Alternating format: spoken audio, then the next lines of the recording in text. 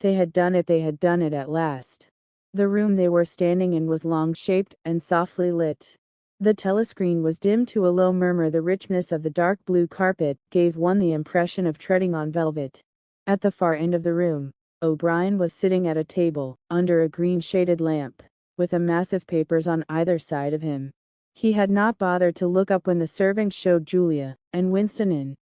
Winston's heart was thumping so hard that he doubted whether he would be able to speak. They had done it at last, was all he could think. It had been a rash act to come here at all, and sheer folly to arrive together, though it was true that they had come by different routes and only met on O'Brien's doorstep.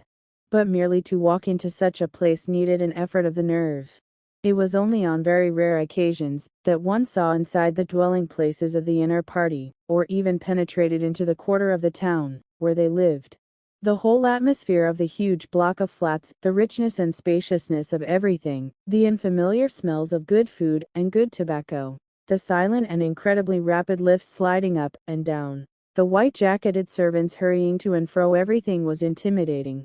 Although he had a good pretext for coming here, he was haunted at every step by the fear that a black uniformed guard would suddenly appear from round the corner, demand his papers, and order him to get out. O'Brien's servant, however, had admitted the two of them without demur.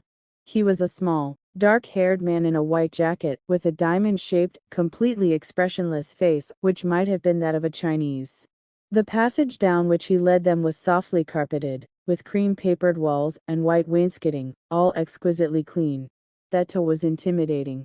Winston could not remember ever to have seen a passageway whose walls were not grimy from the contact of human bodies. O'Brien had a slip of paper between his fingers and seemed to be studying it intently. His heavy face, bent down so that one could see the line of the nose, looked both formidable and intelligent. For perhaps 20 seconds, he sat without stirring. Then he pulled the speakwrite towards him and rapped out a message in the hybrid jargon of the ministries. Items 1,5,7 approved full-wise stop suggestion contained item 6 double plus ridiculous virgin crime think cancel stop and proceed construction wise and to getting plus full estimates machinery overhead stop end message. He rose deliberately from his chair and came towards them across the soundless carpet. A little of the official atmosphere seemed to have fallen away from him with the new speak words, but his expression was grimmer than usual, as though he were not pleased at being disturbed. The terror that Winston already felt was suddenly shot through by a streak of ordinary embarrassment. It seemed to him quite possible that he had simply made a stupid mistake. For what evidence had he in reality that O'Brien was any kind of political conspirator? Nothing but a flash of the eyes, and a single equivocal remark beyond that, only his own secret imaginings, founded on a dream. He could not even fall back on the pretense that he had come to borrow the dictionary, because in that case Julia's presence was impossible to explain. As O'Brien passed the telescreen, a thought seemed to strike him. He stopped, turned aside, and pressed a switch on the wall. There was a sharp snap. The voice had stopped. Julia uttered a tiny sound, a sort of squeak of surprise.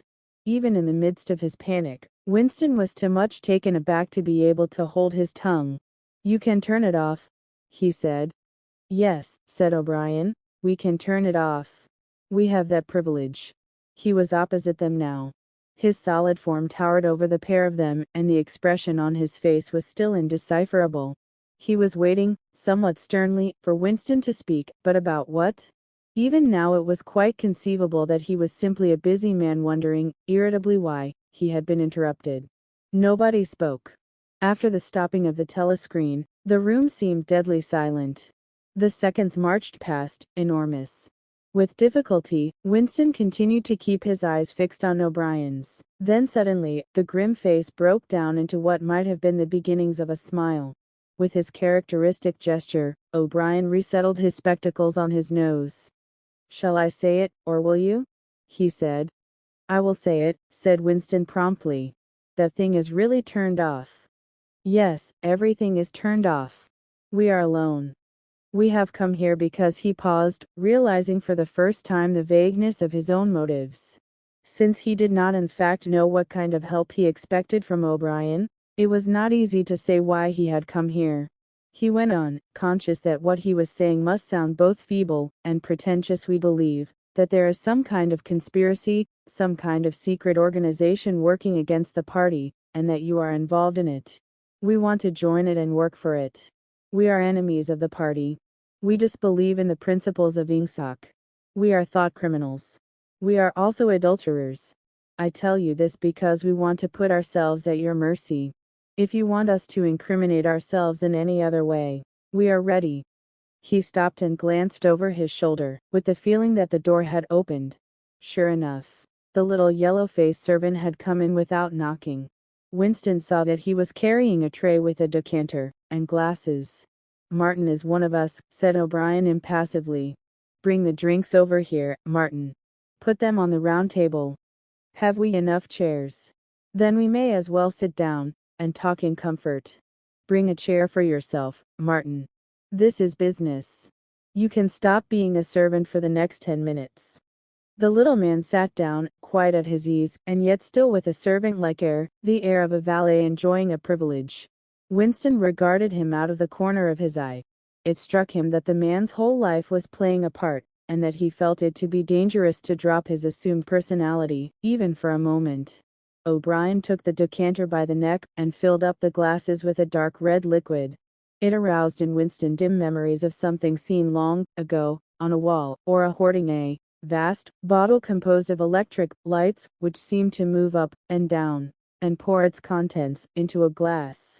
Seen from the top, the stuff looked almost black, but in the decanter, it gleamed like a ruby. It had a sour-sweet smell.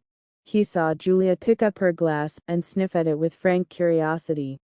It is called wine, said O'Brien with a faint smile. You will have read about it in books, no doubt.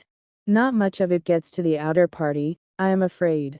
His face grew solemn again, and he raised his glass. I think it is fitting that we should begin by drinking a health to our leader, to Emmanuel Goldstein. Winston took up his glass with a certain eagerness. Wine was a thing he had read and dreamed about. Like the glass paperweight or Mr. Charrington's half-remembered rhymes, it belonged to the vanished, romantic past, the olden time as he liked to call it in his secret thoughts. For some reason, he had always thought of wine as having an intensely sweet taste, like that of blackberry jam, and an immediate intoxicating effect. Actually, when he came to swallow it, the stuff was distinctly disappointing. The truth was that after years of gin drinking, he could barely taste it. He set down the empty glass. Then there is such a person as Goldstein, he said. Yes, there is such a person, and he is alive. Where, I do not know. And the conspiracy, the organization? Is it real? It is not simply an invention of the thought police. No, it is real. The Brotherhood, we call it. You will never learn much more about the Brotherhood than that it exists and that you belong to it. I will come back to that presently. He looked at his wrist watch. It is unwise even for members of the inner party to turn off the telescreen for more than half an hour. You ought not to have come here together, and you will have to leave separately. You, comrade, he bowed his head to Julia, will leave first. We have about 20 minutes at our disposal. You will understand that I must start by asking you certain questions. In general terms, what are you prepared to do? Anything that we are capable of, said Winston. O'Brien had turned himself a little in his chair, so that he was facing Winston. He almost ignored Julia, seeming to take it for granted that Winston could speak for her. For a moment, the lids flitted down over his eyes. He began asking his questions in a low, expressionless voice, as though this were a routine, a sort of catechism, most of whose answers were known to him already. You are prepared to give your lives? Yes. You are prepared to commit murder?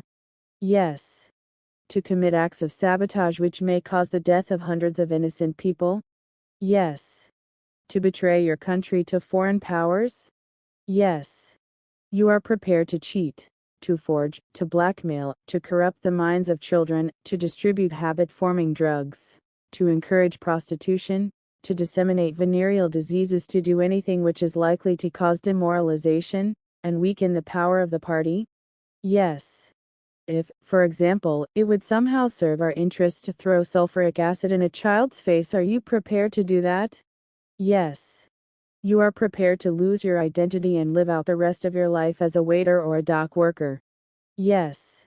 You are prepared to commit suicide, if and when we order you to do so. Yes. You are prepared, the two of you, to separate and never see one another again? No. Broke in Julia. It appeared to Winston that a long time passed before he answered.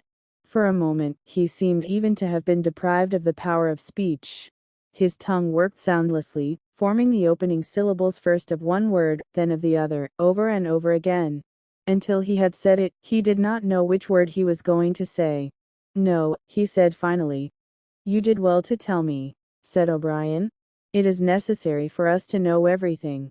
He turned himself toward Julia, and added in a voice with somewhat more expression, and do you understand that even if he survives, it may be as a different person? We may be obliged to give him a new identity. His face, his movements, the shape of his hands, the color of his hair, even his voice would be different. And you yourself might have become a different person. Our surgeons can alter people beyond recognition. Sometimes it is necessary. Sometimes we even amputate a limb. Winston could not help snatching another sidelong glance at Martin's Mongolian face. There were no scars that he could see. Julia had turned a shade paler, so that her freckles were showing, but she faced O'Brien boldly. She murmured something that seemed to be assent. Good. Then that is settled. There was a silver box of cigarettes on the table. With a rather absent-minded air, O'Brien pushed them towards the others, took one himself, then stood up and began to pace slowly to and fro, as though he could think better standing. They were very good cigarettes, very thick and well packed, with an unfamiliar silkiness in the paper. O'Brien looked at his wristwatch again. You had better go back to your pantry, Martin, he said. I shall switch on in a quarter of an hour. Take a good look at these comrades' faces before you go. You will be seeing them again. I may not. Exactly as they had done at the front door, the little man's dark eyes flickered over their faces. There was not a trace of friendliness in his manner. He was memorizing their appearance, but he felt no interest in them, or appeared to feel none. It occurred to Winston that a synthetic face was perhaps incapable of changing its expression. Without speaking or giving any kind of salutation, Martin went out, closing the door silently behind him. O'Brien was strolling up and down, one hand in the pocket of his black overalls, the other holding his cigarette. You understand, he said, that you will be fighting in the dark. You will always be in the dark. You will receive orders and you will obey them, without knowing why. Later I shall send you a book from which you will learn the true nature of the society we live in, and the strategy by which we shall destroy it. When you have read the book, you will be full members of the Brotherhood. But between the general aims that we are fighting for and the immediate tasks of the moment, you will never know anything. I tell you that the Brotherhood exists, but I cannot tell you whether it numbers 100 members, or 10 million. From your personal knowledge, you will never be able to say that it numbers even as many as a dozen. You will have 3 or 4 contacts, who will be renewed from time to time, as they disappear. As this was your first contact, it will be preserved. When you receive orders, they will come from me. If we find it necessary to communicate with you, it will be through Martin. When you are finally caught, you will confess. That is unavoidable. But you will have very little to confess, other than your own actions. You will not be able to betray more than a handful of unimportant people. Probably. You will not even betray me. By that time, I may be dead, or I shall have become a different person, with a different face. He continued to move to and fro over the soft carpet. In spite of the bulkiness of his body, there was a remarkable grace in his movements. It came out even in the gesture with which he thrust a hand into his pocket, or manipulated a cigarette. More, even than of strength, he gave an impression of confidence, and of an understanding, tinged by irony. However much in earnest he might be, he had nothing of the single-mindedness that belongs to a fanatic. When he spoke of murder, suicide, venereal disease, amputated limbs, and altered faces, it was with a faint air of persiflage. This is unavoidable, his voice seemed to say. This is what we have got to do, unflinchingly. But this is not what we shall be doing when life is worth living again. A wave of admiration, almost of worship, flowed out from Winston towards O'Brien. For the moment, he had forgotten the shadowy figure of Goldstein. When you looked at O'Brien's powerful shoulders and his blunt-featured face, so ugly and yet so civilized, it was impossible to believe that he could be defeated. There was no stratagem that he was not equal to, no danger that he could not foresee. Even Julia seemed to be impressed. She had let her cigarette go out and was listening intently. O'Brien went on. You will have heard rumors of the existence of the Brotherhood. No doubt. You have formed your own picture of it. You have imagined, probably, a huge underworld of conspirators, meeting secretly in cellars, scribbling messages on walls, recognizing one another by code words, or by special movements of the hand. Nothing of the kind exists. The members of the Brotherhood have no way of recognizing one another, and it is impossible for any one member to be aware of the identity of more than a few others. Goldstein himself, if he fell into the hands of the thought police, could not give them a complete list of members, or any information that would lead them to a complete list. No such list exists. The Brotherhood cannot be wiped out because it is not an organization in the ordinary sense. Nothing holds it together except an idea, which is indestructible. You will never have anything to sustain you, except the idea. You will get no comradeship and no encouragement. When finally you are caught, you will get no help. We never help our members. At most, when it is absolutely necessary that someone should be silenced, we are occasionally able to smuggle a razor blade into a prisoner's cell. You will have to get used to living without results and without hope. You will work for a while, you will be caught, you will confess, and then you will die. Those are the only results that you will ever see. There is no possibility that any perceptible change will happen within our own lifetime. We are the dead. Our only true life is in the future. We shall take part in it as handfuls of dust and splinters of bone.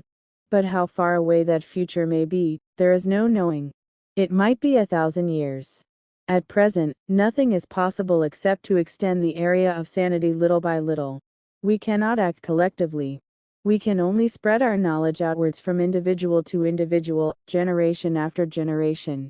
In the face of the thought police, there is no other way. He halted and looked for the third time at his wrist watch. It is almost time for you to leave, comrade, he said to Julia. Wait. The decanter is still half full. He filled the glasses and raised his own glass by the stem.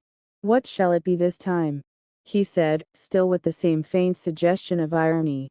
To the confusion of the thought police, to the death of Big Brother, to humanity, to the future, to the past, said Winston. The past is more important, agreed O'Brien gravely. They emptied their glasses, and a moment later, Julia stood up to go. O'Brien took a small box from the top of a cabinet and handed her a flat white tablet, which he told her to place on her tongue. It was important, he said, not to go out smelling of wine. The lift attendants were very observant. As soon as the door had shut behind her, he appeared to forget her existence. He took another pace or two up and down, then stopped. There are details to be settled, he said. I assume that you have a hiding place of some kind? Winston explained about the room over Mr. Charrington's shop. That will do for the moment. Later, we will arrange something else for you. It is important to change one's hiding place frequently. Meanwhile, I shall send you a copy of the book. Even O'Brien, Winston noticed, seemed to pronounce the words as though they were in italics. Goldstein's book, you understand, as soon as possible. It may be some days before I can get hold of one. There are not many in existence, as you can imagine. The thought police hunt them down, and destroy them almost as fast as we can produce them. It makes very little difference. The book is indestructible. If the last copy were gone, we could reproduce it almost word for word. Do you carry a briefcase to work with you? He added. As a rule, yes. What is it like? Black, very shabby. With 2 straps. Black, 2 straps, very shabby. Good. One day in the fairly near future, I cannot give a date, one of the messages among your morning's work will contain a misprinted word, and you will have to ask for a repeat.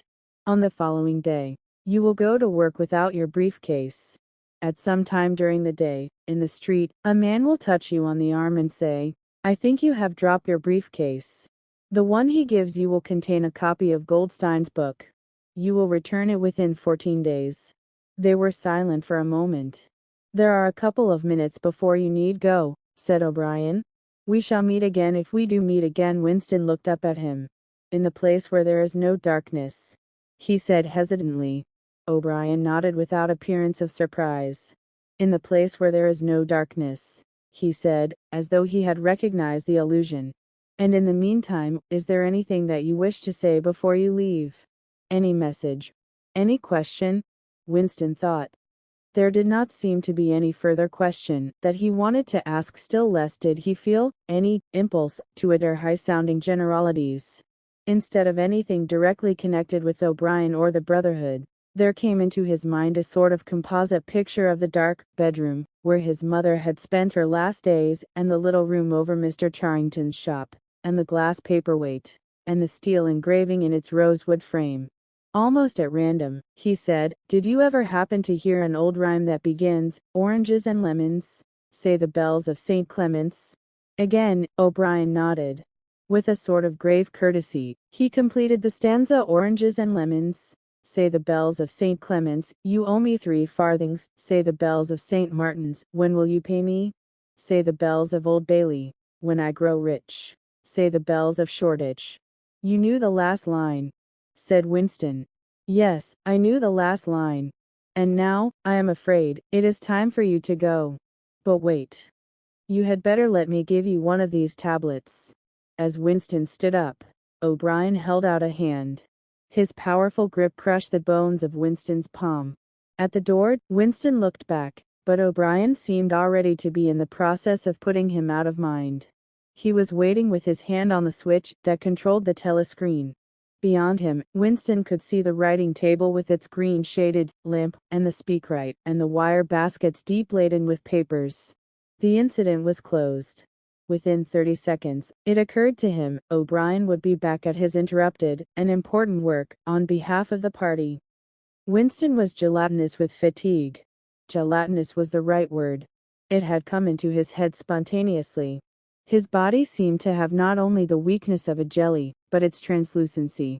He felt that if he held up his hand, he would be able to see the light through it. All the blood and lymph had been drained out of him by an enormous debauch of work, leaving only a frail structure of nerves, bones, and skin. All sensations seemed to be magnified. His overalls fretted his shoulders, the pavement tickled his feet, even the opening and closing of a hand was an effort that made his joints creak. He had worked more than 90 hours in 5 days. So had everyone else in the ministry. Now it was all over, and he had literally nothing to do. No party work of any description, until tomorrow morning. He could spend 6 hours in the hiding place and another 9 in his own bed. Slowly, in mild afternoon sunshine, he walked up a dingy street in the direction of Mr. Charrington's shop, keeping one eye open for the patrols, but irrationally convinced that this afternoon there was no danger of anyone interfering with him. The heavy briefcase that he was carrying bumped against his knee at each step, sending a tingling sensation up and down the skin of his leg. Inside it was the book, which he had now had in his possession for 6 days, and had not yet opened, nor even looked at.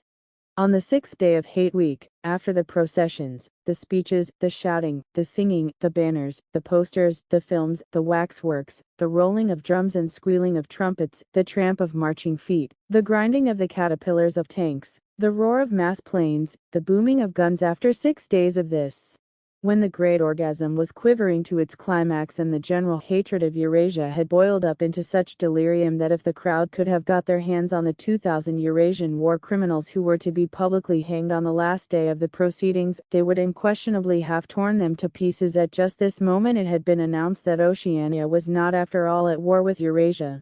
Oceania was at war with Eastasia. Eurasia was an ally. There was, of course, no admission that any change had taken place.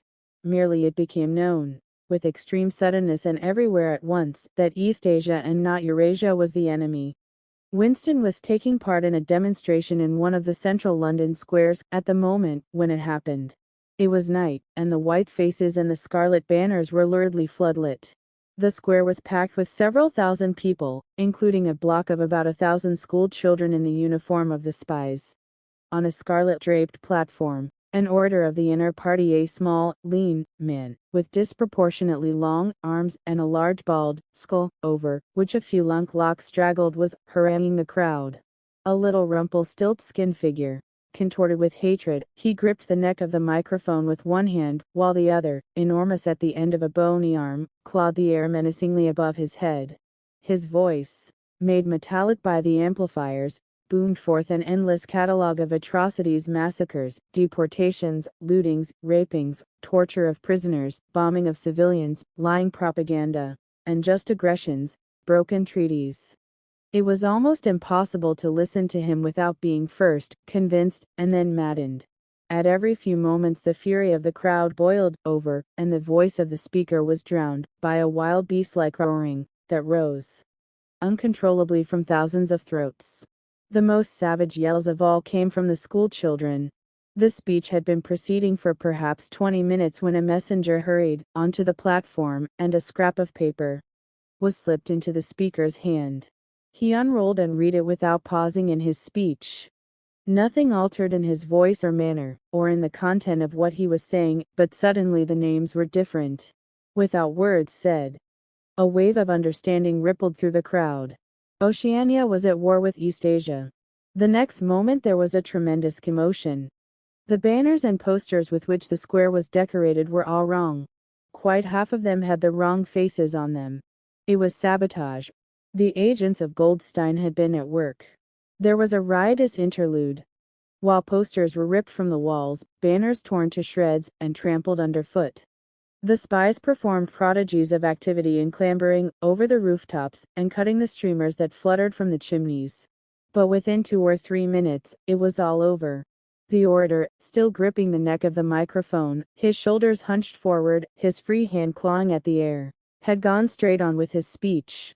1 minute more, and the feral roars of rage were again bursting from the crowd.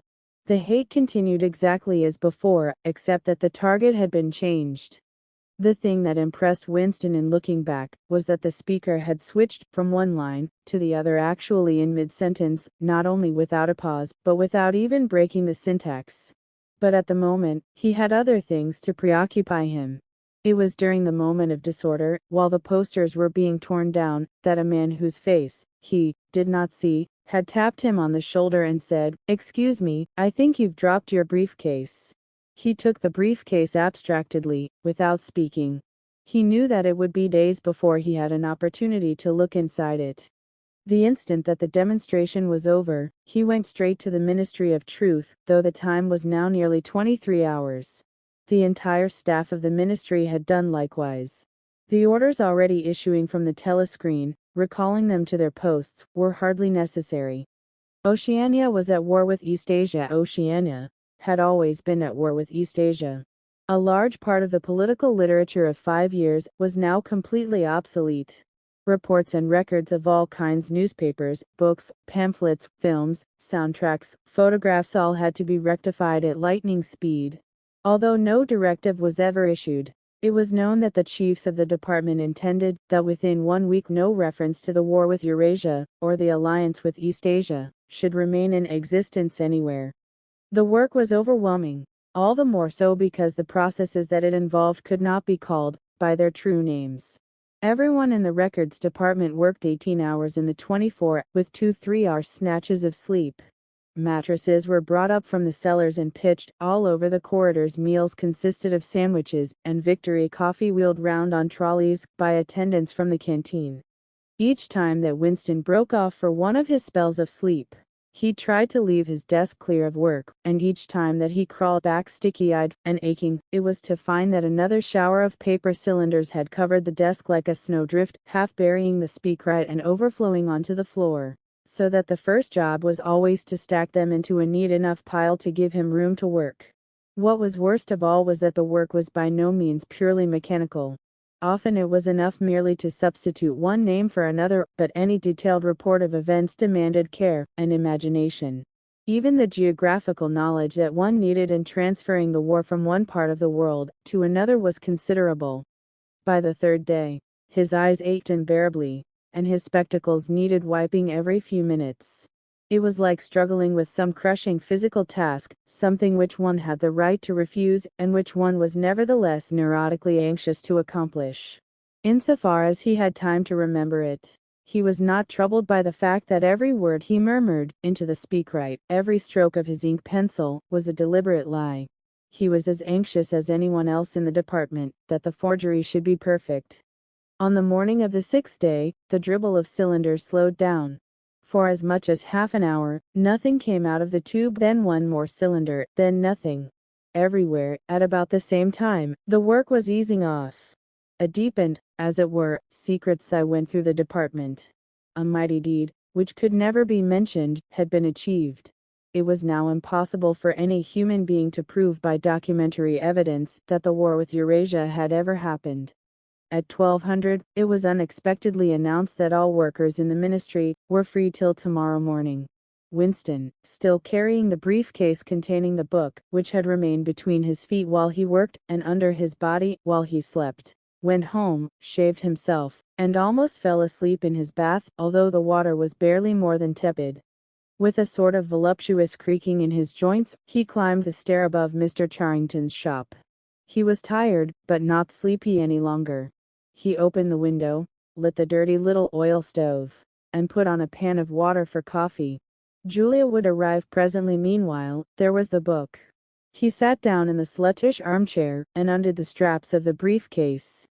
A heavy black volume, amateurishly bound, with no name or title on the cover. The print also looked slightly irregular. The pages were worn at the edges and fell apart easily, as though the book had passed through many hands. The inscription on the title page ran, "The Theory and Practice of Oligarchical Collectivism, by Emmanuel Goldstein." Winston began reading. Chapter I. Ignorance is Strength. Throughout recorded time, and probably since the end of the Neolithic Age, there have been three kinds of people in the world: the high, the middle, and the low. They have been subdivided in many ways. They have borne countless different names, and their relative numbers, as well as their attitude towards one another, have varied from age to age, but the essential structure of society has never altered.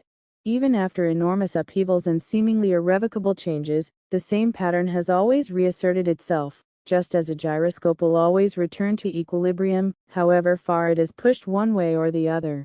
The aims of these groups are entirely irreconcilable. Winston stopped reading, chiefly in order to appreciate the fact that he was reading in comfort and safety.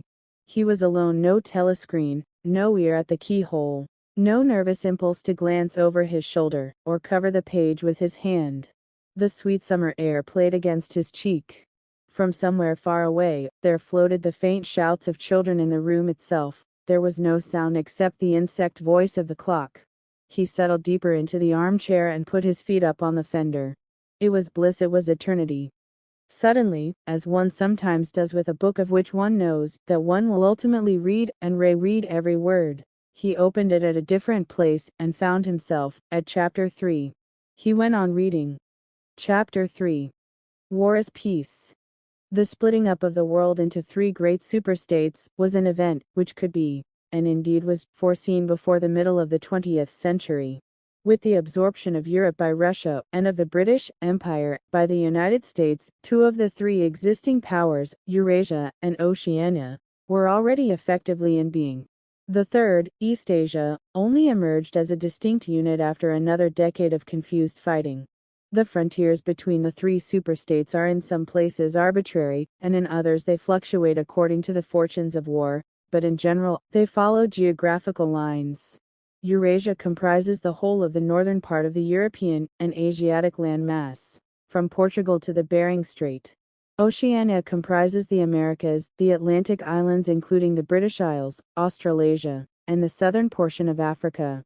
Eastasia, smaller than the others and with a less definite western frontier, comprises China and the countries to the south of it, the Japanese islands, and a large but fluctuating portion of Manchuria, Mongolia, and Tibet. In one combination or another, these three superstates are permanently at war and have been so for the past 25 years. War, however, is no longer the desperate, annihilating struggle that it was in the early decades of the 20th century. It is a warfare of limited aims between combatants who are unable to destroy one another, have no material cause for fighting, and are not divided by any genuine ideological difference. This is not to say that either the conduct of war, or the prevailing attitude towards it, has become less bloodthirsty, or more chivalrous. On the contrary, war hysteria is continuous and universal in all countries, and such acts as raping, looting, the slaughter of children, the reduction of whole populations to slavery, and reprisals against prisoners which extend even to boiling and burying alive are looked upon as normal. And, when they are committed by one's own side, and not by the enemy, meritorious. But in a physical sense, war involves very small numbers of people, mostly highly trained specialists, and causes comparatively few casualties. The fighting, when there is any, takes place on the vague frontiers whose whereabouts the average man can only guess at, or around the floating fortresses, which guard strategic spots on the sea lanes. In the centers of civilization, war means no more than a continuous shortage of consumption goods, and the occasional crash of a rocket bomb, which may cause a few scores of deaths. War has in fact changed its character. More exactly, the reasons for which war is waged have changed in their order of importance. Motives which were already present to some small extent in the great wars of the early 20th century have now become dominant and are consciously recognized and acted upon. To understand the nature of the present war, for in spite of the regrouping which occurs every few years, it is always the same war, one must realize, in the first place, that it is impossible for it to be decisive. None of the three superstates could be definitively conquered, even by the other two in combination. They are too evenly matched, and their natural defenses are too formidable. Eurasia is protected by its vast land spaces, Oceania by the width of the Atlantic and the Pacific, and East Asia by the fecundity and industriousness of its inhabitants. Secondly, there is no longer, in a material sense, anything to fight about. With the establishment of self-contained economies, in which production and consumption are geared to one another, the scramble for markets which was a main cause of previous wars has come to an end, while the competition for raw materials is no longer a matter of life and death. In any case, each of the three superstates is so vast that it can obtain almost all the materials that it needs within its own boundaries. Insofar as the war has a direct economic purpose, it is a war for labor power.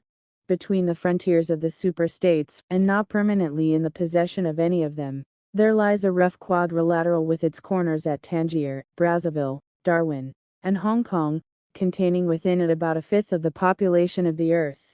It is for the possession of these thickly populated regions, and of the northern ice cap, that the three powers are constantly struggling. In practice, no one power ever controls the whole of the disputed area. Portions of it are constantly changing hands, and it is the chance of seizing this or that fragment by a sudden stroke of treachery that dictates the endless changes of alignment. All of the disputed territories contain valuable minerals, and some of them yield important vegetable products such as rubber, which in colder climates it is necessary to synthesize by comparatively expensive methods. But above all, they contain a bottomless reserve of cheap labor.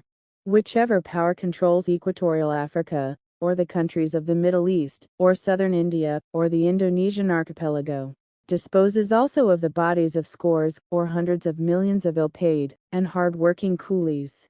The inhabitants of these areas, reduced more or less openly to the status of slaves, pass continually from conqueror to conqueror, and are expended like so much coal or oil in the race to turn out more armaments, to capture more territory, to control more labor power, to turn out more armaments, to capture more territory, and so on indefinitely. It should be noted that the fighting never really moves beyond the edges of the disputed areas. The frontiers of Eurasia flow back and forth between the basin of the Congo and the northern shore of the Mediterranean. The islands of the Indian Ocean and the Pacific are constantly being captured and recaptured by Oceania, or by East Asia and Mongolia. The dividing line between Eurasia and East Asia is never stable. Around the pole, all three powers lay claim to enormous territories which, in fact, are largely uninhabited and unexplored. But the balance of power always remains roughly even, and the territory which forms the heartland of each superstate always remains inviolate. Moreover, the labor of the exploited peoples around the equator is not really necessary to the world's economy. They add nothing to the wealth of the world, since whatever they produce is used for purposes of war, and the object of waging a war is always to be in a better position to wage another war. By their labor, the slave populations allow the tempo of continuous warfare to be speeded up. But if they did not exist, the structure of world society, and the process by which it maintains itself, would not be essentially different. The primary aim of modern warfare is to use up the products of the machine, without raising the general standard of living. Ever since the end of the 19th century, the problem of what to do with the surplus of consumption goods has been latent in industrial society. At present, when few human beings even have enough to eat, this problem is obviously not urgent, and it might not have become so even if no artificial processes of destruction had been at work. The world of today is a bare, hungry, dilapidated place compared with the world that existed before 1914, and still more so if compared with the imaginary future to which the people of that period looked forward. In the early 20th century, the vision of a future society unbelievably rich, leisured, orderly, and efficient, a glittering antiseptic world of glass and steel and snow-white concrete was part of the consciousness of nearly every literate person. Science and technology were developing at a prodigious speed, and it seemed natural to assume that they would go on developing. This failed to happen, partly because of the impoverishment caused by a long series of wars and revolutions, and partly because scientific and technical progress depended on the empirical habit of thought, which could not survive in a strictly regimented society. As a whole, the world is more primitive today than it was 50 years ago. Certain backward areas have advanced, and various devices always in some way connected with warfare and police espionage have been developed, but experiment and invention have largely stopped, and the ravages of the atomic war of the 1950s have never been fully repaired. Nevertheless, the dangers inherent in the machine are still there. From the moment when the machine first made its appearance, it was clear to all thinking people that the need for human drudgery, and therefore to a great extent for human inequality, had disappeared. If the machine were used deliberately for that end, hunger, overwork, dirt, illiteracy, and disease could be eliminated within a few generations. And in fact, without being used for any such purpose, but by a sort of automatic process by producing wealth, which it was sometimes impossible not to distribute, the machine did raise the living standards of the average human being very greatly over a period of about 50 years, at the end of the 19th and the beginning of the 20th centuries. But it was also clear that an all-round increase in wealth threatened the destruction, indeed, in some sense, was the destruction of a hierarchical society. In a world in which everyone worked short hours, had enough to eat, lived in a house with a bathroom and a refrigerator, and possessed a motor car or even an airplane, the most obvious and perhaps the most important form of inequality would already have disappeared. If it once became general, wealth would confer no distinction. It was possible, no doubt, to imagine a society in which wealth, in the sense of personal possessions and luxuries, should be evenly distributed, while power remained in the hands of a small privileged caste. But in practice such a society could not long remain stable. For if leisure and security were enjoyed by all alike, the great mass of human beings, who are normally stupefied by poverty, would become literate and would learn to think for themselves, and when once they had done this, they would sooner or later realize that the privileged minority had no function, and they would sweep it away. In the long run, a hierarchical society was only possible on a basis of poverty and ignorance. To return to the agricultural past, as some thinkers about the beginning of the 20th century dreamed of doing, was not a practicable solution. It conflicted with the tendency towards mechanization, which had become quasi-instinctive throughout almost the whole world, and moreover, any country which remained industrially backward was helpless in a military sense, and was bound to be dominated, directly or indirectly, by its more advanced rivals. Nor was it a satisfactory solution to keep the masses in poverty by restricting the output of goods. This happened to a great extent during the final phase of capitalism, roughly between 1920 and 1940. The economy of many countries was allowed to stagnate. Land went out of cultivation, capital, equipment, was not added to. Great blocks of the population were prevented from working and kept half alive by state charity. But this too entailed military weakness, and since the privations it inflicted were obviously unnecessary, it made opposition inevitable. The problem was how to keep the wheels of industry turning, without increasing the real wealth of the world. Goods must be produced, but they must not be distributed. And in practice, the only way of achieving this was by continuous warfare. The essential act of war is destruction, not necessarily of human lives, but of the products of human labor. War is a way of shattering to pieces, or pouring into the stratosphere, or sinking in the depths of the sea, materials which might otherwise be used to make the masses too comfortable, and hence, in the long run, too intelligent. Even when weapons of war are not actually destroyed, their manufacture is still a convenient way of expending labor power, without producing anything that can be consumed. A floating fortress, for example, has locked up in it the labor that would build several hundred cargo ships. Ultimately, it is scrapped as obsolete, never having brought any material benefit to anybody, and with further enormous labors, another floating fortress is built. In principle, the war effort is always so planned as to eat up any surplus that might exist after meeting the bare needs of the population. In practice, the needs of the population are always underestimated, with the result that there is a chronic shortage of half the necessities of life, but this is looked on as an advantage. It is deliberate policy to keep even the favored groups somewhere near the brink of hardship, because a general state of scarcity increases the importance of small privileges, and thus magnifies the distinction between one group and another. By the standards of the early 20th century, even a member of the inner party lives an austere, laborious kind of life. Nevertheless, the few luxuries that he does enjoy, his large, well-appointed flat, the better texture of his clothes, the better quality of his food and drink and tobacco, his 2 or 3 servants, his private motor car or helicopter set him in a different world from a member of the outer party, and the members of the outer party have a similar advantage in comparison with the submerged masses whom we call the proles. The social atmosphere is that of a besieged city, where the possession of a lump of horseflesh makes the difference between wealth and poverty. At the same time, the consciousness of being at war, and therefore endangered, makes the handing over of all power to a small caste seem the natural, unavoidable condition of survival. War, it will be seen, accomplishes the necessary destruction, but accomplishes it in a psychologically acceptable way. In principle, it would be quite simple to waste the surplus labor of the world by building temples and pyramids, by digging holes and filling them up again, or even by producing vast quantities of goods, and then setting fire to them. But this would provide only the economic, and not the emotional basis for a hierarchical society.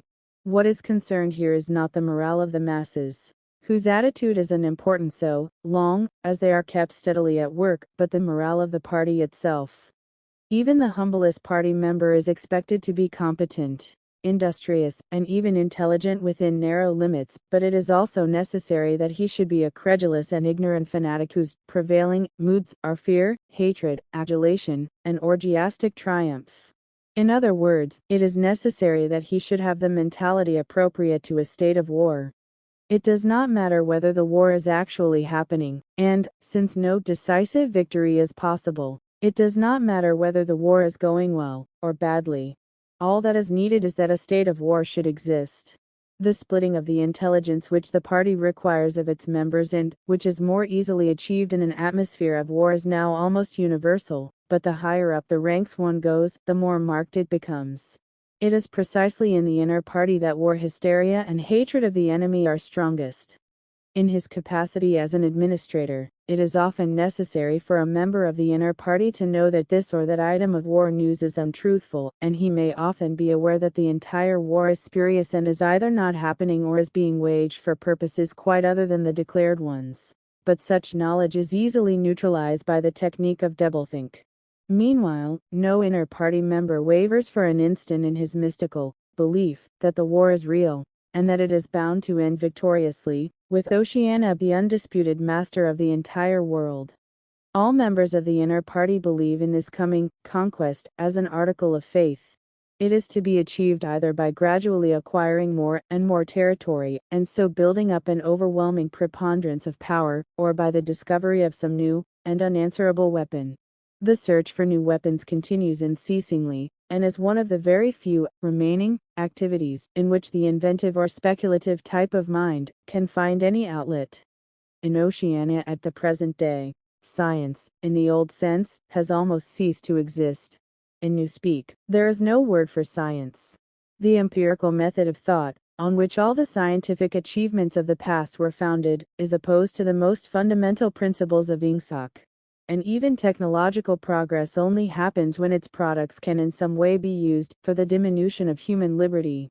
In all the useful arts, the world is either standing still or going backward. The fields are cultivated with horse plows while books are written by machinery. But in matters of vital importance, meaning in effect, war and police espionage, the empirical approach is still encouraged, or at least tolerated. The two aims of the party are to conquer the whole surface of the earth and to extinguish once and for all the possibility of independent thought. There are therefore two great problems which the party is concerned to solve.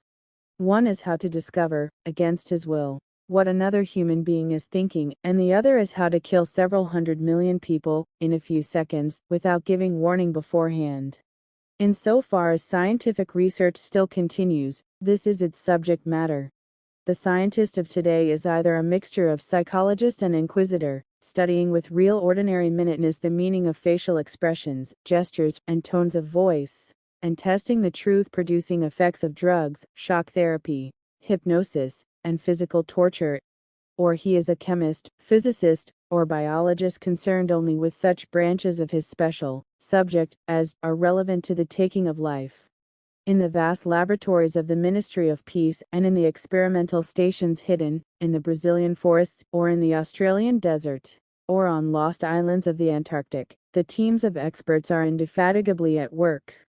Some are concerned simply with planning the logistics of future wars, others devise larger and larger rocket bombs, more and more powerful explosives, and more impenetrable armor plating. Others search for new and deadlier gases, or for soluble poisons capable of being produced in such quantities as to destroy the vegetation of whole continents, or for breeds of disease germs immunized against all possible antibodies. Others strive to produce a vehicle that shall bore its way under the soil, like a submarine under the water, or an airplane as independent of its base as a sailing ship. Others explore even remoter possibilities, such as focusing the sun's rays through lenses suspended thousands of kilometers away in space, or producing artificial earthquakes and tidal waves by tapping the heat at the Earth's center. But none of these projects ever comes anywhere near realization, and none of the three superstates ever gains a significant lead on the others.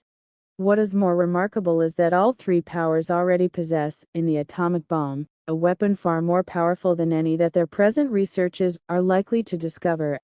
Although the party, according to its habit, claims the invention for itself, atomic bombs first appeared as early as the 1940s and were first used on a large scale about 10 years later. At that time, some hundreds of bombs were dropped on industrial centers, chiefly in European Russia, Western Europe, and North America. The effect was to convince the ruling groups of all countries that a few more atomic bombs would mean the end of organized society, and hence of their own power. Thereafter, although no formal agreement was ever made or hinted at, no more bombs were dropped. All three powers merely continue to produce atomic bombs and store them up against the decisive opportunity, which they all believe will come sooner or later. And meanwhile, the art of war has remained almost stationary for 30 or 40 years. Helicopters are more used than they were formerly. Bombing planes have been largely superseded by self-propelled projectiles, and the fragile movable battleship has given way to the almost unsinkable floating fortress. But otherwise, there has been little development. The tank, the submarine, the torpedo, the machine gun, even the rifle and the hand grenade are still in use. And in spite of the endless slaughters reported in the press and on the telescreens, the desperate battles of earlier wars, in which hundreds of thousands or even millions of men were often killed in a few weeks, have never been repeated. None of the three superstates ever attempts any maneuver which involves the risk of serious defeat. When any large operation is undertaken, it is usually a surprise attack against an ally. The strategy that all three powers are following, or pretend to themselves that they are following, is the same. The plan is, by a combination of fighting, bargaining, and well-timed strokes of treachery, to acquire a ring of bases completely encircling one or other of the rival states, and then to sign a pact of friendship with that rival, and remain on peaceful terms for so many years as to lull suspicion to sleep.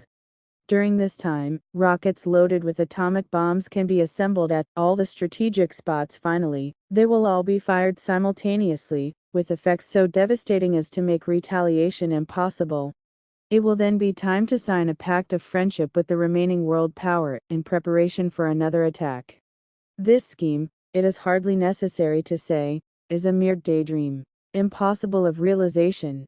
Moreover, no fighting ever occurs except in the disputed areas round the equator and the pole. No invasion of enemy territory is ever undertaken.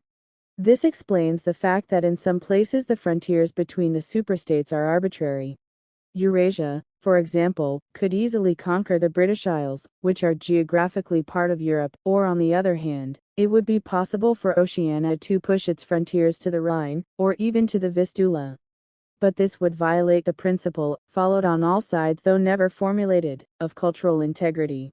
If Oceania were to conquer the areas that used once to be known as France and Germany, it would be necessary either to exterminate the inhabitants, a task of great physical difficulty, or to assimilate a population of about 100 million people, who, so far as technical development goes, are roughly on the oceanic level.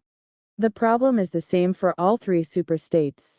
It is absolutely necessary to their structure that there should be no contact with foreigners, except, to a limited extent, with war prisoners and colored slaves. Even the official ally of the moment is always regarded with the darkest suspicion. War prisoners apart, the average citizen of Oceania never sets eyes on a citizen of either Eurasia or Eastasia, and he is forbidden the knowledge of foreign languages. If he were allowed contact with foreigners, he would discover that they are creatures similar to himself, and that most of what he has been told about them is lies. The sealed world in which he lives would be broken, and the fear, hatred, and self-righteousness on which his morale depends might evaporate. It is therefore realized on all sides that however often Persia, or Egypt, or Java, or Ceylon may change hands, the main frontiers must never be crossed by anything except bombs. Under this lies a fact never mentioned aloud, but tacitly understood, and acted upon, namely, that the conditions of life in all three superstates are very much the same. In Oceania, the prevailing philosophy is called Ingsoc. In Eurasia, it is called Neo-Bolshevism, and in Eastasia it is called, by a Chinese name usually translated as death worship, but perhaps better rendered as obliteration of the self. The citizen of Oceania is not allowed to know anything of the tenets of the other two philosophies, but he is taught to execrate them as barbarous outrages upon morality and common sense. Actually, the three philosophies are barely distinguishable, and the social systems which they support are not distinguishable at all. Everywhere there is the same pyramidal structure, the same worship of a semi-divine leader, the same economy existing by and for continuous warfare. It follows that the three superstates not only cannot conquer one another, but would gain no advantage by doing so. On the contrary, so long as they remain in conflict, they prop one another up, like three sheaves of corn. And, as usual, the ruling groups of all three powers are simultaneously aware and unaware of what they are doing. Their lives are dedicated to world conquest, but they also know that it is necessary that the war should continue everlastingly, and without victory. Meanwhile, the fact that there is no danger of conquest makes possible the denial of reality, which is the special feature of Ingsoc and its rival systems of thought. Here, it is necessary to repeat what has been said earlier, that by becoming continuous, war has fundamentally changed its character. In past ages, a war, almost by definition, was something that sooner or later came to an end, usually an unmistakable victory or defeat. In the past, also, war was one of the main instruments by which human societies were kept in touch with physical reality. All rulers in all ages have tried to impose a false view of the world upon their followers, but they could not afford to encourage any illusion that tended to impair military efficiency. So long as defeat meant the loss of independence, or some other result generally held to be undesirable, the precautions against defeat had to be serious. physical facts could not be ignored. In philosophy, or religion, or ethics, or politics, two and two might make five, but when one was designing a gun or an airplane, they had to make four. Inefficient nations were always conquered, sooner or later, and the struggle for efficiency was inimical to illusions. Moreover, to be efficient, it was necessary to be able to learn from the past, which meant having a fairly accurate idea of what had happened in the past. Newspapers and history books were, of course, always colored and biased, but falsification of the kind that is practiced today would have been impossible. War was a sure safeguard of sanity, and so far as the ruling classes were concerned, it was probably the most important of all safeguards. While wars could be won or lost, no ruling class could be completely irresponsible. But when war becomes literally continuous, it also ceases to be dangerous. When war is continuous, there is no such thing as military necessity. Technical progress can cease, and the most palpable facts can be denied or disregarded. As we have seen, researches that could be called scientific are still carried out for the purposes of war, but they are essentially a kind of daydreaming, and their failure to show results is not important. Efficiency, even military efficiency, is no longer needed. Nothing is efficient in Oceania except the thought police. Since each of the three superstates is unconquerable, each is in effect a separate universe, within which almost any perversion of thought can be safely practiced.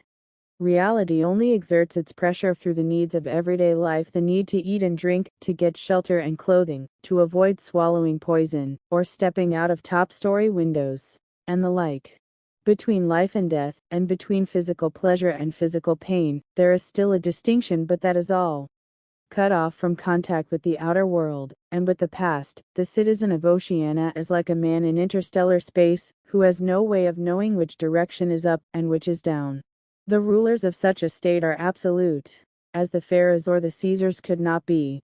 They are obliged to prevent their followers from starving to death in numbers large enough to be inconvenient, and they are obliged to remain at the same low level of military technique as their rivals, but once that minimum is achieved, they can twist reality into whatever shape they choose.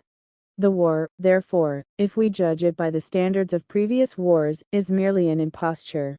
It is like the battles between certain ruminant animals, whose horns are set at such an angle that they are incapable of hurting one another. But, though it is unreal, it is not meaningless. It eats up the surplus of consumable goods, and it helps to preserve the special mental atmosphere that a hierarchical society needs. War, it will be seen, is now a purely internal affair. In the past, the ruling groups of all countries, although they might recognize their common interest, and therefore limit the destructiveness of war, did fight against one another, and the victor always plundered the vanquished. In our own day, they are not fighting against one another at all. The war is waged by each ruling group against its own subjects, and the object of the war is not to make or prevent conquests of territory, but to keep the structure of society intact. The very word war, therefore, has become misleading.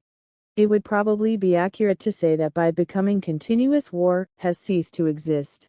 The peculiar pressure that it exerted on human beings between the Neolithic age and the early 20th century has disappeared and been replaced by something quite different.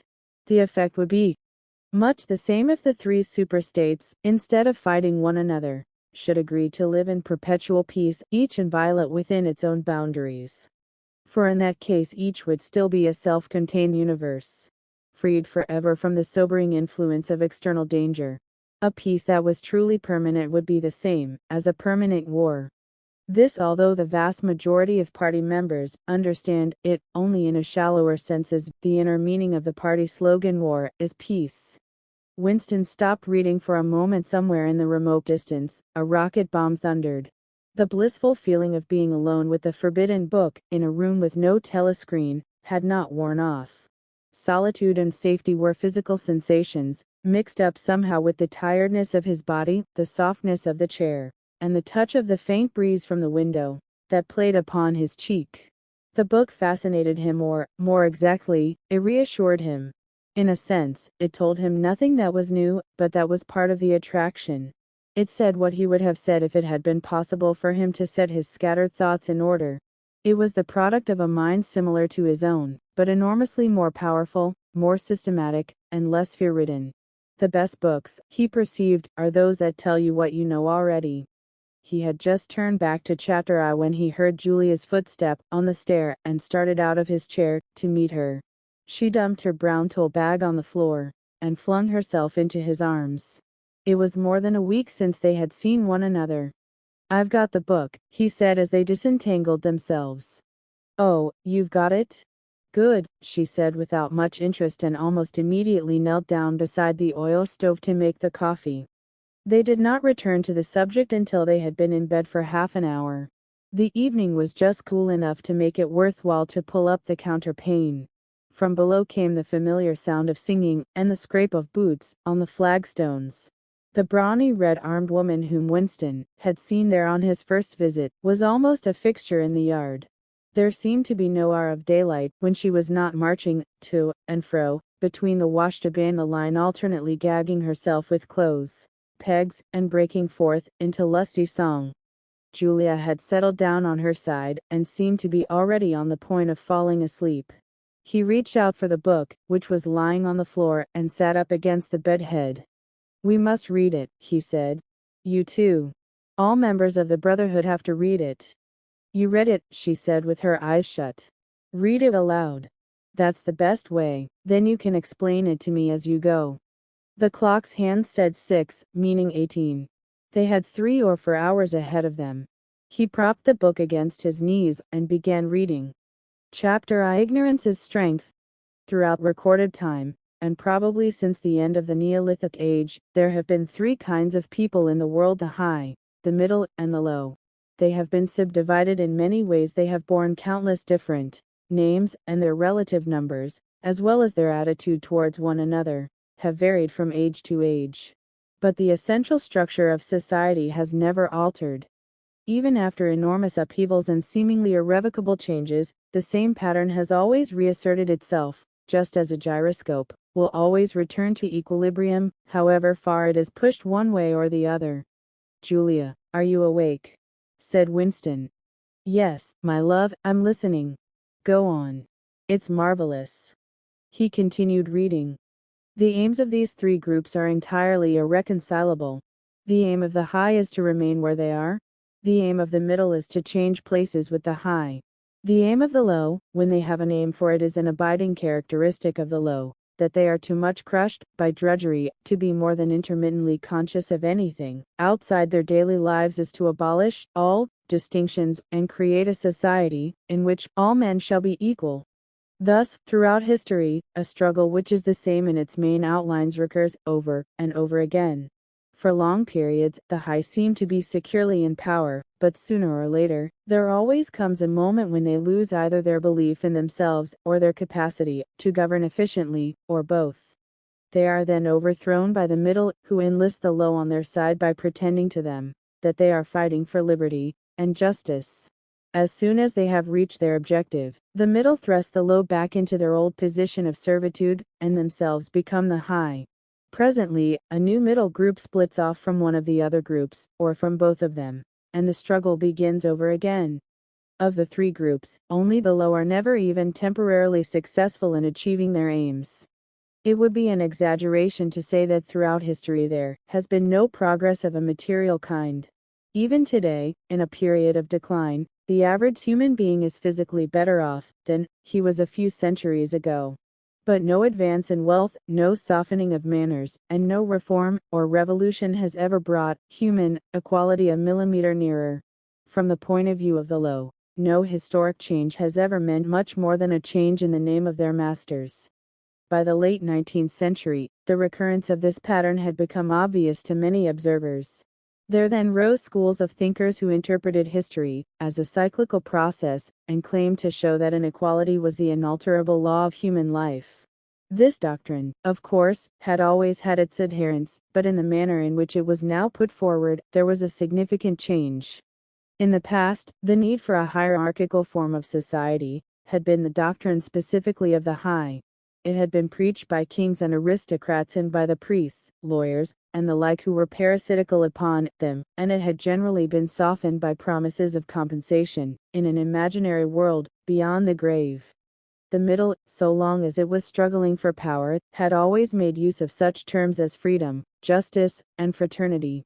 Now, however, the concept of human brotherhood began to be assailed by people who were not yet in positions of command, but merely hoped to be so before long. In the past, the middle had made revolutions under the banner of equality, and then had established a fresh tyranny, as soon as the old one was overthrown.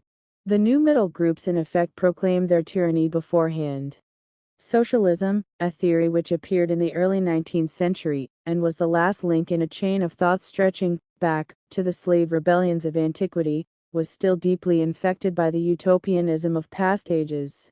But in each variant of socialism that appeared from about 1900 onwards, the aim of establishing liberty and equality was more and more openly abandoned. The new movements which appeared in the middle years of the century, Ingsoc in Oceania, Neo-Bolshevism in Eurasia, death worship, as it is commonly called, in East Asia, had the conscious aim of perpetuating in freedom and inequality.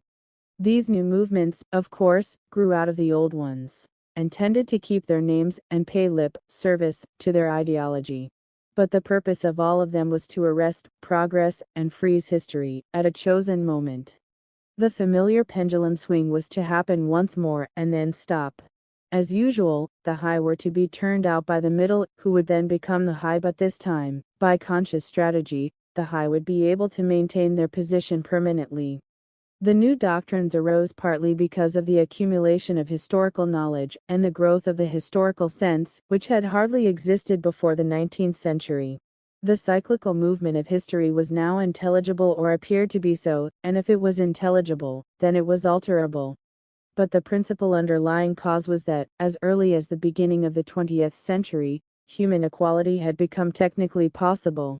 It was still true that men were not equal in their native talents, and that functions had to be specialized in ways that favored some individuals against others, but there was no longer any real need for class distinctions or for large differences of wealth. In earlier ages, class distinctions had been not only inevitable but desirable. Inequality was the price of civilization. With the development of machine production, however, the case was altered. Even if it was still necessary for human beings to do different kinds of work, it was no longer necessary for them to live at different social or economic levels. Therefore, from the point of view of the new groups who were on the point of seizing power, human equality was no longer an ideal to be striven after, but a danger to be averted. In more primitive ages, when a just and peaceful society was in fact not possible, it had been fairly easy to believe it. The idea of an earthly paradise in which men should live together in a state of brotherhood, without laws and without brute labor, had haunted the human imagination for thousands of years. And this vision had had a certain hold even on the groups who actually profited by each historical change. The heirs of the French, English, and American revolutions had partly believed in their own phrases about the rights of man, freedom of speech, equality before the law, and the like, and had even allowed their conduct to be influenced by them to some extent. But by the fourth decade of the 20th century, all the main currents of political thought were authoritarian. The earthly paradise had been discredited at exactly the moment when it became realizable. Every new political theory, by whatever name it called itself, led back to hierarchy and regimentation. And in the general hardening of outlook that set in round about 1930, practices which had been long abandoned, in some cases for hundreds of years, imprisonment without trial, the use of war prisoners as slaves, public executions, torture to extract confessions, the use of hostages, and the deportation of whole populations not only became common again but were tolerated and even defended by people who considered themselves enlightened and progressive. It was only after a decade of national wars, civil wars, revolutions, and counter-revolutions in all parts of the world that Ingsoc and its rivals emerged as fully worked-out political theories. But they had been foreshadowed by the various systems, generally called totalitarian, which had appeared earlier in the century, and the main outlines of the world, which would emerge from the prevailing chaos, had long been obvious. What kind of people would control this world had been equally obvious.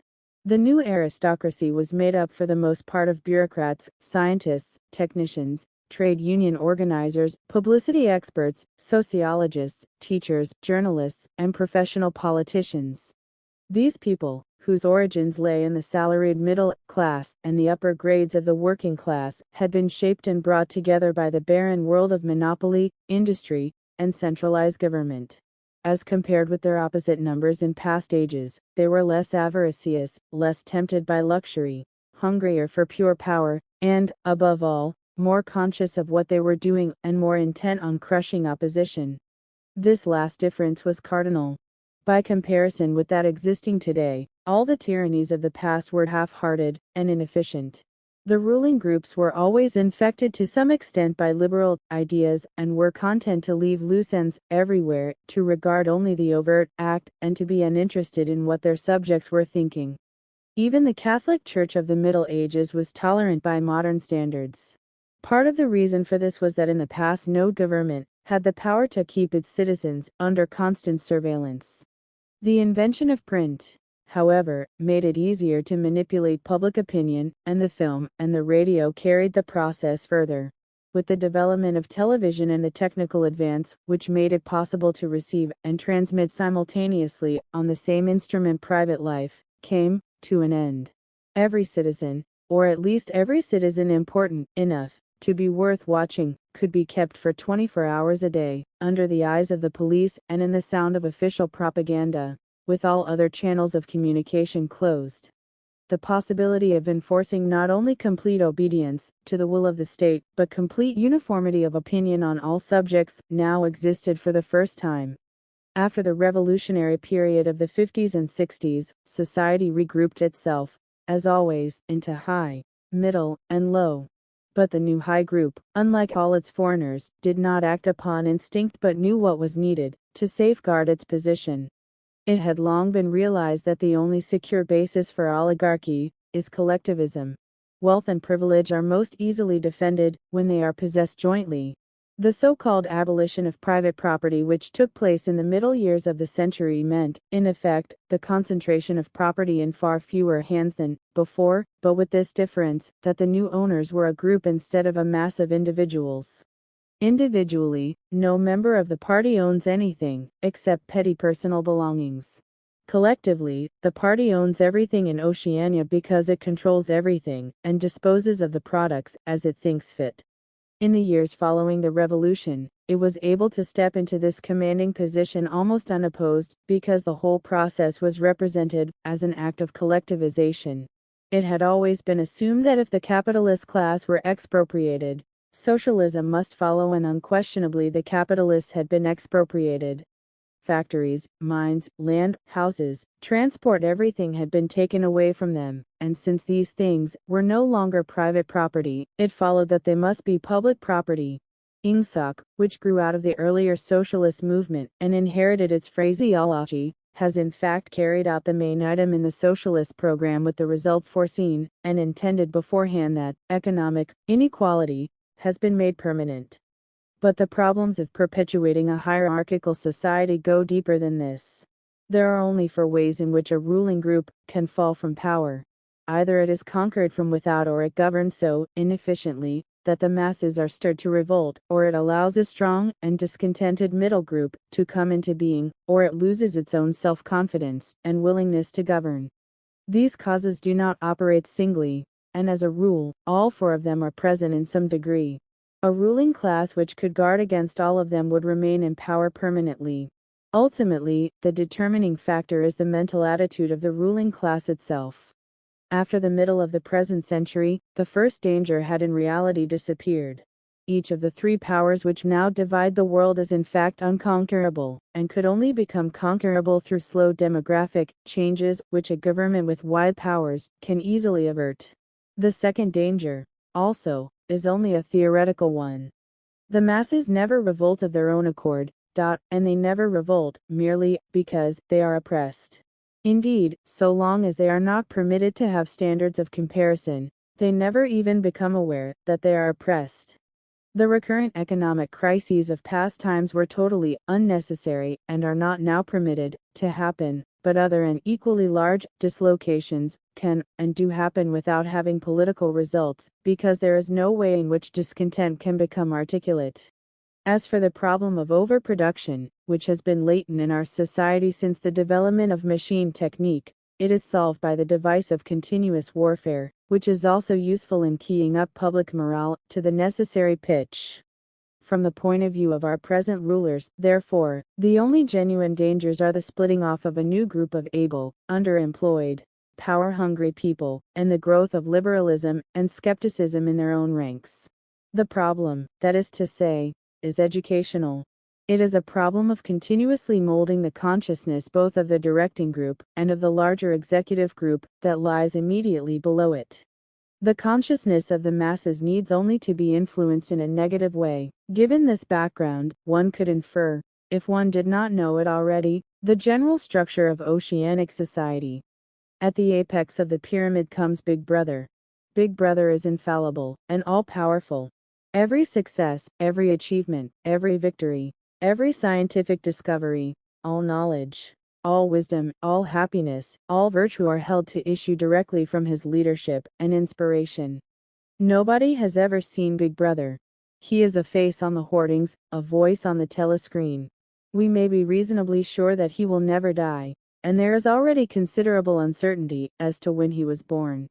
Big Brother is the guise in which the party chooses to exhibit itself to the world. His function is to act as a focusing point for love, fear, and reverence emotions, which are more easily felt towards an individual than towards an organization. Below Big Brother comes the inner party. Its numbers are limited to 6 million, or something less than 2% of the population of Oceania. Below the inner party comes the outer party, which, if the inner party is described as the brain of the state, may be justly likened to the hands. Below that come the dumb masses, whom we habitually refer to as the proles, numbering perhaps 85% of the population. In the terms of our earlier classification, the proles are the loaf or the slave population of the equatorial lands, who pass constantly from conqueror to conqueror, are not a permanent or necessary part of the structure. In principle, membership of these three groups is not hereditary. The child of inner party parents is, in theory, not born into the inner party. Admission to either branch of the party is by examination, taken at the age of 16. Nor is there any racial discrimination, or any marked domination of one province by another. Jews, Negroes, and South Americans of pure Indian blood are to be found in the highest ranks of the party, and the administrators of any area are always drawn from the inhabitants of that area.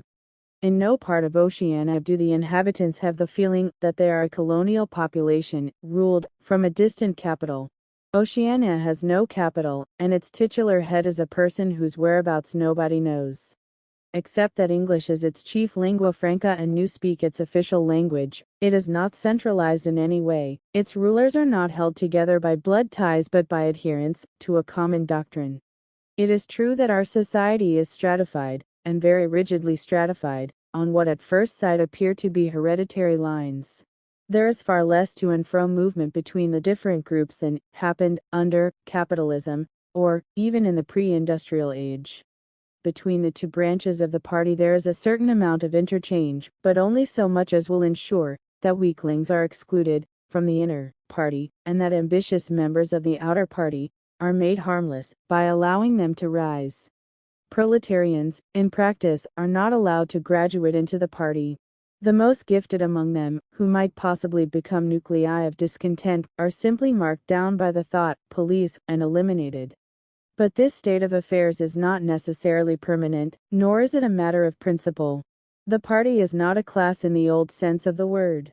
It does not aim at transmitting power to its own children, as such, and if there were no other way of keeping the ablest people at the top, it would be perfectly prepared to recruit an entire new generation from the ranks of the proletariat.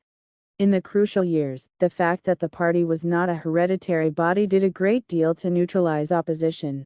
The older kind of socialist, who had been trained to fight against something called class privilege, assumed that what is not hereditary cannot be permanent.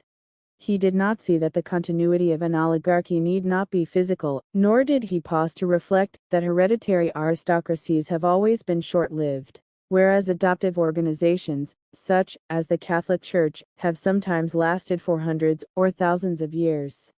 The essence of oligarchical rule is not father-to-son inheritance, but the persistence of a certain worldview and a certain way of life imposed by the dead upon the living. A ruling group is a ruling group so long as it can nominate its successors. The party is not concerned with perpetuating its blood, but with perpetuating itself.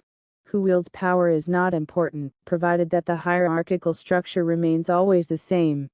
All the beliefs, habits, tastes, emotions, mental attitudes that characterize our time are really designed to sustain the mystique of the party and prevent the true nature of present-day society from being perceived. Physical rebellion, or any preliminary move towards rebellion, is at present not possible. From the proletarians, nothing is to be feared. Left to themselves, they will continue from generation to generation, and from century to century, working, breeding, and dying not only without any impulse to rebel, but without the power of grasping that the world could be other than it is. They could only become dangerous if the advance of industrial technique made it necessary to educate them more highly, but, since military and commercial rivalry are no longer important, the level of popular education is actually declining. What opinions the masses hold, or do not hold, is looked on as a matter of indifference. They can be granted intellectual liberty because they have no intellect. In a party member, on the other hand, not even the smallest deviation of opinion on the most unimportant subject can be tolerated. A party member lives from birth to death under the eye of the thought police. Even when he is alone, he can never be sure that he is alone. Wherever he may be, asleep or awake, working or resting, in his bath or in bed, he can be inspected without warning, and without knowing that he is being inspected. Nothing that he does is indifferent. His friendships, his relaxations, his behavior towards his wife and children, the expression of his face when he is alone, the words he mutters in sleep, even the characteristic movements of his body are all jealously scrutinized. Not only any actual misdemeanor, but any eccentricity, however small, any change of habits, any nervous mannerism that could possibly be the symptom of an inner struggle, is certain to be detected. He has no freedom of choice in any direction whatever. On the other hand, his actions are not regulated by law, or by any clearly formulated code of behavior. In Oceania, there is no law. Thoughts and actions which, when detected, mean certain death are not formally forbidden. And the endless purges, arrests, tortures, imprisonments, and vaporizations are not inflicted as punishment for crimes which have actually been committed, but are merely the wiping out of persons who might perhaps commit a crime at some time in the future. A party member is required to have not only the right opinions, but the right instincts. Many of the beliefs and attitudes demanded of him are never plainly stated, and could not be stated without laying bare the contradictions inherent in ingsoc. If he is a person naturally orthodox, he will in all circumstances know, without taking thought, what is the true belief, or the desirable emotion. But in any case, an elaborate mental training, undergone in childhood, and grouping itself round the newspeak words, CRIMESTOP, BLACKWHIT, and doublethink, makes him unwilling and unable to think too deeply on any subject whatever. A party member is expected to have no private emotions and no respites from enthusiasm. He is supposed to live in a continuous frenzy of hatred of foreign enemies, and internal traitors triumph over victories and self-abasement before the power and wisdom of the party.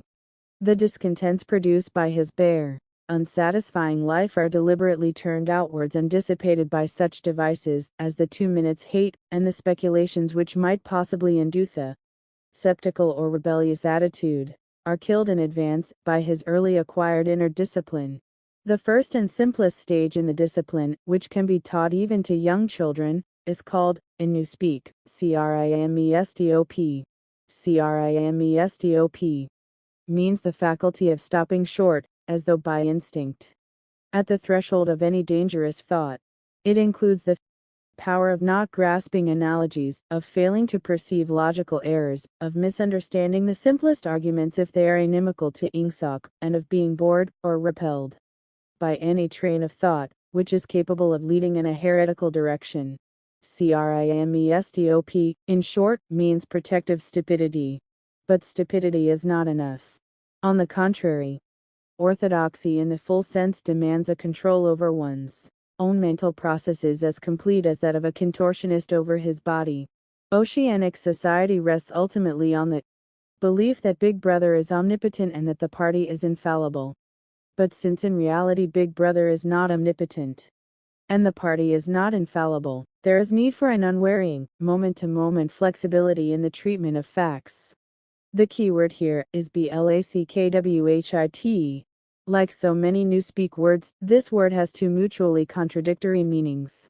Applied to an opponent, it means the habit of impudently claiming that black is white, in contradiction of the plain facts. Applied to a party member, it means a loyal willingness to say that black is white when party discipline demands this. But it means also the ability to believe that black is white, and more, to know that black is white, and to forget that one has ever believed the contrary.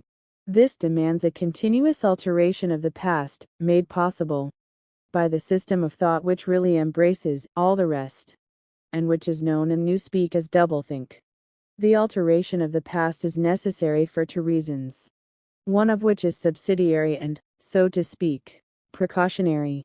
The subsidiary reason is that the party member, like the proletarian, tolerates present-day conditions, partly because he has no standards of comparison.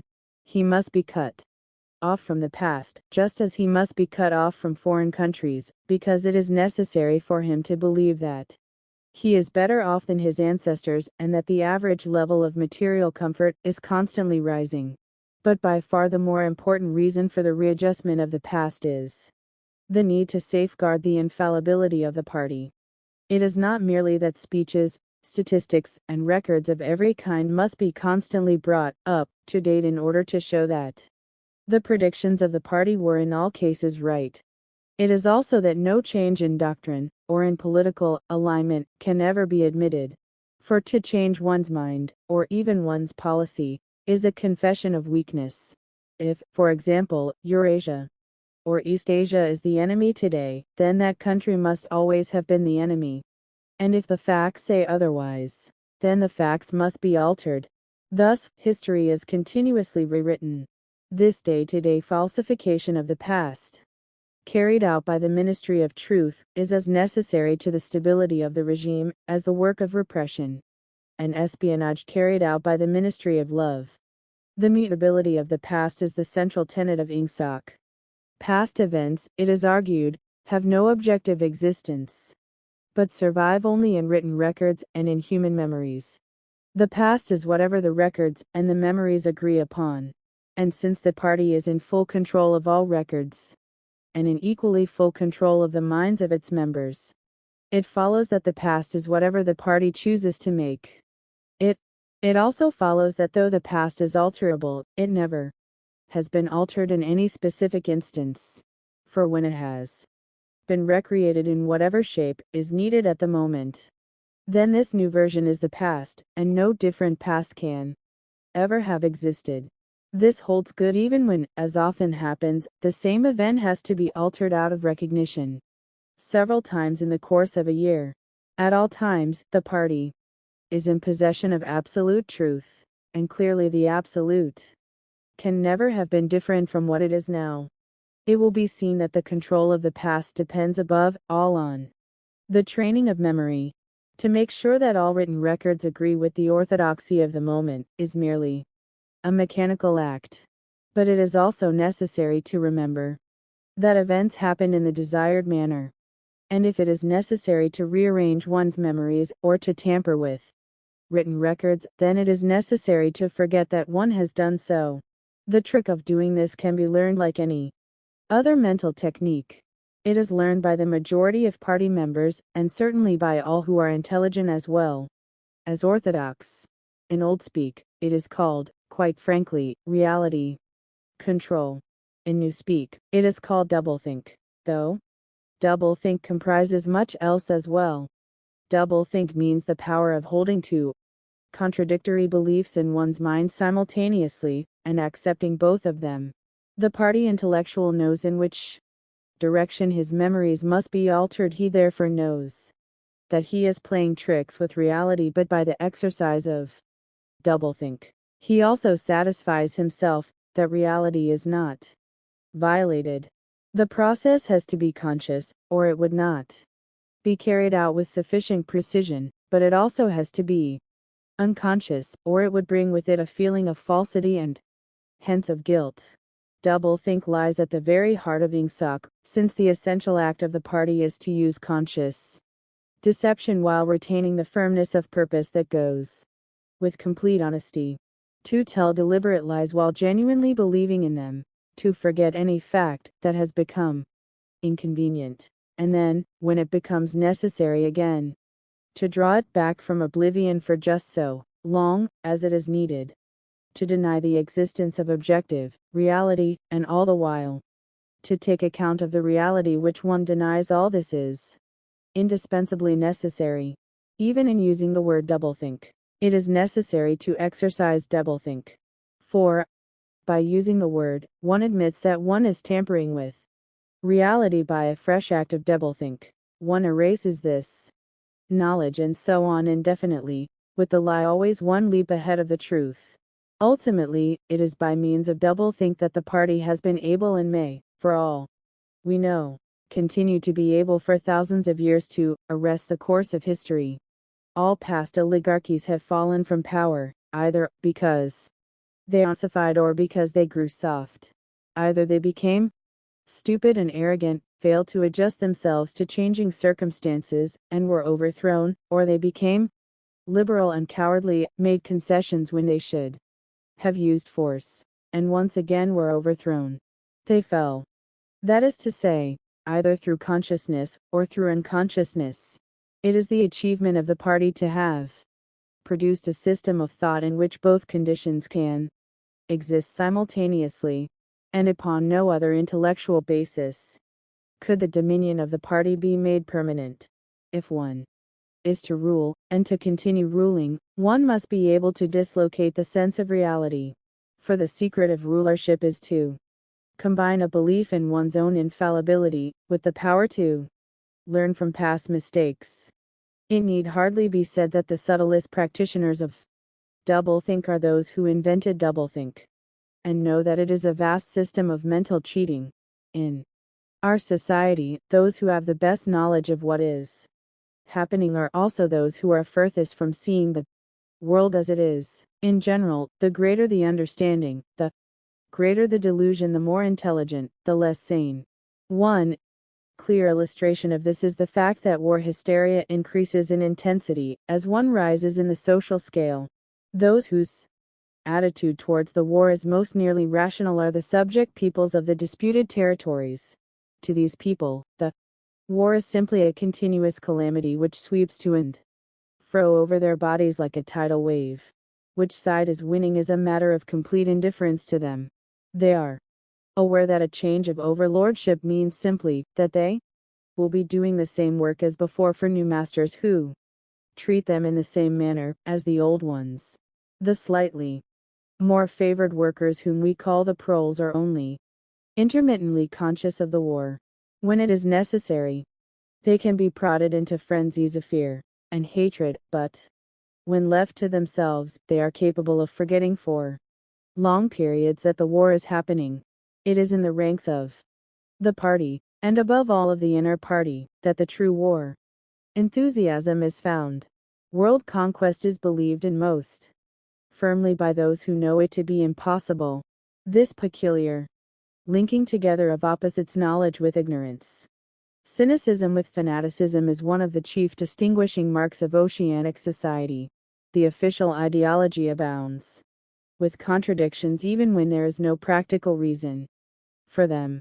Thus, the party rejects and vilifies every principle for which the socialist movement originally stood, and it chooses to do this in the name of socialism.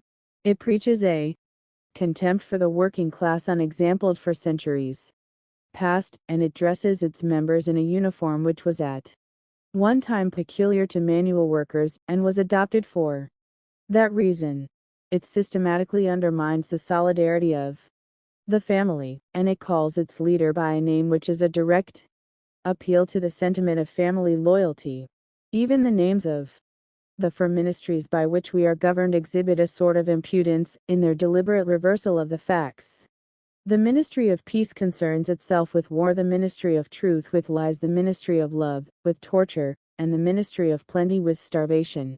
These contradictions are not accidental, nor do they result from ordinary hypocrisy, they are deliberate exercises in doublethink. For it is only by reconciling contradictions that power can be retained indefinitely. In no other way could the ancient cycle be broken. If human equality is to be forever averted, if the high, as we have called them, are to keep their places permanently, then the prevailing mental condition must be controlled insanity. But there is one question which, until this moment, we have almost ignored. It is, why should human equality be averted? Supposing that the mechanics of the process have been rightly described, what is the motive for this huge, accurately planned effort to freeze history at a particular moment of time? Here we reach the central secret. As we have seen, the mystique of the party, and above all of the inner party, depends upon doublethink. But deeper than this lies the original motive, the never-questioned instinct that first led to the seizure of power and brought doublethink, the thought police, continuous warfare, and all the other necessary paraphernalia into existence afterwards. This motive really consists. Winston became aware of silence, as one becomes aware of a new sound. It seemed to him that Julia had been very still for some time past. She was lying on her side, naked from the waist upwards, with her cheek pillowed on her hand, and one dark lock tumbling across her eyes. Her breast rose and fell, slowly and regularly. Julia. No answer. Julia, are you awake? No answer. She was asleep. He shut the book, put it carefully on the floor, lay down, and pulled the coverlet over both of them. He had still, he reflected, not learned the ultimate secret. He understood how, he did not understand why. Chapter I, like Chapter 3, had not actually told him anything that he did not know. It had merely systematized the knowledge that he possessed already. But after reading it, he knew better than before that he was not mad. Being in a minority, even a minority of one, did not make you mad. There was truth and there was untruth, and if you clung to the truth even against the whole world, you were not mad. A yellow beam from the sinking sun slanted in through the window and fell across the pillow. He shut his eyes.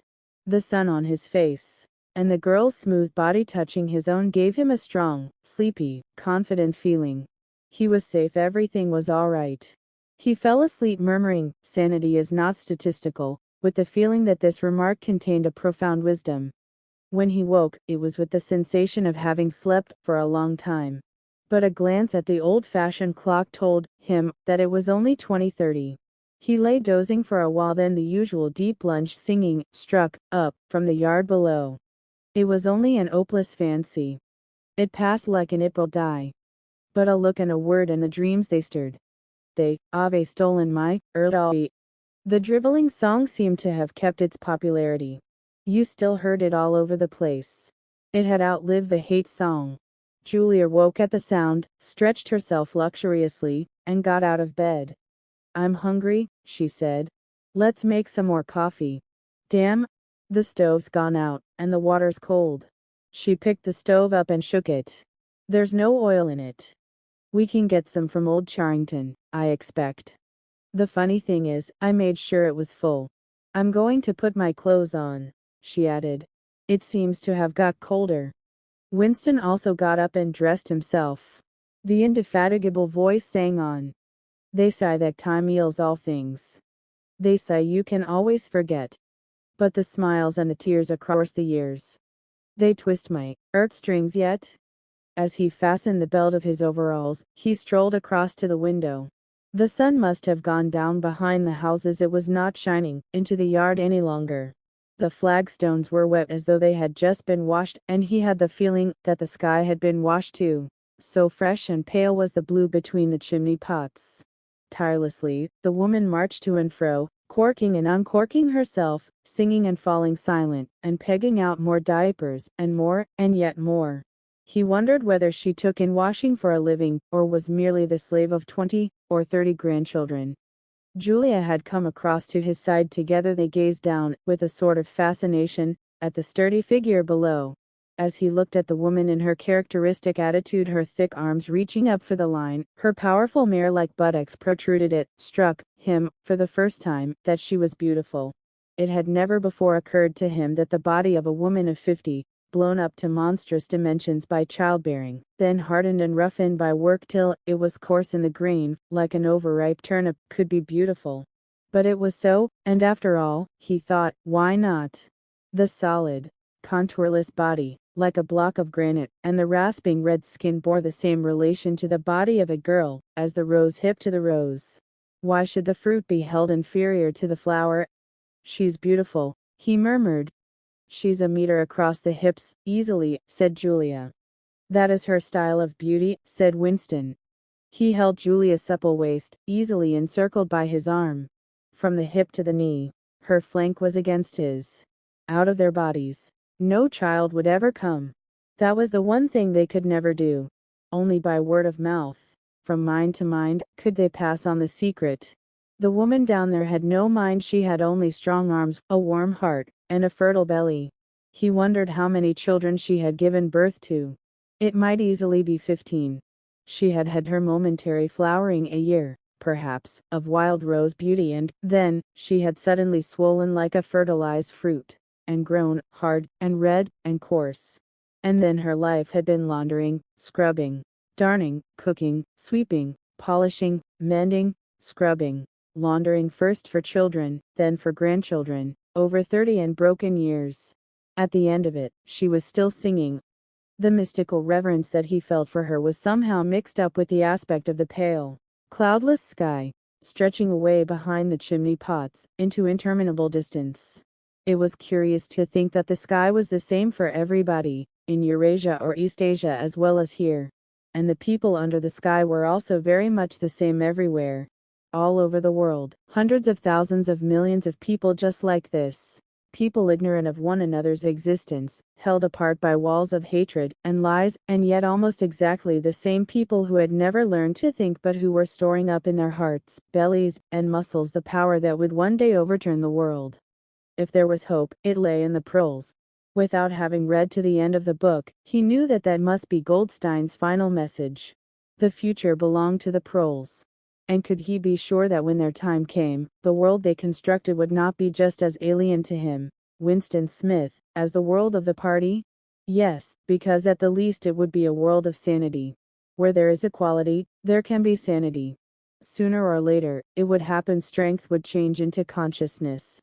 The proles were immortal. You could not doubt it when you looked at that valiant figure in the yard. In the end, their awakening would come. And until that happened, though it might be 1,000 years, they would stay alive against all the odds. Like birds, passing on from body to body the vitality, which the party did not share, and could not kill. Do you remember, he said, the thrush that sung to us, that first day, at the edge of the wood? He wasn't singing to us, said Julia. He was singing to please himself. Not even that. He was just singing. The birds sang. The proles sang. The party did not sing. All around the world, in London and New York, in Africa and Brazil, and in the mysterious, forbidden lands beyond the frontiers, in the streets of Paris and Berlin, in the villages of the endless Russian plain, in the bazaars of China and Japan, everywhere stood the same solid, unconquerable figure, made monstrous by work and childbearing, toiling from birth to death, and still singing. Out of those mighty loins, a race of conscious beings must one day come. You were the dead, theirs was the future. But you could share in that future if you kept alive the mind, as they kept alive the body, and passed on the secret doctrine, that 2 plus 2 make 4. We are the dead, he said. We are the dead, echoed Julia dutifully. You are the dead, said an iron voice behind them. They sprang apart. Winston's entrails seemed to have turned into ice. He could see the white all around the irises of Julia's eyes. Her face had turned a milky yellow. The smear of rouge that was still on each cheekbone stood out sharply, almost as though unconnected with the skin beneath. You are the dead, repeated the iron voice. It was behind the picture, breathed Julia. It was behind the picture, said the voice. Remain exactly where you are. Make no movement until you are ordered. It was starting at last. They could do nothing except stand gazing into one another's eyes. To run for life, to get out of the house, before it was too late. No such thought occurred to them. Unthinkable to disobey the iron voice from the wall. There was a snap as though a catch had been turned back, and a crash of breaking glass. The picture had fallen to the floor, uncovering the telescreen behind it. Now they can see us, said Julia. Now we can see you, said the voice. Stand out in the middle of the room. Stand back to back. Clasp your hands behind your heads. Do not touch one another. They were not touching, but it seemed to him that he could feel Julia's body shaking. Or perhaps it was merely the shaking of his own. He could just stop his teeth from chattering, but his knees were beyond his control. There was a sound of trampling boots below, inside the house and outside. The yard seemed to be full of men. Something was being dragged across the stones. The woman's singing had stopped abruptly. There was a long, rolling clang, as though the washtub had been flung across the yard, and then a confusion of angry shouts, which ended in a yell of pain. The house is surrounded, said Winston. The house is surrounded, said the voice. He heard Julia snap her teeth together. I suppose we may as well say goodbye, she said. You may as well say goodbye, said the voice. And then another, quite different voice, a thin, cultivated voice which Winston had the impression of having heard before, struck in. And by the way, while we are on the subject, here comes a candle to light you to bed. Here comes a chopper to chop off your head. Something crashed onto the bed behind Winston's back. The head of a ladder had been thrust through the window and had burst in the frame. Someone was climbing through the window. There was a stampede of boots up the stairs. The room was full of solid men in black uniforms, with iron-shod boots on their feet, and truncheons in their hands. Winston was not trembling any longer. Even his eyes he barely moved. One thing alone mattered: to keep still, and not give them an excuse to hit you. A man with a smooth prize-fighter's jowl, in which the mouth was only a slit, paused opposite him, balancing his truncheon meditatively, between thumb and forefinger. Winston met his eyes. The feeling of nakedness, with one's hands behind one's head, and one's face and body all exposed, was almost unbearable. The man protruded the tip of a white tongue, licked the place where his lips should have been, and then passed on. There was another crash.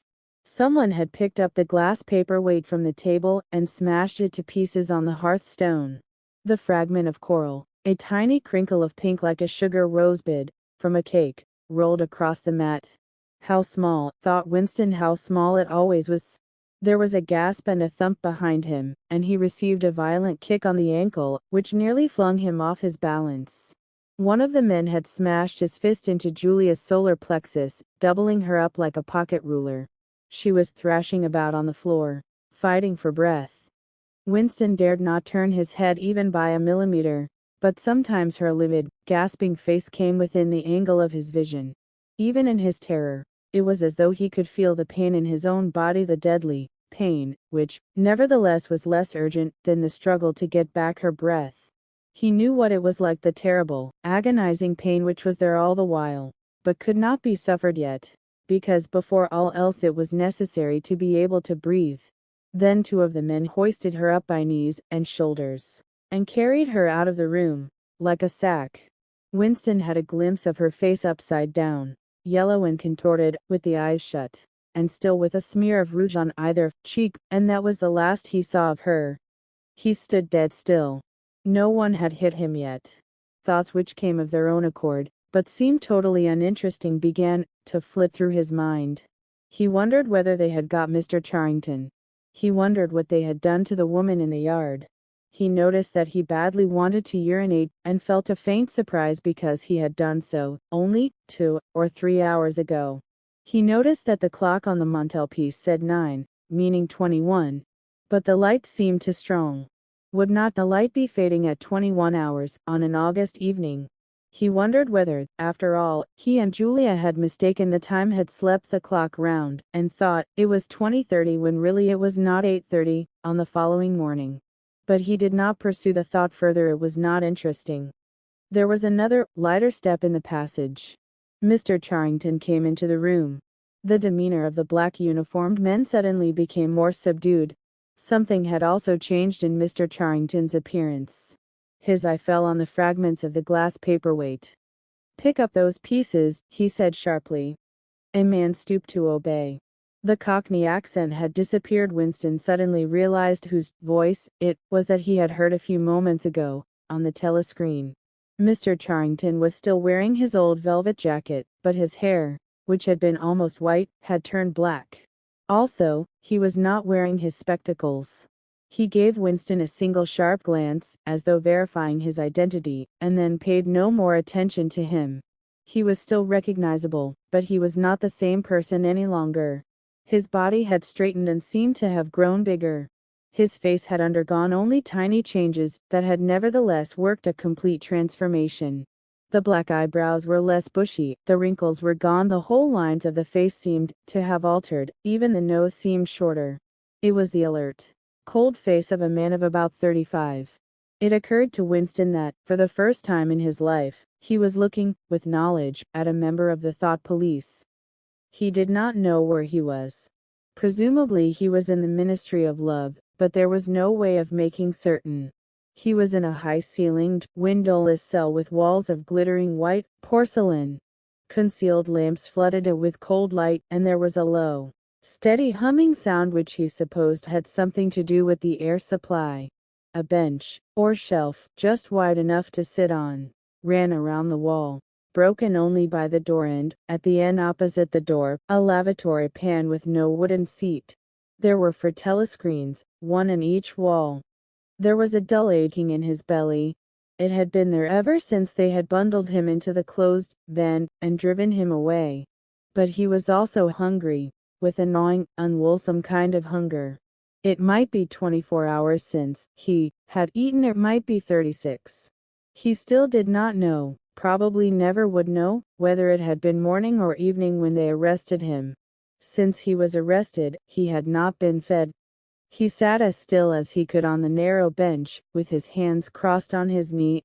He had already learned to sit still. If you made unexpected movements, they yelled at you from the telescreen. But the craving for food was growing upon him. What he longed for above all was a piece of bread. He had an idea that there were a few breadcrumbs in the pocket of his overalls. It was even possible he thought this because from time to time something seemed to tickle his leg, that there might be a sizable bit of crust there. In the end, the temptation to find out overcame his fear. He slipped a hand into his pocket. "Smith!" yelled a voice from the telescreen. 6079 Smith W. Hands out of pockets in the cells. He sat still again, his hands crossed on his knee. Before being brought here, he had been taken to another place which must have been an ordinary prison, or a temporary lockup, used by the patrols. He did not know how long he had been there, some hours at any rate. With no clocks and no daylight, it was hard to gauge the time. It was a noisy, evil-smelling place. They had put him into a cell similar to the one he was now in, but filthily dirty, and at all times crowded by 10 or 15 people. The majority of them were common criminals, but there were a few political prisoners among them. He had sat silent against the wall, jostled by dirty bodies, too preoccupied by fear and the pain in his belly to take much interest in his surroundings, but still noticing the astonishing difference in demeanor between the party prisoners and the others.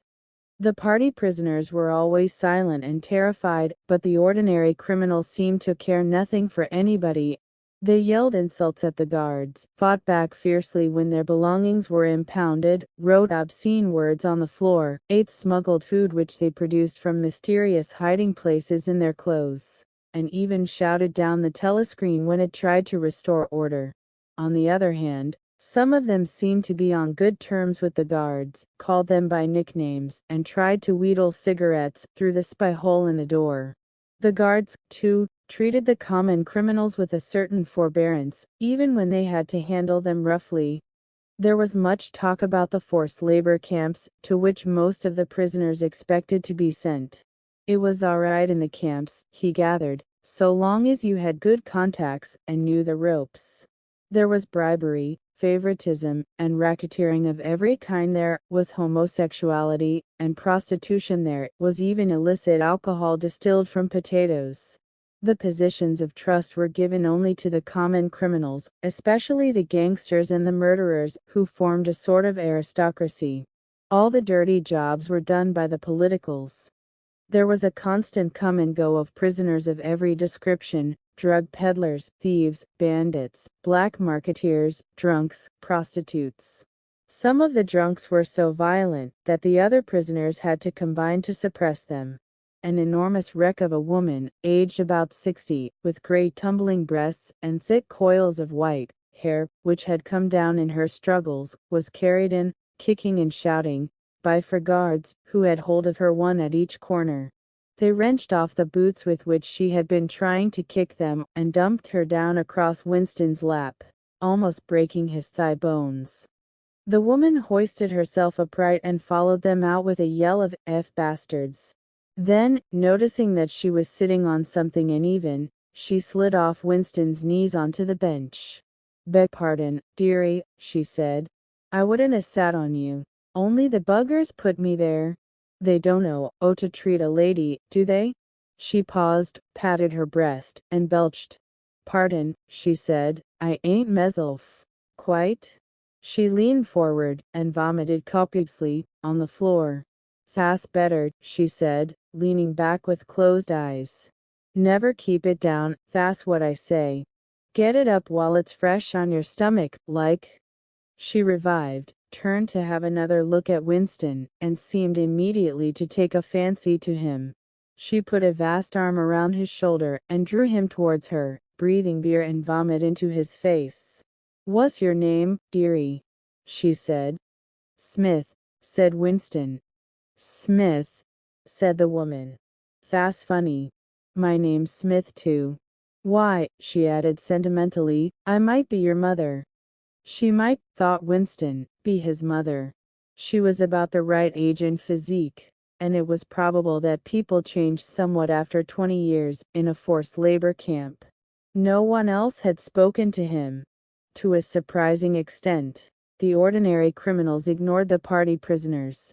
The pollets, they called them, with a sort of uninterested contempt. The party prisoners seemed terrified of speaking to anybody, and above all of speaking to one another. Only once, when 2 party members, both women, were pressed close together on the bench, did he overhear, amid the din of voices, a few hurriedly whispered words, in particular, a reference to something called Room 101, which he did not understand. It might be 2 or 3 hours ago that they had brought him here. The dull pain in his belly never went away, but sometimes it grew better and sometimes worse, and his thoughts expanded or contracted accordingly. When it grew worse, he thought only of the pain itself and of his desire for food. When it grew better, panic took hold of him. There were moments when he foresaw the things that would happen to him with such actuality that his heart galloped and his breath stopped. He felt the smash of truncheons on his elbows, and iron-shod boots on his shins. He saw himself groveling on the floor, screaming for mercy through broken teeth. He hardly thought of Julia. He could not fix his mind on her. He loved her and would not betray her, but that was only a fact, known as he knew the rules of arithmetic. He felt no love for her, and he hardly even wondered what was happening to her. He thought oftener of O'Brien, with a flickering hope. O'Brien might know that he had been arrested. The Brotherhood, he had said, never tried to save its members. But there was the razor blade. They would send the razor blade, if they could. There would be perhaps 5 seconds before the guard could rush into the cell. The blade would bite into him with a sort of burning coldness, and even the fingers that held it would be cut to the bone. Everything came back to his sick body, which shrank trembling from the smallest pain. He was not certain that he would use the razor blade even if he got the chance. It was more natural to exist from moment to moment, accepting another 10 minutes life even with the certainty that there was torture at the end of it. Sometimes he tried to calculate the number of porcelain bricks in the walls of the cell. It should have been easy, but he always lost count at some point or another. More often he wondered where he was and what time of day it was. At one moment he felt certain that it was broad daylight outside, and at the next equally certain that it was pitch darkness. In this place, he knew instinctively, the lights would never be turned out. It was the place with no darkness. He saw now why O'Brien had seemed to recognize the illusion. In the Ministry of Love, there were no windows. His cell might be at the heart of the building, or against its outer wall. It might be 10 floors below ground, or 30 above it. He moved himself mentally from place to place and tried to determine by the feeling of his body whether he was perched high in the air or buried deep underground. There was a sound of marching boots outside. The steel door opened with a clang. A young officer, a trim black uniformed figure, who seemed to glitter all over with polished leather and whose pale, straight-featured face was like a wax mask, stepped smartly through the doorway. He motioned to the guards outside to bring in the prisoner they were leading. The poet Ampleforth shambled into the cell. The door clanged shut again. Ampleforth made one or two uncertain movements from side to side, as though having some idea that there was another door to go out of, and then began to wander up and down the cell. He had not yet noticed Winston's presence. His troubled eyes were gazing at the wall about a meter above the level of Winston's head. He was shoeless. Large, dirty toes were sticking out of the holes in his socks. He was also several days away from a shave. A scrubby beard covered his face to the cheekbones, giving him an air of ruffianism that went oddly with his large, weak frame and nervous movements. Winston roused himself a little from his lethargy. He must speak to Ampleforth and risk the yell from the telescreen. It was even conceivable that Ampleforth was the bearer of the razor blade. Ampleforth, he said. There was no yell from the telescreen. Ampleforth paused, mildly startled. His eyes focused themselves slowly on Winston. "Ah, Smith," he said. "You too. What are you in for?" "To tell you the truth," he sat down awkwardly on the bench opposite Winston. "There is only one offense, is there not?" he said. "And have you committed it?" "Apparently I have." He put a hand to his forehead and pressed his temples for a moment, as though trying to remember something. "These things happen," he began vaguely. "I have been able to recall one instance, a possible instance. It was an indiscretion, undoubtedly. We were producing a definitive edition of the poems of Kipling. I allowed the word God to remain at the end of a line. I could not help it," he added almost indignantly, raising his face to look at Winston. "It was impossible to change the line. The rhyme was rod. Do you realize that there are only 12 rhymes to rod in the entire language? For days I had racked my brains. There was no other rhyme." The expression on his face changed. The annoyance passed out of it, and for a moment he looked almost pleased. A sort of intellectual warmth, the joy of the pedant who has found out some useless fact, shone through the dirt and scrubby hair. "Has it ever occurred to you," he said, "that the whole history of English poetry has been determined by the fact that the English language lacks rhymes?"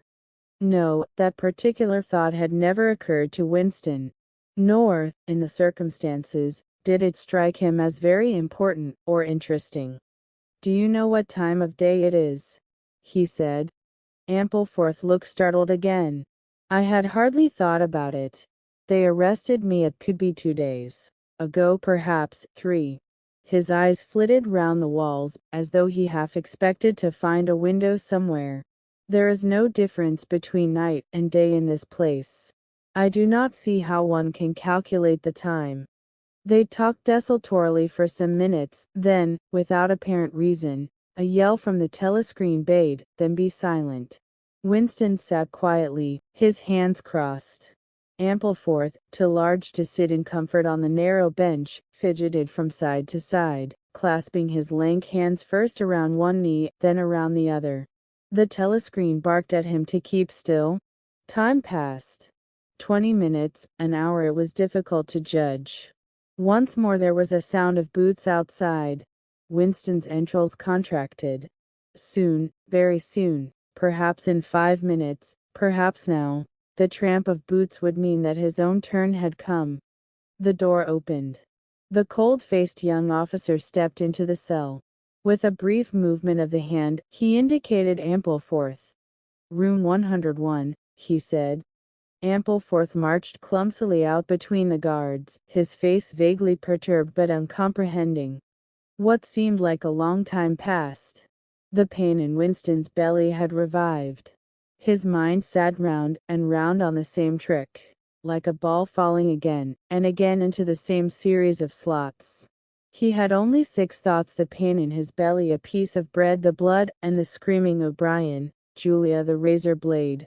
There was another spasm in his entrails: the heavy boots were approaching. As the door opened, the wave of air that it created brought in a powerful smell of cold sweat. Parsons walked into the cell. He was wearing khaki shorts and a sports shirt. This time Winston was startled into self-forgetfulness. "You here?" he said. Parsons gave Winston a glance in which there was neither interest nor surprise, but only misery. He began walking jerkily up and down, evidently unable to keep still. Each time he straightened his pudgy knees, it was apparent that they were trembling. His eyes had a wide-open, staring look, as though he could not prevent himself from gazing at something in the middle distance. "What are you in for?" said Winston. "Thought crime," said Parsons, almost blubbering. The tone of his voice implied at once a complete admission of his guilt and a sort of incredulous horror that such a word could be applied to himself. He paused opposite Winston and began eagerly appealing to him. "You don't think they'll shoot me, do you, old chap?"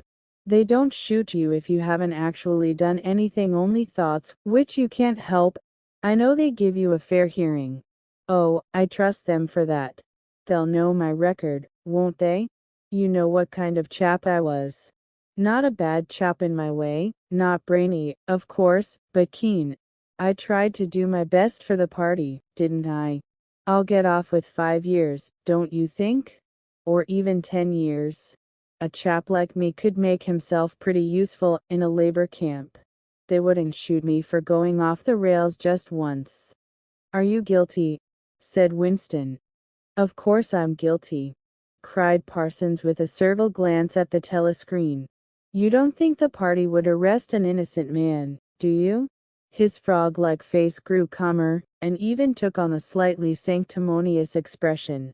"Thought crime is a dreadful thing, old man," he said sententiously. "It's insidious. It can get hold of you without your even knowing it. Do you know how it got hold of me? In my sleep. Yes, that's a fact. There I was, working away, trying to do my bit, never knew I had any bad stuff in my mind at all. And then I started talking in my sleep. Do you know what they heard me saying?" He sank his voice, like someone who is obliged for medical reasons to utter an obscenity. "Down with Big Brother?" "Yes, I said that. Said it over and over again, it seems. Between you and me, old man, I'm glad they got me before it went any further. Do you know what I'm going to say to them when I go up before the tribunal? Thank you, I'm going to say. Thank you for saving me before it was too late." "Who denounced you?" said Winston. "It was my little daughter," said Parsons with a sort of doleful pride. "She listened at the keyhole, heard what I was saying, and nipped off to the patrols the very next day. Pretty smart for a nipper of 7, eh? I don't bear her any grudge for it. In fact, I'm proud of her. It shows I brought her up in the right spirit, anyway." He made a few more jerky movements up and down, several times casting a longing glance at the lavatory pan. Then he suddenly ripped down his shorts. "Excuse me, old man," he said. "I can't help it. It's the waiting." He plumped his large posterior into the lavatory pan. Winston covered his face with his hands. "Smith!" yelled the voice from the telescreen. 6079 Smith W. "Uncover your face." No faces covered in the cells. Winston uncovered his face. Parsons used the lavatory, loudly and abundantly. It then turned out that the plug was defective, and the cell stank abominably for hours afterwards. Parsons was removed. More prisoners came and went, mysteriously. One, a woman, was consigned to room 101, and Winston noticed she seemed to shrivel and turn a different color when she heard the words. A time came when, if it had been morning when he was brought here, it would be afternoon, or if it had been afternoon, then it would be midnight. There were 6 prisoners in the cell, men and women. All sat very still. Opposite Winston, there sat a man with a chinless, toothy face, exactly like that of some large, harmless rodent. His fat, mottled cheeks were so pouched at the bottom that it was difficult not to believe that he had little stores of food tucked away there. His pale gray eyes flitted timorously from face to face and turned quickly away again when he caught anyone's eye. The door opened, and another prisoner was brought in, whose appearance sent a momentary chill through Winston. He was a commonplace, mean-looking man who might have been an engineer or technician of some kind. But what was startling was the emaciation of his face. It was like a skull. Because of its thinness, the mouth and eyes looked disproportionately large, and the eyes seemed filled with a murderous, unappeasable hatred of somebody, or something. The man sat down on the bench at a little distance from Winston. Winston did not look at him again, but the tormented, skull-like face was as vivid in his mind as though it had been straight in front of his eyes. Suddenly, he realized what was the matter. The man was dying of starvation. The same thoughts seemed to occur almost simultaneously to everyone in the cell. There was a very faint stirring all the way round the bench. The eyes of the chinless man kept flitting towards the skull-faced man, then turning guiltily away, then being dragged back by an irresistible attraction. Presently, he began to fidget on his seat.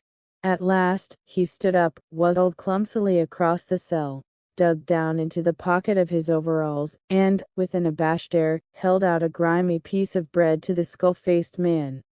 There was a furious, deafening roar from the telescreen. The chinless man jumped in his tracks. The skull-faced man had quickly thrust his hands behind his back, as though demonstrating to all the world that he refused the gift. "Bumstead!" roared the voice. 2713 Bumstead J. "Let fall that piece of bread." The chinless man dropped the piece of bread on the floor. "Remain standing where you are," said the voice. "Face the door. Make no movement." The chinless man obeyed. His large pouchy cheeks were quivering uncontrollably. The door clanged open. As the young officer entered and stepped aside, there emerged from behind him a short stumpy guard with enormous arms and shoulders. He took his stand opposite the chinless man, and then, at a signal from the officer, let free a frightful blow, with all the weight of his body behind it, full in the chinless man's mouth. The force of it seemed almost to knock him clear of the floor. His body was flung across the cell, and fetched up against the base of the lavatory seat. For a moment he lay as though stunned, with dark blood oozing from his mouth and nose. A very faint whimpering or squeaking, which seemed unconscious, came out of him. Then he rolled over and raised himself unsteadily on hands and knees. Amid a stream of blood and saliva, the 2 halves of a dental plate fell out of his mouth. The prisoners sat very still, their hands crossed on their knees. The chinless man climbed back into his place. Down one side of his face the flesh was darkening. His mouth had swollen into a shapeless cherry-colored mass with a black hole in the middle of it. From time to time a little blood dripped onto the breast of his overalls. His gray eyes still flitted from face to face, more guiltily than ever, as though he were trying to discover how much the others despised him for his humiliation. The door opened. With a small gesture the officer indicated the skull-faced man. Room 101, he said. There was a gasp and a flurry at Winston's side. The man had actually flung himself on his knees on the floor, with his hand clasped together. "Comrade! Officer!" he cried. "You don't have to take me to that place. Haven't I told you everything already? What else is it you want to know? There's nothing I wouldn't confess. Nothing. Just tell me what it is and I'll confess straight off. Write it down and I'll sign it, anything." "Not room 101. Room 101, said the officer. The man's face, already very pale, turned a color Winston would not have believed possible. It was definitely, unmistakably, a shade of green. "Do anything to me," he yelled. "You've been starving me for weeks. Finish it off and let me die. Shoot me. Hang me. Sentence me to 25 years. Is there somebody else you want me to give away? Just say who it is and I'll tell you. Anything you want? I don't care who it is or what you do to them. I've got a wife and 3 children. The biggest of them isn't 6 years old. You can take the whole lot of them and cut their throats in front of my eyes, and I'll stand by and watch it. But not room 101. Room 101, said the officer. The man looked frantically round at the other prisoners, as though with some idea that he could put another victim in his own place. His eyes settled on the smashed face of the chinless man. He flung out a lean arm. "That's the one you ought to be taking, not me," he shouted.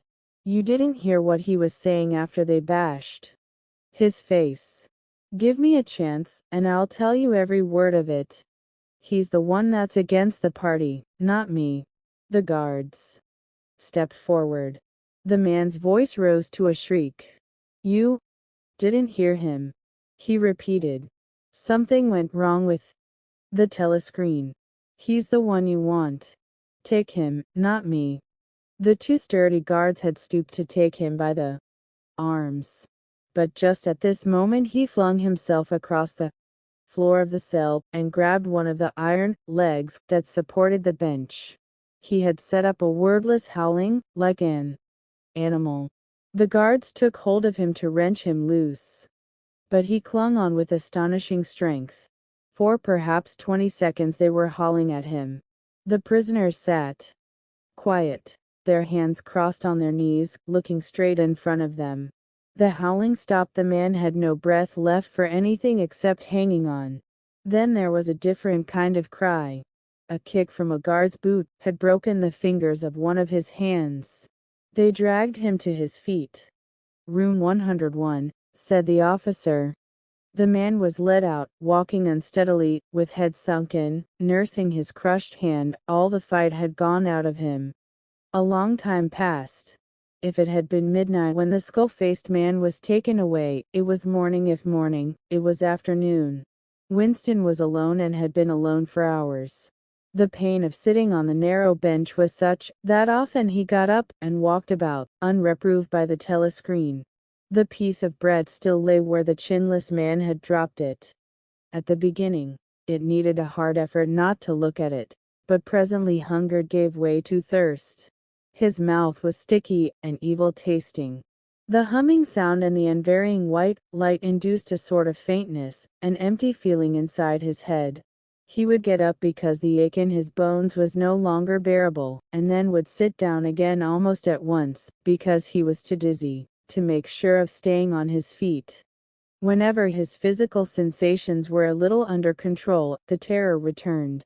Sometimes, with a fading hope, he thought of O'Brien and the razor blade. It was thinkable that the razor blade might arrive concealed in his food, if he were ever fed. More dimly, he thought of Julia.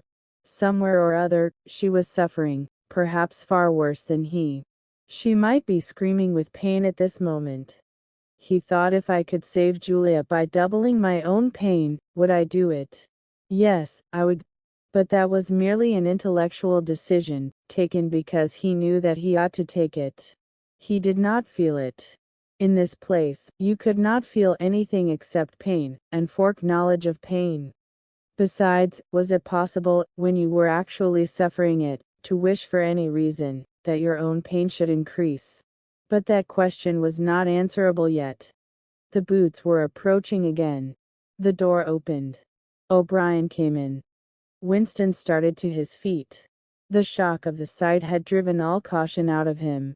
For the first time in many years, he forgot the presence of the telescreen. "They've got you too," he cried. "They got me a long time ago," said O'Brien, with a mild, almost regretful irony. He stepped aside. From behind him there emerged a broad-chested guard, with a long black truncheon in his hand. "You know this, Winston," said O'Brien. "Don't deceive yourself. You did know it, you have always known it." Yes, he saw now, he had always known it. But there was no time to think of that. All he had eyes for was the truncheon in the guard's hand. It might fall anywhere, on the crown, on the tip of the ear, on the upper arm, on the elbow. The elbow. He had slumped to his knees, almost paralyzed, clasping the stricken elbow with his other hand. Everything had exploded into yellow light. Inconceivable, inconceivable, that one blow could cause such pain. The light cleared, and he could see the other two looking down at him. The guard was laughing at his contortions. One question, at any rate, was answered: never, for any reason on earth, could you wish for an increase of pain. Of pain, you could wish only one thing: that it should stop. Nothing in the world was so bad as physical pain. In the face of pain, there are no heroes. No heroes, he thought over and over as he writhed on the floor, clutching uselessly at his disabled left arm. He was lying on something that felt like a camp bed, except that it was higher off the ground, and that he was fixed down in some way so that he could not move. Light that seemed stronger than usual was falling on his face. O'Brien was standing at his side, looking down at him intently. At the other side of him stood a man in a white coat, holding a hypodermic syringe. Even after his eyes were open, he took in his surroundings only gradually. He had the impression of swimming up into this room from some quite different world, a sort of underwater world far beneath it.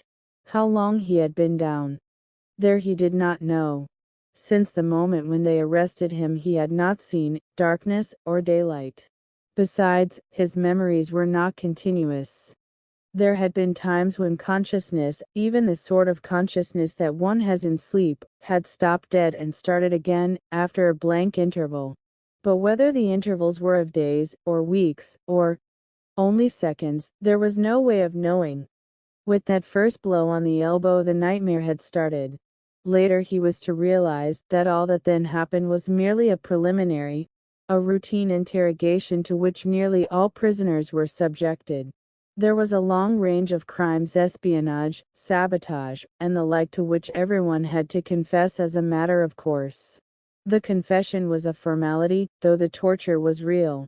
How many times he had been beaten, how long the beatings had continued, he could not remember.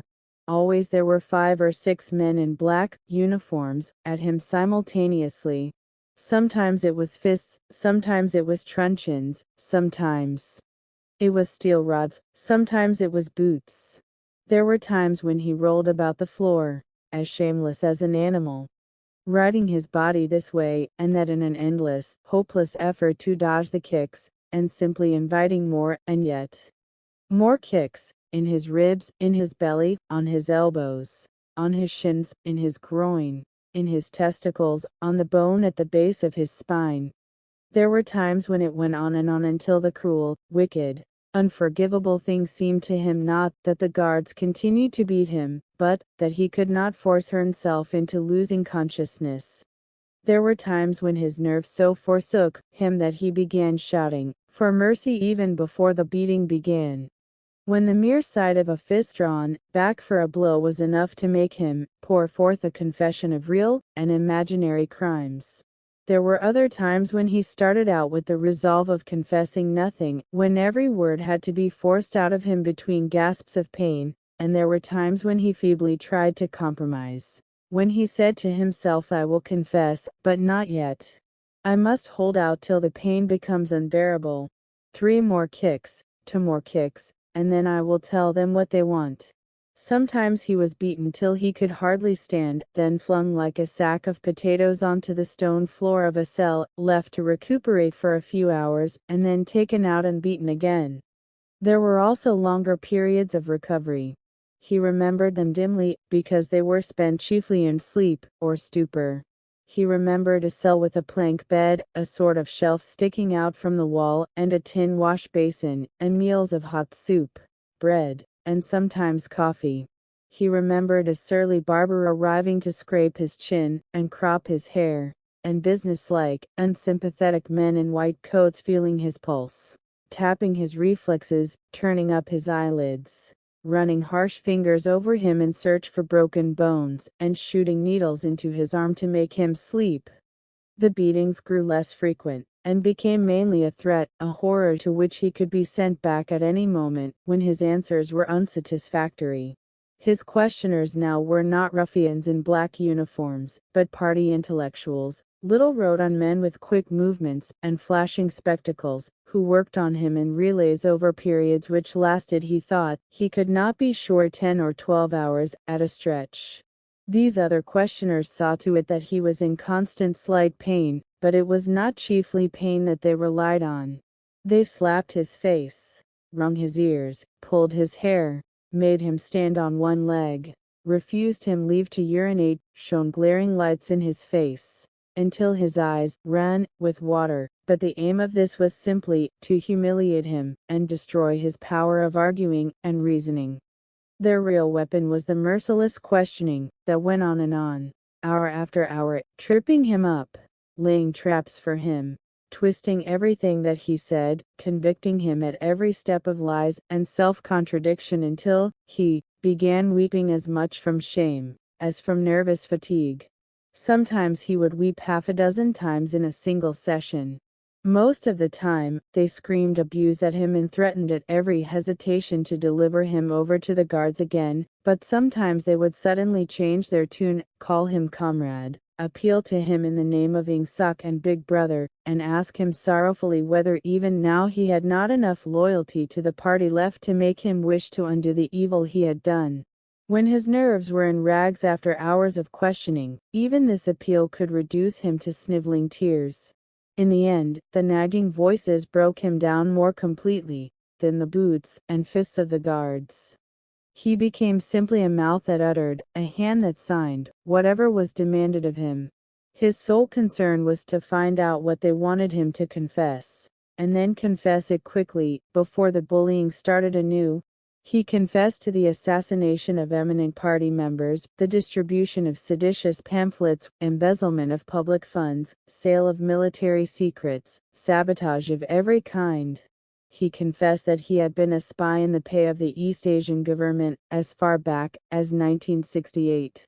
He confessed that he was a religious believer, an admirer of capitalism, and a sexual pervert.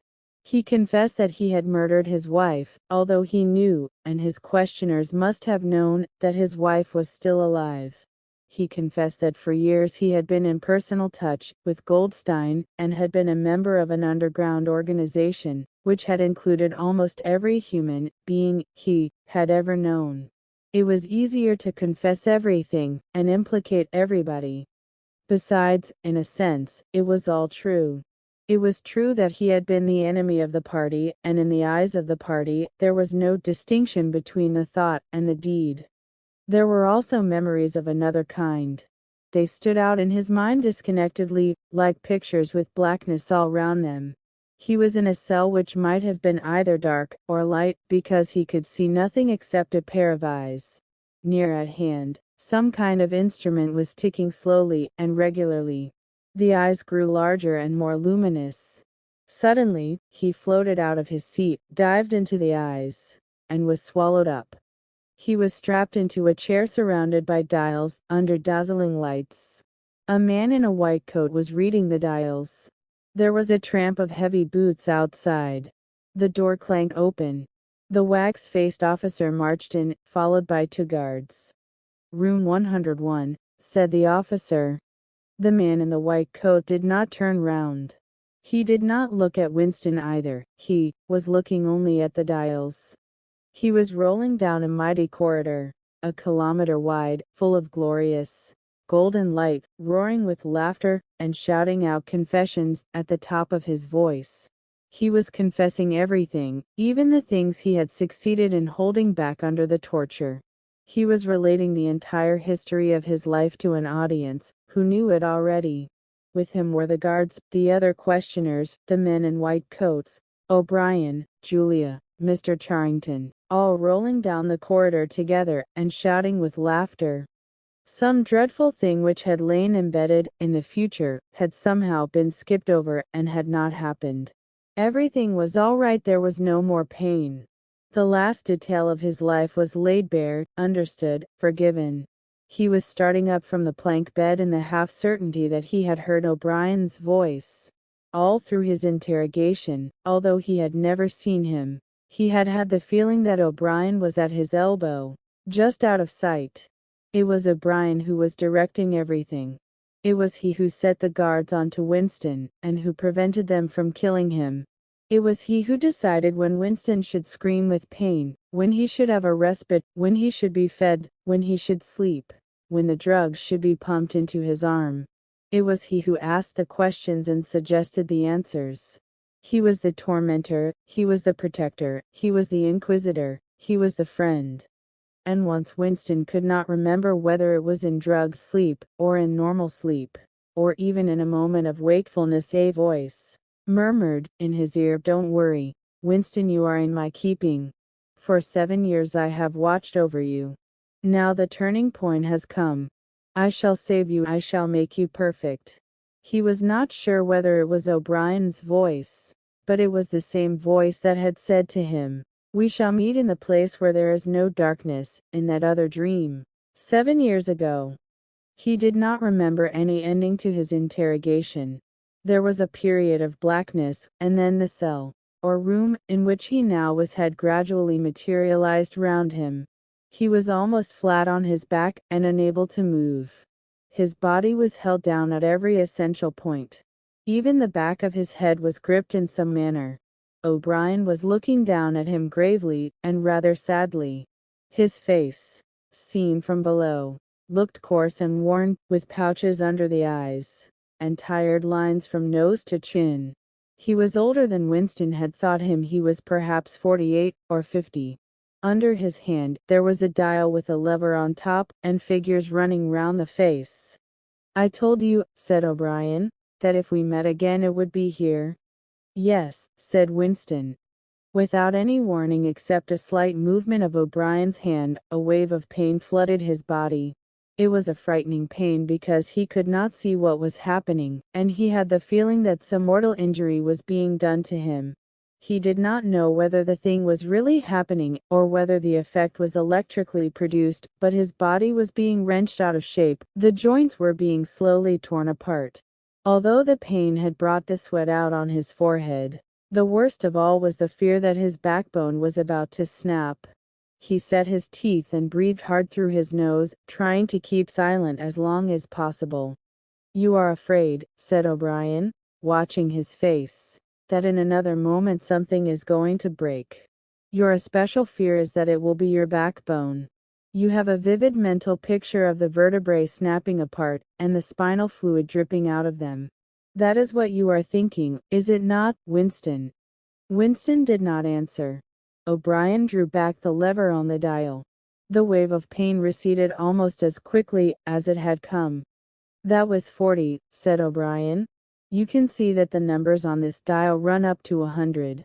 Will you please remember, throughout our conversation, that I have it in my power to inflict pain on you at any moment, and to whatever degree I choose? If you tell me any lies, or attempt to prevaricate in any way, or even fall below your usual level of intelligence, you will cry out with pain, instantly. Do you understand that?" "Yes," said Winston. O'Brien's manner became less severe.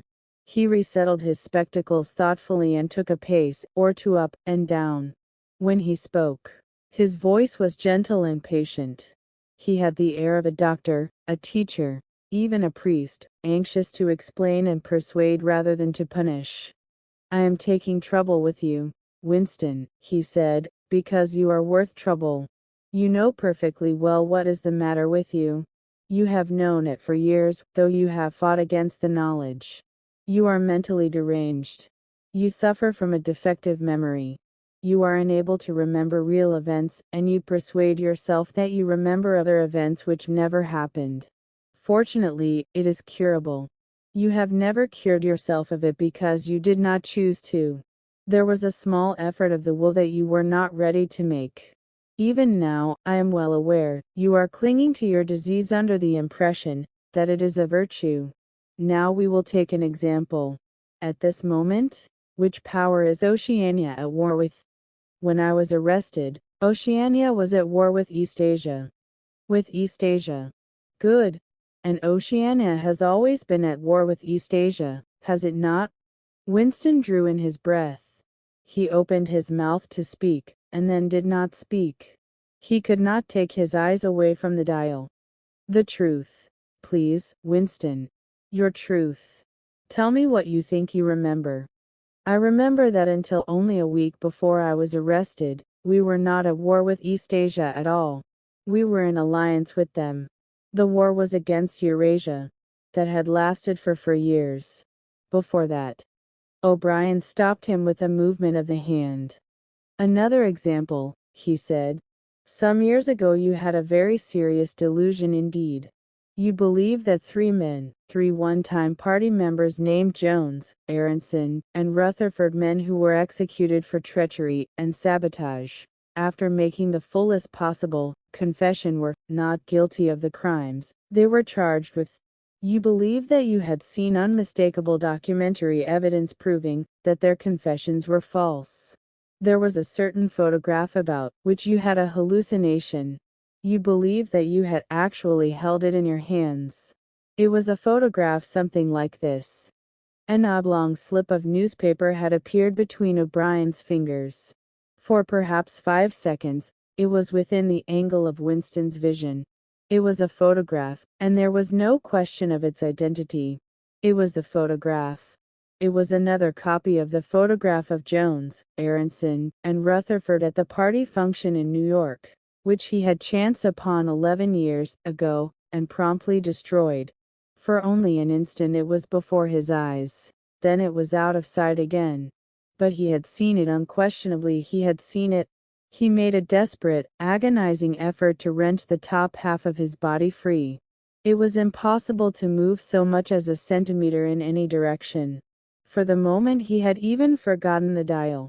All he wanted was to hold the photograph in his fingers again, or at least to see it. It exists, he cried. No, said O'Brien. He stepped across the room. There was a memory hole in the opposite wall. O'Brien lifted the grating. Unseen, the frail slip of paper was whirling away. On the current of warm air, it was vanishing in a flash of flame. O'Brien turned away from the wall. Ashes, he said. Not even identifiable ashes. Dust. It does not exist. It never existed. But it did exist. It does exist. It exists in memory. I remember it. You remember it. I do not remember it, said O'Brien. Winston's heart sank. That was doublethink. He had a feeling of deadly helplessness. If he could have been certain that O'Brien was lying, it would not have seemed to matter. But it was perfectly possible that O'Brien had really forgotten the photograph. And if so, then already he would have forgotten his denial of remembering it, and forgotten the act of forgetting. How could one be sure that it was simple trickery? Perhaps that lunatic dislocation in the mind could really happen. That was the thought that defeated him. O'Brien was looking down at him speculatively. More than ever, he had the air of a teacher taking pains with a wayward but promising child. There is a party slogan dealing with the control of the past, he said. Repeat it, if you please. Who controls the past controls the future. Who controls the present controls the past, repeated Winston obediently. Who controls the present controls the past, said O'Brien. nodding his head with slow approval. Is it your opinion, Winston, that the past has real existence? Again the feeling of helplessness descended upon Winston. His eyes flitted towards the dial. He not only did not know whether yes or no was the answer that would save him from pain, he did not even know which answer he believed to be the true one. O'Brien smiled faintly. You are no metaphysician, Winston, he said. Until this moment you had never considered what is meant by existence. I will put it more precisely. Does the past exist concretely, in space? Is there somewhere or other a place, a world of solid objects, where the past is still happening? No. Then where does the past exist, if at all? In records. It is written down. In records. And in the mind. In human memories. In memory. Very well, then. We, the party, control all records, and we control all memories.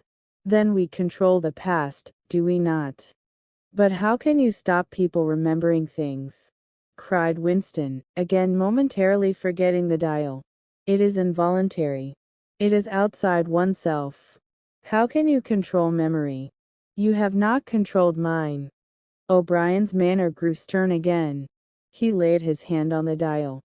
On the contrary, he said, you have not controlled it. That is what has brought you here.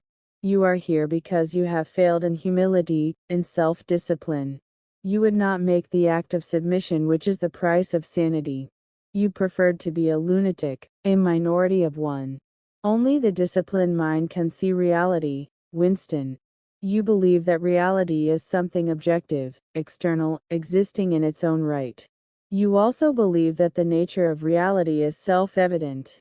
When you delude yourself into thinking that you see something, you assume that everyone else sees the same thing as you. But I tell you, Winston, that reality is not external. Reality exists in the human mind, and nowhere else. Not in the individual mind, which can make mistakes and in any case soon perishes, only in the mind of the party, which is collective and immortal. Whatever the party holds to be the truth, is truth. It is impossible to see reality except by looking through the eyes of the party. That is the fact that you have got to relearn, Winston. It needs an act of self-destruction, an effort of the will. You must humble yourself before you can become sane. He paused for a few moments, as though to allow what he had been saying to sink in. Do you remember, he went on, writing in your diary, freedom is the freedom to say that to plus to make four. Why yes, said Winston. O'Brien held up his left hand, its back towards Winston, with the thumb hidden, and the forefingers extended. How many fingers am I holding up, Winston? 4. And if the party says that it is not 4 but 5, then how many? 4. The word ended in a gasp of pain. The needle of the dial had shot up to 55. The sweat had sprung out all over Winston's body. The air tore into his lungs, and issued again in deep groans, which even by clenching his teeth, he could not stop. O'Brien watched him, the forefingers still extended. He drew back the lever. This time the pain was only slightly eased. How many fingers, Winston? 4. The needle went up to 60. How many fingers, Winston? 4. 4. What else can I say? 4. The needle must have risen again, but he did not look at it. The heavy, stern face and the forefingers filled his vision. The fingers stood up before his eyes like pillars, enormous, blurry, and seeming to vibrate, but unmistakably 4. How many fingers, Winston? 4. Stop it, stop it. How can you go on? 4. 4. How many fingers, Winston? 5. 5. 5. No, Winston, that is no use. You are lying. You still think there are 4. How many fingers, please? 4. 5. 4. Anything you like. Only stop it, stop the pain. Abruptly he was sitting up with O'Brien's arm round his shoulders. He had perhaps lost consciousness for a few seconds. The bonds that had held his body down were loosened.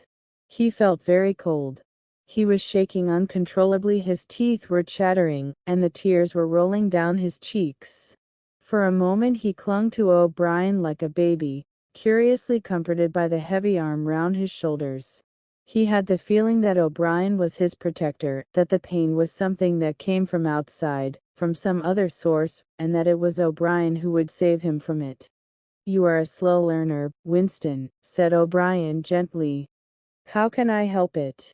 He blubbered. "How can I help seeing what is in front of my eyes? 2 and 2 are 4. Sometimes, Winston. Sometimes they are 5. Sometimes they are 3. Sometimes they are all of them at once. You must try harder. It is not easy to become sane." He laid Winston down on the bed. The grip of his limbs tightened again, but the pain had ebbed away, and the trembling had stopped, leaving him merely weak and cold. O'Brien motioned with his head to the man in the white coat, who had stood immobile throughout the proceedings. The man in the white coat bent down, and looked closely into Winston's eyes, felt his pulse, laid an ear against his chest, tapped here and there, then he nodded to O'Brien. "Again," said O'Brien. The pain flowed into Winston's body. The needle must be at 70, 75. He had shut his eyes this time. He knew that the fingers were still there, and still 4. All that mattered was somehow to stay alive until the spasm was over. He had ceased to notice whether he was crying out or not. The pain lessened again. He opened his eyes. O'Brien had drawn back the lever. "How many fingers, Winston?" "4. I suppose there are 4. I would see 5 if I could. I am trying to see 5. Which do you wish to persuade me that you see 5, or really to see them?" "Really to see them." "Again," said O'Brien.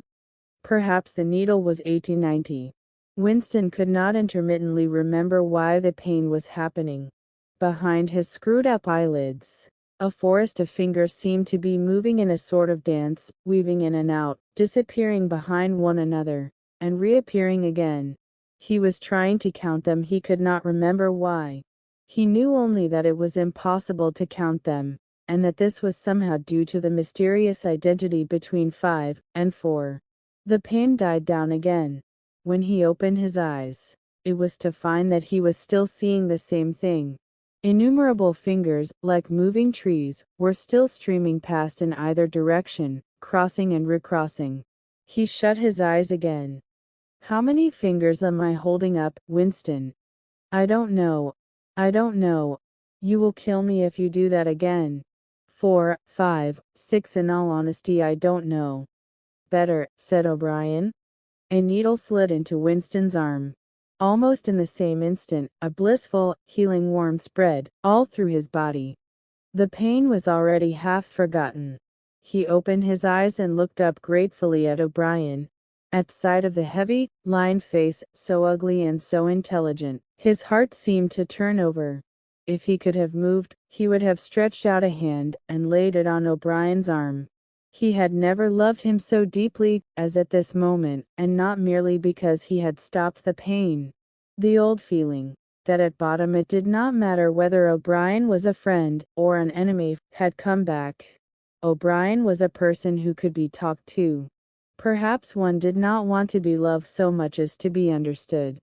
O'Brien had tortured him to the edge of lunacy, and in a little while, it was certain, he would send him to his death.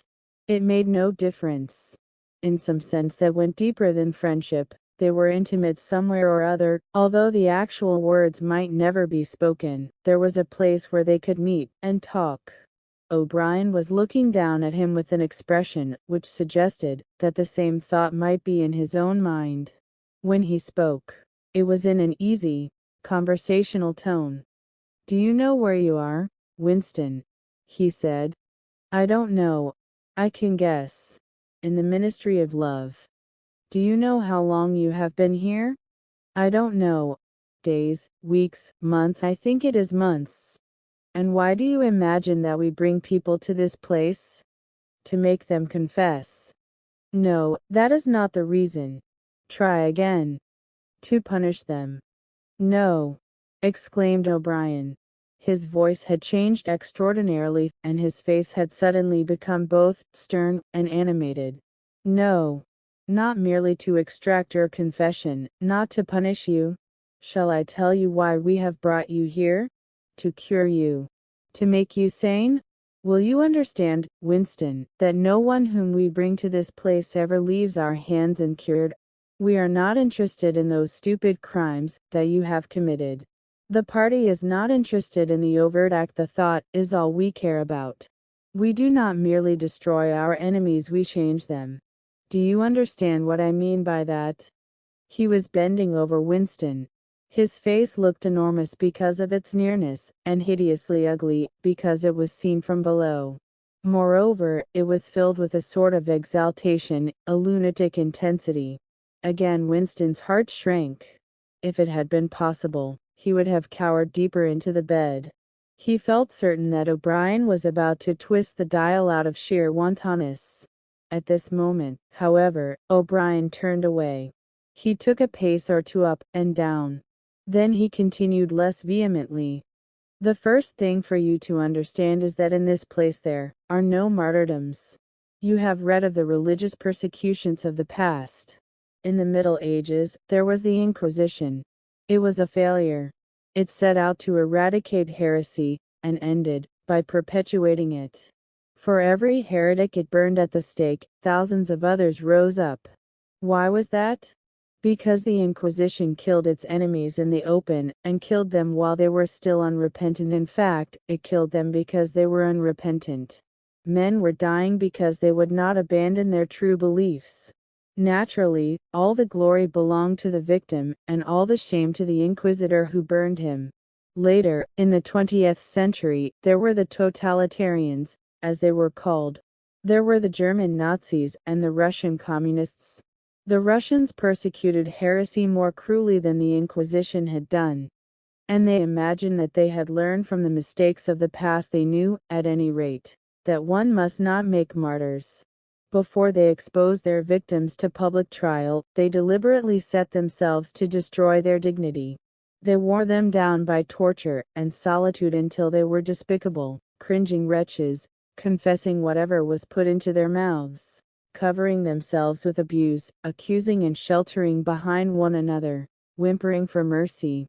And yet after only a few years, the same thing had happened over again. The dead men had become martyrs and their degradation was forgotten. Once again, why was it? In the first place, because the confessions that they had made were obviously extorted and untrue. We do not make mistakes of that kind. All the confessions that are uttered here are true. We make them true. And above all, we do not allow the dead to rise up against us. You must stop imagining that posterity will vindicate you, Winston. Posterity will never hear of you. You will be lifted clean out from the stream of history. We shall turn you into gas and pour you into the stratosphere. Nothing will remain of you, not a name in a register, not a memory in a living brain. You will be annihilated in the past as well as in the future. You will never have existed. Then why bother to torture me? Thought Winston, with a momentary bitterness. O'Brien checked his step as though Winston had uttered the thought aloud. His large, ugly face came nearer, with the eyes a little narrowed. You are thinking, he said, that since we intend to destroy you utterly, so that nothing that you say or do can make the smallest difference in that case, why do we go to the trouble of interrogating you first? That is what you were thinking, was it not? Why, yes, said Winston. O'Brien smiled slightly. You are a flaw in the pattern, Winston. You are a stain that must be wiped out. Did I not tell you just now that we are different from the persecutors of the past? We are not content with negative obedience, nor even with the most abject submission. When finally you surrender to us, it must be of your own free will. We do not destroy the heretic because he resists us. So long as he resists us, we never destroy him. We convert him, we capture his inner mind, we reshape him. We burn all evil and all illusion out of him. We bring him over to our side, not in appearance, but genuinely, heart and soul. We make him one of ourselves before we kill him. It is intolerable to us that an erroneous thought should exist anywhere in the world, however secret and powerless it may be. Even in the instant of death we cannot permit any deviation. In the old days, the heretic walked to the stake still a heretic, proclaiming his heresy, exulting in it. Even the victim of the Russian purges could carry rebellion locked up in his skull as he walked down the passage waiting for the bullet. But we make the brain perfect before we blow it out. The command of the old despotisms was thou shalt not. The command of the totalitarians was thou shalt. Our command is thou art. No one whom we bring to this place ever stands out against us. Everyone is washed clean. Even those three miserable traitors in whose innocence you once believed, Jones, Aronson, and Rutherford, in the end we broke them down. I took part in their interrogation myself. I saw them gradually worn down, whimpering, groveling, weeping, and in the end, it was not with pain or fear, only with penitence. By the time we had finished with them, they were only the shells of men. There was nothing left in them except sorrow for what they had done, and love of Big Brother. It was touching to see how they loved him. They begged to be shot quickly, so that they could die while their minds were still clean. His voice had grown almost dreamy. The exaltation, the lunatic enthusiasm, was still in his face. He is not pretending, thought Winston. He is not a hypocrite. He believes every word he says. What most oppressed him was the consciousness of his own intellectual inferiority. He watched the heavy yet graceful form strolling to and fro, in and out of the range of his vision. O'Brien was a being in all ways larger than himself.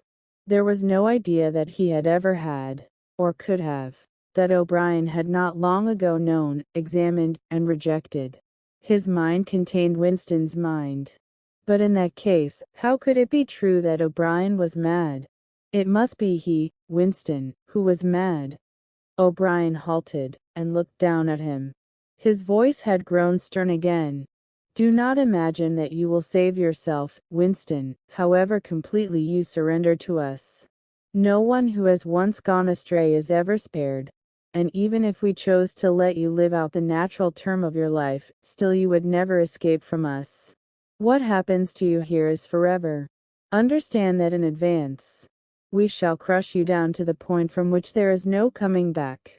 Things will happen to you from which you could not recover, if you lived 1,000 years. Never again will you be capable of ordinary human feeling. Everything will be dead inside you. Never again will you be capable of love, or friendship, or joy of living, or laughter, or curiosity, or courage, or integrity.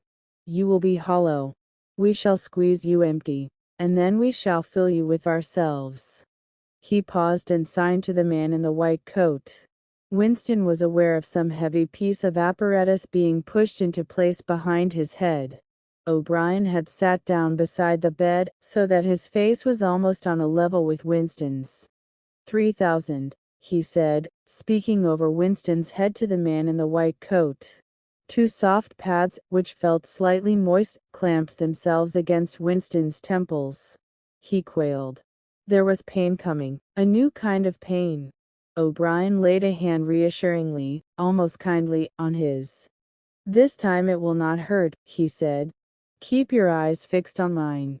At this moment, there was a devastating explosion, or what seemed like an explosion, though it was not certain whether there was any noise. There was undoubtedly a blinding flash of light. Winston was not hurt, only prostrated. Although he had already been lying on his back when the thing happened, he had a curious feeling that he had been knocked into that position. A terrific painless blow had flattened him out. Also, something had happened inside his head. As his eyes regained their focus, he remembered who he was, and where he was, and recognized the face that was gazing into his own. But somewhere or other, there was a large patch of emptiness, as though a piece had been taken out of his brain. It will not last, said O'Brien. Look me in the eyes. What country is Oceania at war with? Winston thought.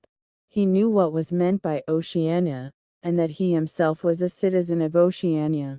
He also remembered Eurasia and Eastasia, but who was at war with whom? He did not know. In fact, he had not been aware that there was any war. I don't remember. Oceania is at war with Eastasia. Do you remember that now? Yes. Oceania has always been at war with Eastasia. Since the beginning of your life, since the beginning of the party, since the beginning of history, the war has continued without a break, always the same war. Do you remember that? Yes. 11 years ago, you created a legend about 3 men who had been condemned to death for treachery. You pretended that you had seen a piece of paper which proved them innocent. No such piece of paper ever existed. You invented it, and later you grew to believe in it. You remember now the very moment at which you first invented it. Do you remember that? Yes. Just now I held up the fingers of my hand to you. You saw 5 fingers. Do you remember that? Yes. O'Brien held up the fingers of his left hand, with the thumb concealed. There are 5 fingers there. Do you see 5 fingers? Yes. And he did see them, for a fleeting instant, before the scenery of his mind changed. He saw 5 fingers, and there was no deformity. Then everything was normal again, and the old fear, the hatred, and the bewilderment came crowding back again. But there had been a moment, he did not know how long, 30 seconds, perhaps, of luminous certainty, when each new suggestion of O'Brien's had filled up a patch of emptiness, and become absolute truth. And when 2 and 2 could have been 3 as easily as 5, if that were what was needed. It had faded, but before O'Brien had dropped his hand, but though he could not recapture it, he could remember it, as one remembers a vivid experience at some period of one's life, when one was in effect a different person. You see now, said O'Brien, that it is at any rate possible. Why, yes, said Winston. O'Brien stood up with a satisfied air. Over to his left, Winston saw the man in the white coat break an ampoule and draw back the plunger of a syringe. O'Brien turned to Winston with a smile. In almost the old manner. He resettled his spectacles on his nose. Do you remember writing in your diary, he said, that it did not matter whether I was a friend or an enemy, since I was at least a person who understood you and could be talked to? You were right. I enjoyed talking to you. Your mind appeals to me. It resembles my own mind, except that you happen to be insane.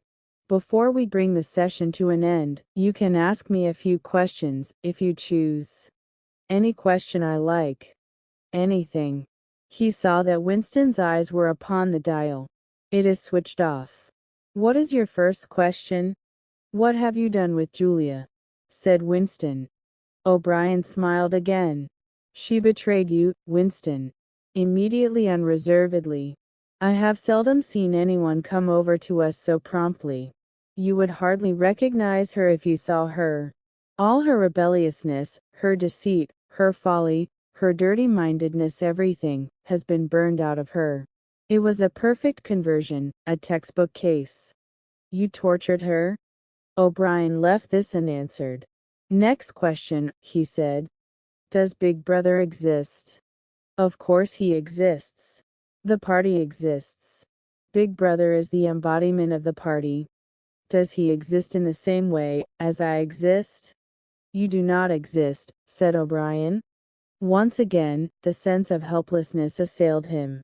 He knew, or he could imagine, the arguments which proved his own non-existence, but they were nonsense, they were only a play on words.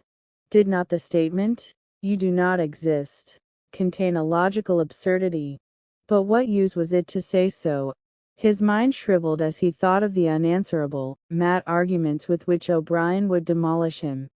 I think I exist, he said wearily. I am conscious of my own identity. I was born, and I shall die. I have arms and legs. I occupy a particular point in space. No other solid object can occupy the same point simultaneously. In that sense, does Big Brother exist? It is of no importance. He exists. Will Big Brother ever die? Of course not. How could he die? Next question. Does the Brotherhood exist? That, Winston, you will never know. If we choose to set you free when we have finished with you, and if you live to be 90 years old, still you will never learn whether the answer to that question is yes or no. As long as you live, it will be an unsolved riddle in your mind. Winston lay silent. His breast rose and fell a little faster. He still had not asked the question that had come into his mind first. He had got to ask it, and yet it was as though his tongue would not utter it. There was a trace of amusement in O'Brien's face. Even his spectacles seemed to wear an ironical gleam. He knows, thought Winston suddenly, he knows what I am going to ask. At the thought, the words burst out of him. What is in room 101? The expression on O'Brien's face did not change. He answered drily. You know what is in room 101, Winston. Everyone knows what is in room 101. He raised a finger to the man in the white coat. Evidently, the session was at an end. A needle jerked into Winston's arm. He sank almost instantly into deep sleep. There are 3 stages in your reintegration, said O'Brien. There is learning, there is understanding, and there is acceptance. It is time for you to enter upon the 2nd stage. As always, Winston was lying flat on his back. But of late his bonds were looser. They still held him to the bed, but he could move his knees a little, and could turn his head from side to side, and raise his arms from the elbow. The dial, also, had grown to be less of a terror. He could evade its pangs if he was quick-witted enough. It was chiefly when he showed stupidity that O'Brien pulled the lever. Sometimes they got through a whole session without the use of the dial. He could not remember how many sessions there had been. The whole process seemed to stretch out over a long, indefinite time, weeks, possibly, and the intervals between the sessions might sometimes have been days, sometimes only an hour or 2. As you lie there, said O'Brien, you have often wondered, you have even asked me why the Ministry of Love should expend so much time and trouble on you. And when you were free, you were puzzled by what was essentially the same question. You could grasp the mechanics of the society you lived in, but not its underlying motives. Do you remember writing in your diary, I understand how I do not understand why? It was when you thought about why that you doubted your own sanity. You have read the book, Goldstein's book, or parts of it, at least. Did it tell you anything that you did not know already? You have read it? Said Winston. I wrote it.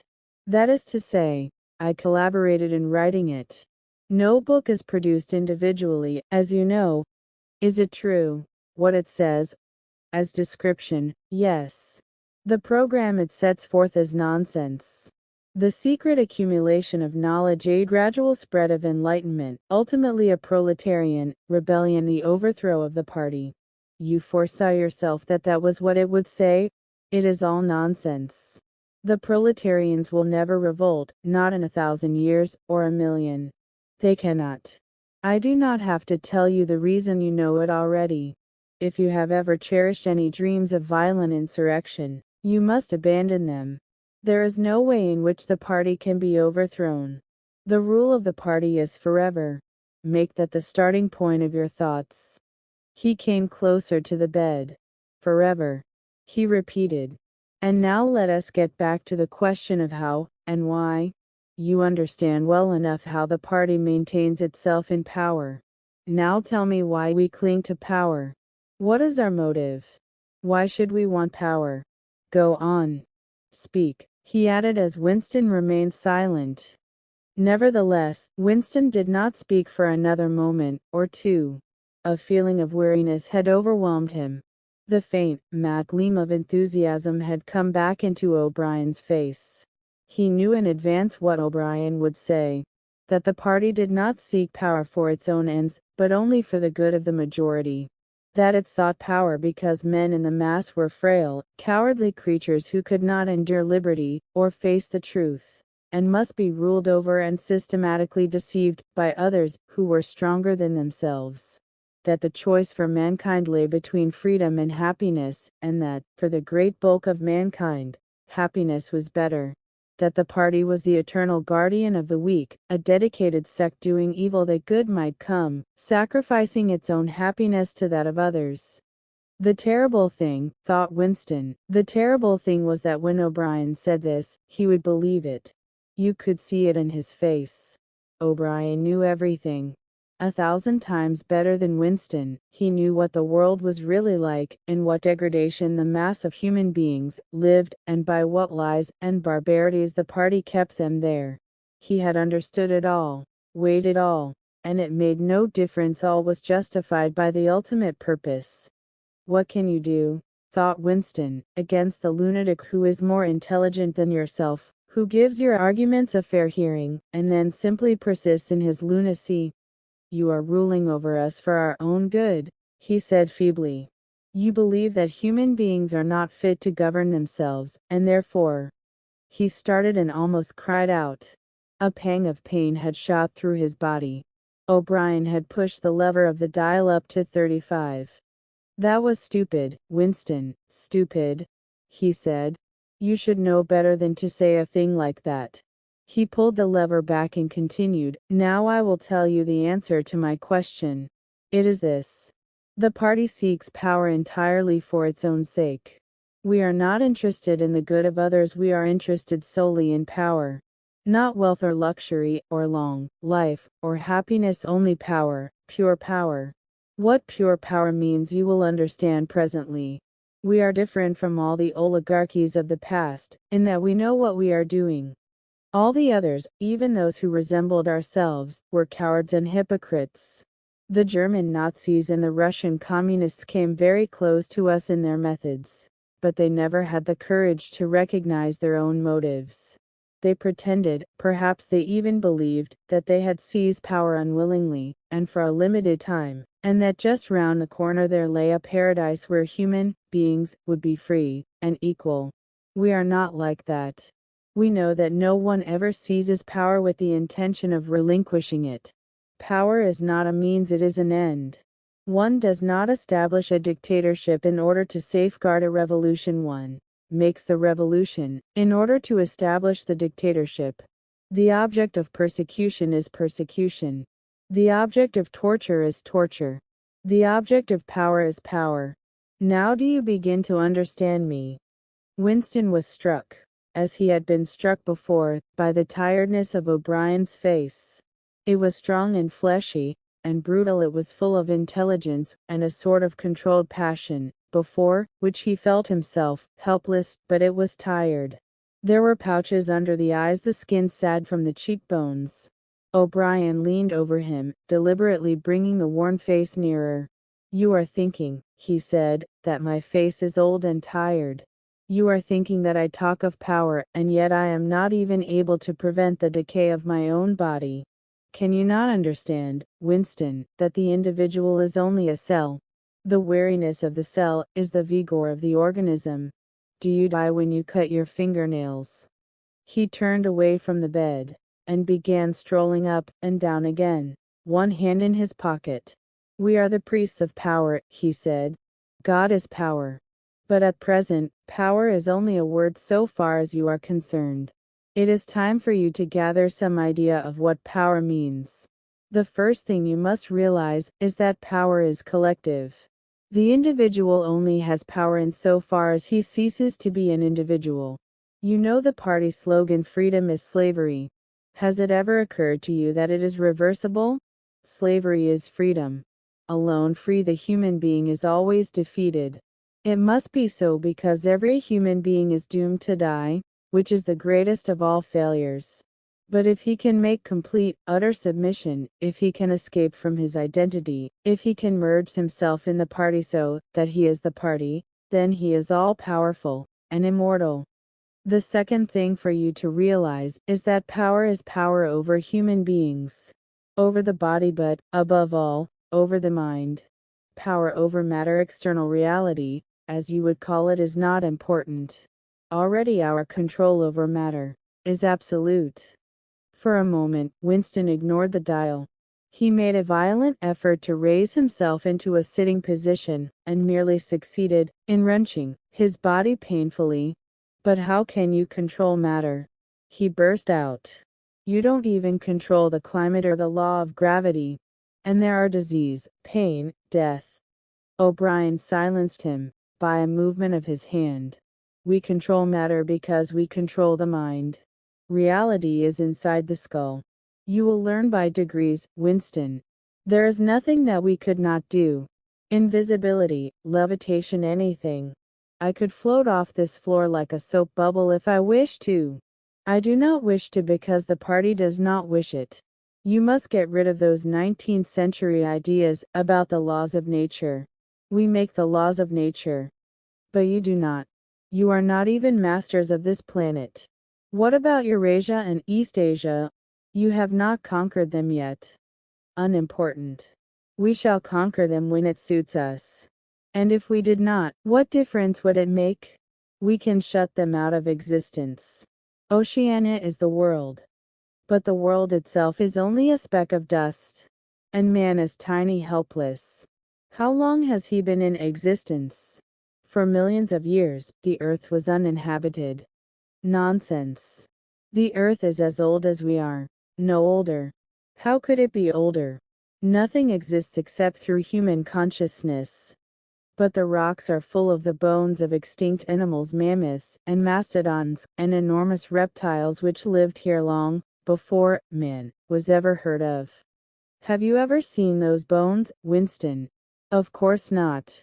19th century biologists invented them. Before man, there was nothing. After man, if he could come to an end, there would be nothing. Outside man, there is nothing. But the whole universe is outside us. Look at the stars. Some of them are 1,000,000 light years away. They are out of our reach forever. What are the stars? Said O'Brien indifferently. They are bits of fire a few kilometers away. We could reach them if we wanted to. Or we could blot them out. The earth is the center of the universe. The sun and the stars go round it. Winston made another convulsive movement. This time he did not say anything. O'Brien continued as though answering a spoken objection for certain purposes. Of course, that is not true. When we navigate the ocean or when we predict an eclipse, we often find it convenient to assume that the earth goes round the sun, and that the stars are millions upon millions of kilometers away. But what of it? Do you suppose it is beyond us to produce a dual system of astronomy? The stars can be near or distant, according as we need them. Do you suppose our mathematicians are unequal to that? Have you forgotten doublethink? Winston shrank back upon the bed. Whatever he said, the swift answer crushed him like a bludgeon. And yet he knew that he was in the right. The belief that nothing exists outside your own mind, surely there must be some way of demonstrating that it was false. Had it not been exposed long ago, as a fallacy? There was even a name for it, which he had forgotten. A faint smile twitched the corners of O'Brien's mouth as he looked down at him. I told you, Winston, he said, that metaphysics is not your strong point. The word you are trying to think of is solipsism. But you are mistaken. This is not solipsism. Collective solipsism, if you like. But that is a different thing, in fact, the opposite thing. All this is a digression, he added in a different tone. The real power, the power we have to fight for night and day, is not power over things, but over men. He paused, and for a moment assumed again his air of a schoolmaster questioning a promising pupil. How does one man assert his power over another, Winston? Winston thought. By making him suffer, he said. Exactly. By making him suffer. Obedience is not enough. Unless he is suffering, how can you be sure that he is obeying your will, and not his own? Power is in inflicting pain and humiliation. Power is in tearing human minds to pieces and putting them together again, in new shapes of your own choosing. Do you begin to see, then, what kind of world we are creating? It is the exact opposite of the stupid hedonistic utopias that the old reformers imagined. A world of fear and treachery and torment, a world of trampling and being trampled upon, a world which will grow not less but more merciless as it refines itself. Progress in our world will be progress towards more pain. The old civilizations claimed that they were founded on love or justice. Ours is founded upon hatred. In our world, there will be no emotions except fear, rage, triumph, and self-abasement. Everything else we shall destroy everything. Already we are breaking down the habits of thought, which have survived from before the revolution. We have cut the links between child and parent, and between man and man, and between man and woman.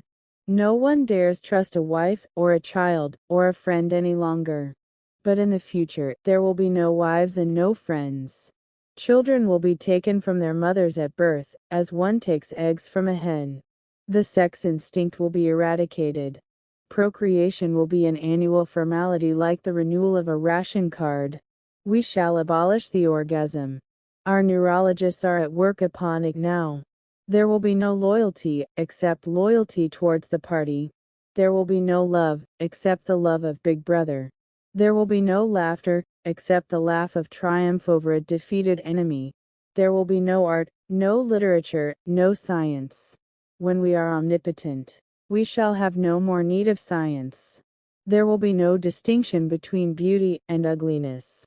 There will be no curiosity, no enjoyment of the process of life. All competing pleasures will be destroyed. But always do not forget this, Winston, always there will be the intoxication of power, constantly increasing and constantly growing subtler. Always, at every moment, there will be the thrill of victory, the sensation of trampling on an enemy who is helpless. If you want a picture of the future, imagine a boot stamping on a human face forever. He paused as though he expected Winston to speak. Winston had tried to shrink back into the surface of the bed again. He could not say anything. His heart seemed to be frozen. O'Brien went on, and remember that it is forever. The face will always be there to be stamped upon. The heretic, the enemy of society, will always be there, so that he can be defeated and humiliated over again. Everything that you have undergone since you have been in our hands, all that will continue, and worse. The espionage, the betrayals, the arrests, the tortures, the executions, the disappearances will never cease. It will be a world of terror, as much as a world of triumph. The more the party is powerful, the less it will be tolerant, the weaker the opposition, the tighter the despotism. Goldstein and his heresies will live forever. Every day, at every moment, they will be defeated, discredited, ridiculed, spat upon, and yet they will always survive. This drama that I have played out with you during 7 years will be played out over and over again, generation after generation, always in subtler forms. Always we shall have the heretic here at our mercy, screaming with pain, broken up, contemptible, and in the end utterly penitent, saved from himself, crawling to our feet of his own accord. That is the world that we are preparing, Winston. A world of victory after victory, triumph after triumph after triumph, and endless pressing upon the nerve of power. You are beginning, I can see, to realize what that world will be like. But in the end, you will do more than understand it. You will accept it, welcome it, become part of it. Winston had recovered himself sufficiently to speak. You can't, he said weakly. What do you mean by that remark, Winston? You could not create such a world as you have just described. It is a dream. It is impossible. Why? It is impossible to found a civilization on fear, and hatred, and cruelty. It would never endure. Why not? It would have no vitality. It would disintegrate. It would commit suicide. Nonsense. You are under the impression that hatred is more exhausting than love. Why should it be? And if it were, what difference would that make? Suppose that we choose to wear ourselves out faster. Suppose that we quicken the tempo of human life till men are senile at 30. Still, what difference would it make? Can you not understand that the death of the individual is not death? The party is immortal. As usual, the voice had battered Winston into helplessness. Moreover, he was in dread that if he persisted in his disagreement, O'Brien would twist the dial again. And yet he could not keep silent. Feebly, without arguments, with nothing to support him except his inarticulate horror of what O'Brien had said, he returned to the attack. I don't know, I don't care. Somehow you will fail. Something will defeat you. Life will defeat you. We control life, Winston, at all its levels. You are imagining that there is something called human nature which will be outraged by what we do and will turn against us. But we create human nature. Men are infinitely malleable. Or perhaps you have returned to your old idea that the proletarians or the slaves will arise and overthrow us. Put it out of your mind. They are helpless, like the animals. Humanity is the party. The others are outside irrelevant. I don't care. In the end, they will beat you. Sooner or later they will see you for what you are, and then they will tear you to pieces. Do you see any evidence that that is happening? Or any reason why it should? No, I believe it. I know that you will fail. There is something in the universe I don't know. Some spirit, some principle that you will never overcome. Do you believe in God, Winston? No. Then what is it, this principle that will defeat us? I don't know. The spirit of man. And do you consider yourself a man? Yes. If you are a man, Winston, you are the last man. Your kind is extinct, we are the inheritors. Do you understand that you are alone? You are outside history, you are non-existent. His manner changed and he said more harshly, and you consider yourself morally superior to us, with our lies and our cruelty? Yes, I consider myself superior. O'Brien did not speak. Two other voices were speaking. After a moment, Winston recognized one of them as his own.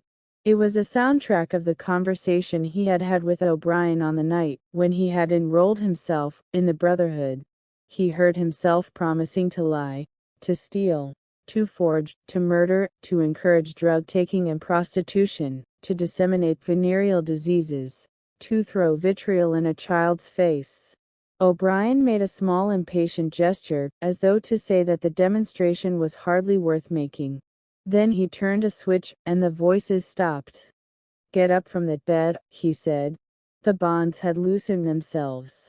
Winston lowered himself to the floor, and stood up unsteadily. You are the last man, said O'Brien. You are the guardian of the human spirit. You shall see yourself as you are. Take off your clothes. Winston undid the bit of string that held his overalls together. The zip fastener had long since been wrenched out of them. He could not remember whether at any time since his arrest he had taken off all his clothes. At one time, beneath the overalls, his body was looped with filthy yellowish rags, just recognizable as the remnants of underclothes. As he slid them to the ground, he saw that there was a three-sided mirror at the far end of the room. He approached it, then stopped short. An involuntary cry had broken out of him. Go on, said O'Brien. Stand between the wings of the mirror. You shall see the side view as well. He had stopped because he was frightened. A bowed, gray-colored, skeleton-like thing was coming towards him. Its actual appearance was frightening, and not merely the fact that he knew it to be himself. He moved closer to the glass. The creature's face seemed to be protruded because of its bent carriage. A forlorn, jailbird's face with a knobby forehead running back into a bald scalp, a crooked nose, and battered-looking cheekbones above which his eyes were fierce and watchful. The cheeks were seamed, the mouth had a drawn-in look. Certainly, it was his own face, but it seemed to him that it had changed more than he had changed inside. The emotions it registered would be different from the ones he felt. He had gone partially bald. For the first moment, he had thought that he had gone gray as well, but it was only the scalp that was gray, except for his hands and a circle of his face. His body was gray all over with ancient, ingrained dirt.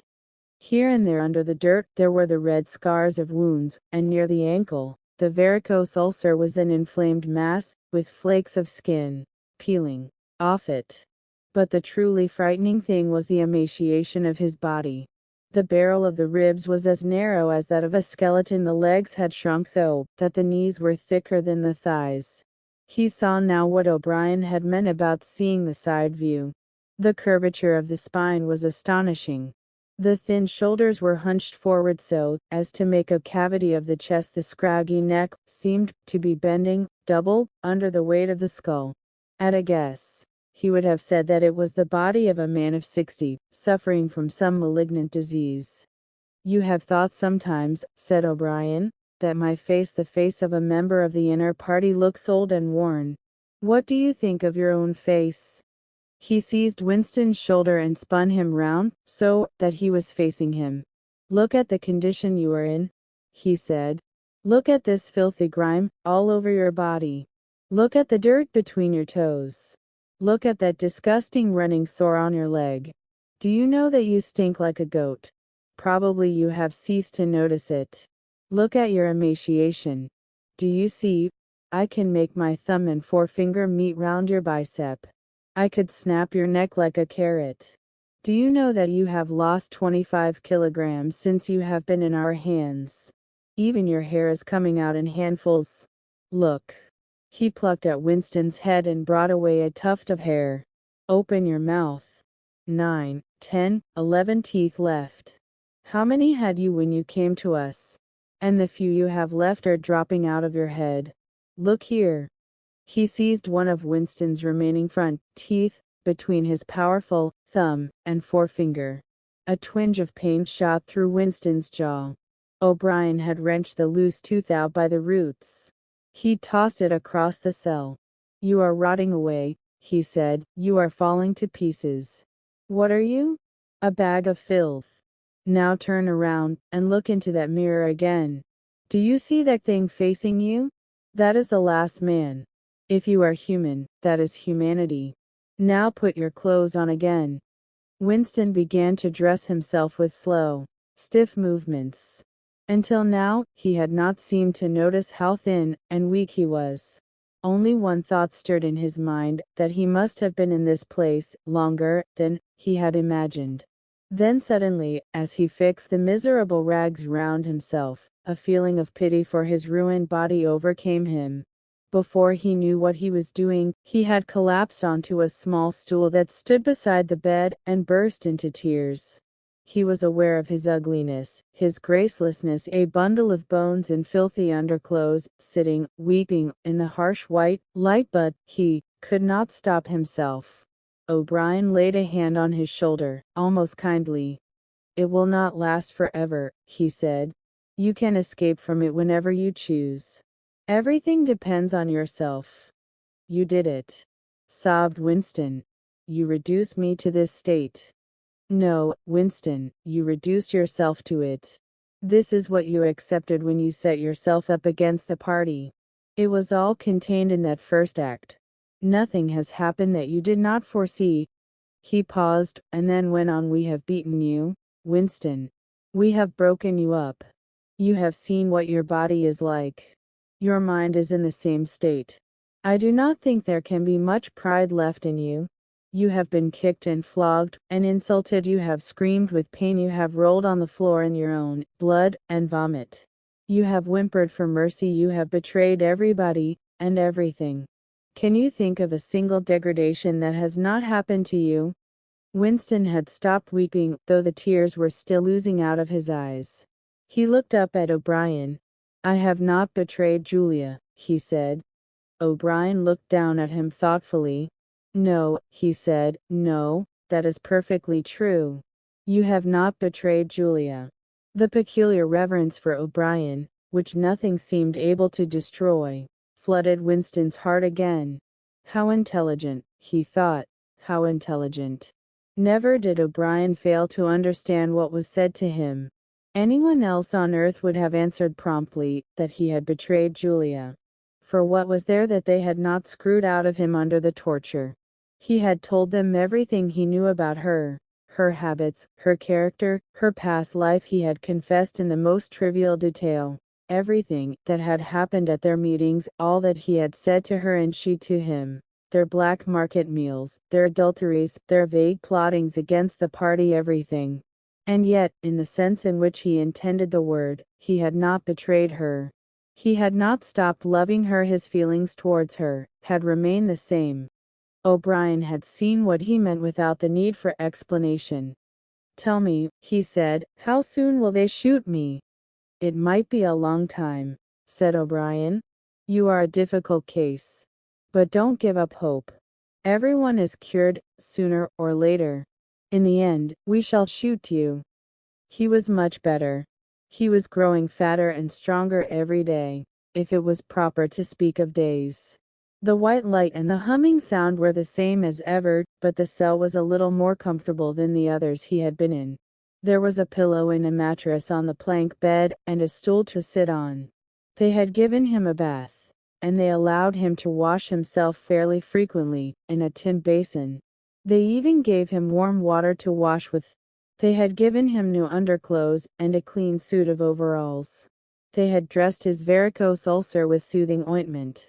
They had pulled out the remnants of his teeth, and given him a new set of dentures. Weeks or months must have passed. It would have been possible now to keep count of the passage of time, if he had felt any interest in doing so, since he was being fed at what appeared to be regular intervals. He was getting, he judged, 3 meals in the 24 hours. Sometimes, he wondered, dimly, whether he was getting them, by night, or by day. The food was surprisingly good, with meat at every third meal. Once there was even a packet of cigarettes. He had no matches, but the never-speaking guard who brought his food would give him a light. The first time he tried to smoke, it made him sick, but he persevered, and spun the packet out for a long time, smoking half a cigarette after each meal. They had given him a white slate with a stump of pencil tied to the corner. At first, he made no use of it. Even when he was awake, he was completely torpid. Often he would lie from one meal to the next almost without stirring, sometimes asleep, sometimes waking into vague reveries in which it was too much trouble to open his eyes. He had long grown used to sleeping with a strong light on his face. It seemed to make no difference, except that one's dreams were more coherent. He dreamed a great deal all through this time, and they were always happy dreams. He was in the Golden Country, or he was sitting among enormous, glorious, sunlit ruins, with his mother, with Julia, with O'Brien not doing anything, merely sitting in the sun, talking of peaceful things.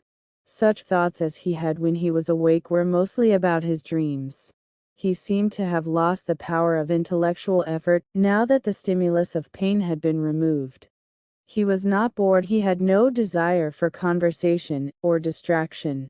Merely to be alone, not to be beaten or questioned, to have enough to eat, and to be clean all over, was completely satisfying. By degrees, he came to spend less time in sleep, but he still felt no impulse to get off the bed. All he cared for was to lie quiet, and feel the strength gathering in his body. He would finger himself here and there, trying to make sure that it was not an illusion that his muscles were growing rounder and his skin touter. Finally, it was established beyond a doubt that he was growing fatter. His thighs were now definitely thicker than his knees.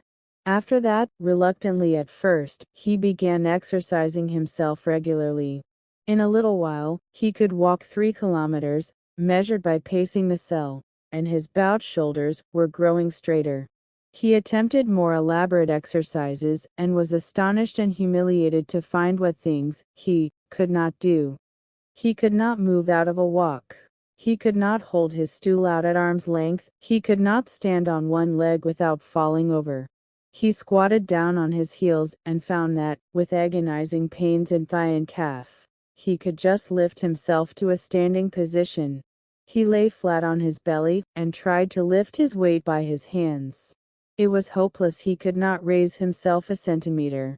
But after a few more days, a few more meal times even, that feat was accomplished. A time came when he could do it 6 times running. He began to grow actually proud of his body, and to cherish an intermittent belief that his face also was growing back to normal.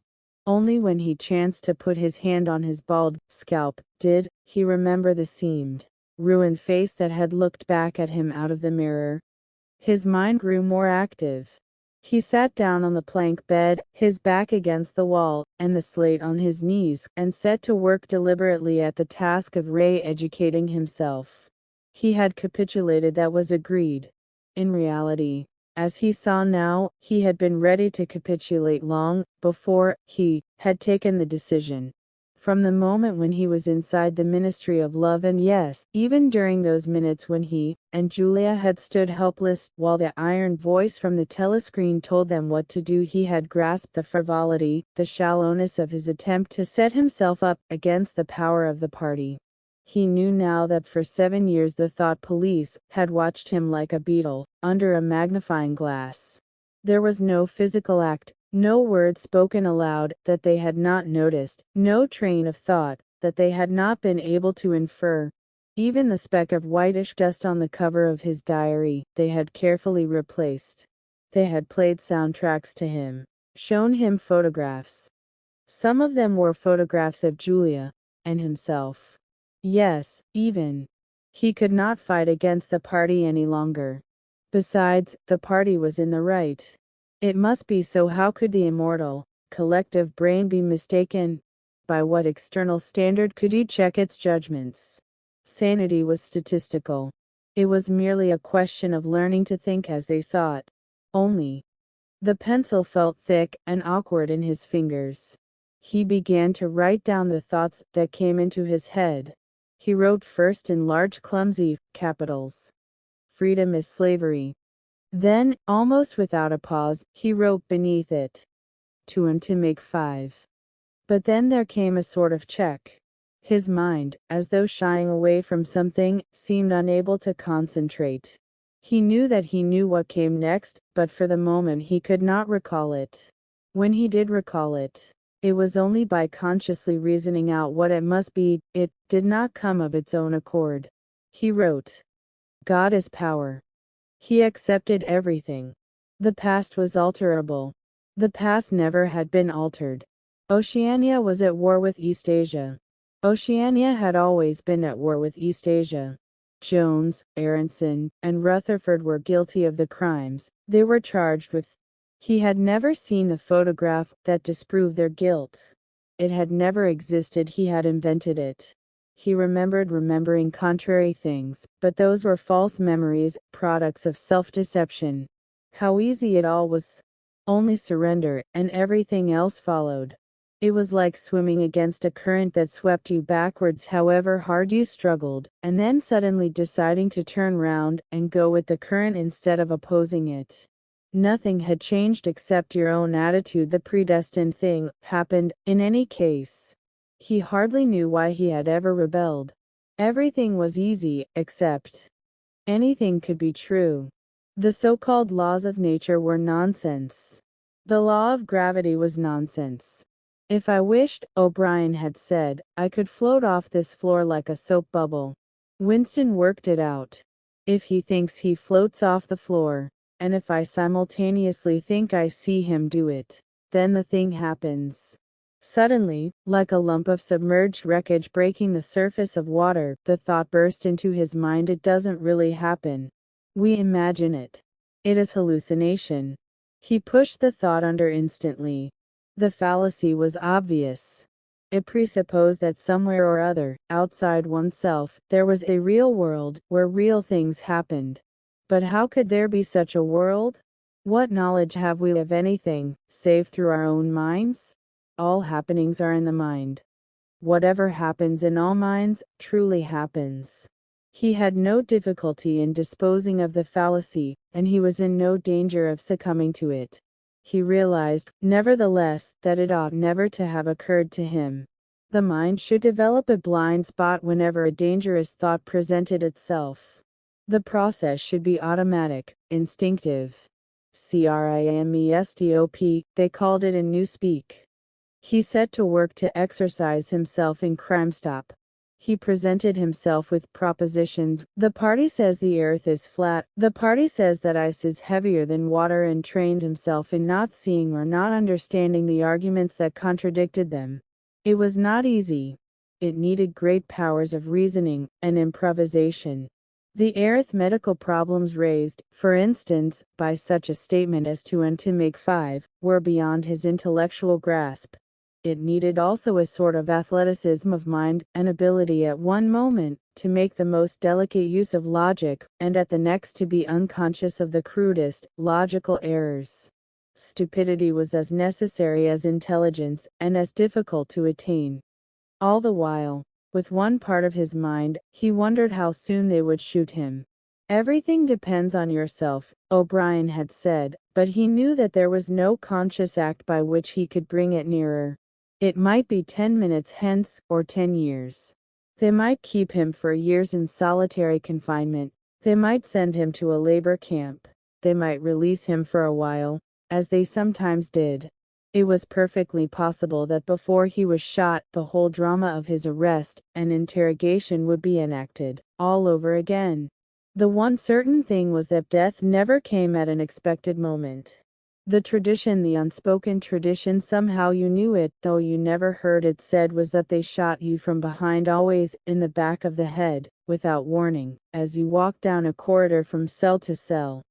One day, but one day was not the right expression, just as probably it was in the middle of the night. Once he fell into a strange, blissful reverie.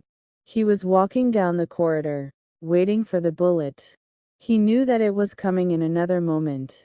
Everything was settled, smoothed out, reconciled. There were no more doubts, no more arguments, no more pain, no more fear. His body was healthy and strong. He walked easily, with a joy of movement, and with a feeling of walking in sunlight.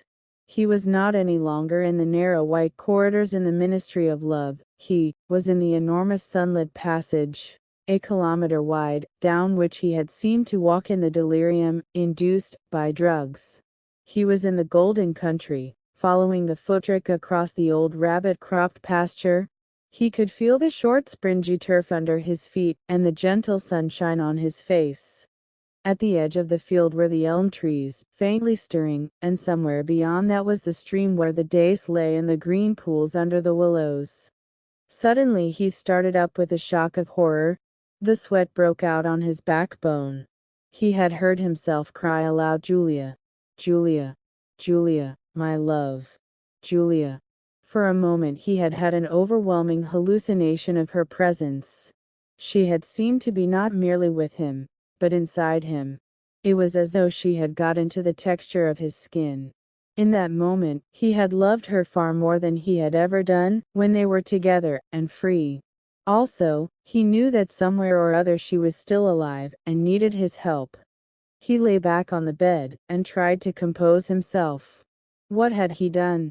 How many years had he added to his servitude by that moment of weakness? In another moment, he would hear the tramp of boots outside. They could not let such an outburst go unpunished. They would know now, if they had not known before, that he was breaking the agreement he had made with them. He obeyed the party, but he still hated the party. In the old days, he had hidden a heretical mind beneath an appearance of conformity. Now he had retreated a step further in the mind. He had surrendered, but he had hoped to keep the inner heart inviolate. He knew that he was in the wrong, but he preferred to be in the wrong. They would understand that. O'Brien would understand it. It was all confessed in that single foolish cry. He would have to start all over again. It might take years. He ran a hand over his face, trying to familiarize himself with the new shape. There were deep furrows in the cheeks, the cheekbones felt sharp, the nose flattened. Besides, since last seeing himself in the glass, he had been given a complete new set of teeth. It was not easy to preserve inscrutability when you did not know what your face looked like. In any case, mere control of the features was not enough. For the first time, he perceived that if you want to keep a secret, you must also hide it from yourself. You must know all the while that it is there, but until it is needed, you must never let it emerge into your consciousness in any shape that could be given a name. From now onwards, he must not only think right, he must feel right, dream right. And all the while, he must keep his hatred locked up inside him like a ball of matter that was part of himself, and yet unconnected with the rest of him, a kind of cyst. One day, they would decide to shoot him. You could not tell when it would happen, but a few seconds beforehand, it should be possible to guess. It was always from behind, walking down a corridor. 10 seconds would be enough. in that time, the world inside him could turn over. And then suddenly, without a word uttered, without a check in his step, without the changing of a line in his face, suddenly the camouflage would be down, and bang, would go the batteries of his hatred. Hatred would fill him like an enormous roaring flame, and almost in the same instant, bang, would go the bullet. Too late or too early. They would have blown his brain to pieces before they could reclaim it. The heretical thought would be unpunished, unrepented, out of their reach forever. They would have blown a hole in their own perfection. To die hating them, that was freedom. He shut his eyes. It was more difficult than accepting an intellectual discipline. It was a question of degrading himself, mutilating himself. He had got to plunge into the filthiest of filth. What was the most horrible, sickening thing of all? He thought of Big Brother. The enormous face with its heavy black mustache, and the eyes that followed you to and fro, seemed to float into his mind of its own accord. What were his true feelings towards Big Brother? There was a heavy tramp of boots in the passage. The steel door swung open with a clang. O'Brien walked into the cell. Behind him were the waxen-faced officer and the black uniformed guards. "Get up," said O'Brien. "Come here." Winston stood opposite him. O'Brien took Winston's shoulders between his strong hands and looked at him closely. "You have had thoughts of deceiving me," he said. "That was stupid. Stand up straighter. Look me in the face." He paused and went on in a gentler tone. "You are improving. Intellectually, there is very little wrong with you. It is only emotionally that you have failed to make progress. Tell me, Winston, and remember, no lies. You know that I am always able to detect a lie. Tell me, what are your true feelings towards Big Brother?" "I hate him." "You hate him. Good. Then the time has come for you to take the last step. You must love Big Brother. It is not enough to obey him, you must love him." He released Winston with a little push towards the guards. "Room 101, he said. At each stage of his imprisonment, he had known, or seemed to know, whereabouts he was in the windowless building. Possibly, there were slight differences in the air pressure. The cells where the guards had beaten him were below ground level. The room where he had been interrogated by O'Brien was high up near the roof. This place was many meters underground, as deep down as it was possible to go. It was bigger than most of the cells he had been in. But he hardly noticed his surroundings. All he noticed was that there were two small tables straight in front of him, each covered with green baize. One was only a meter or two from him, the other was further away, near the door. He was strapped upright in a chair, so tightly that he could move nothing, not even his head. A sort of pad gripped his head from behind, forcing him to look straight in front of him. For a moment, he was alone. Then the door opened, and O'Brien came in. "You asked me once," said O'Brien, "what was in room 101. I told you that you knew the answer already. Everyone knows it. The thing that is in room 101 is the worst thing in the world." The door opened again. A guard came in, carrying something made of wire, a box or basket of some kind. He set it down on the further table. Because of the position in which O'Brien was standing, Winston could not see what the thing was. "The worst thing in the world," said O'Brien, "varies from individual to individual. It may be burial alive, or death by fire, or by drowning, or by impalement, or 50 other deaths. There are cases where it is some quite trivial thing, not even fatal." He had moved a little to one side, so that Winston had a better view of the thing on the table. It was an oblong wire cage with a handle on top for carrying it by. Fixed to the front of it was something that looked like a fencing mask, with the concave side outwards. Although it was 3 or 4 meters away from him, he could see that the cage was divided lengthways into 2 compartments, and that there was some kind of creature in each. They were rats. "In your case," said O'Brien, "the worst thing in the world happens to be rats." A sort of premonitory tremor, a fear of he was not certain what, had passed through Winston as soon as he caught his first glimpse of the cage. But at this moment, the meaning of the mask-like attachment in front of it suddenly sank into him. His bowels seemed to turn to water. "You can't do that," he cried out in a high cracked voice. You couldn't. It's impossible." "Do you remember," said O'Brien, "the moment of panic that used to occur in your dreams? There was a wall of blackness in front of you, and a roaring sound in your ears. There was something terrible on the other side of the wall. You knew that you knew what it was, but you dared not drag it into the open. It was the rats that were on the other side of the wall." "O'Brien," said Winston, making an effort to control his voice, "you know this is not necessary. What is it that you want me to do?" O'Brien made no direct answer. When he spoke, it was in the schoolmasterish manner that he sometimes affected. He looked thoughtfully into the distance, as though he were addressing an audience somewhere behind Winston's back. "By itself," he said, "pain is not always enough. There are occasions when a human being will stand out against pain, even to the point of death. But for everyone, there is something unendurable, something that cannot be contemplated. Courage and cowardice are not involved. If you are falling from a height, it is not cowardly to clutch at a rope. If you have come up from deep water, it is not cowardly to fill your lungs with air. It is merely an instinct which cannot be destroyed. It is the same with the rats. For you, they are unendurable. They are a form of pressure that you cannot withstand, even if you wish to. You will do what is required of you. But what is it? What is it?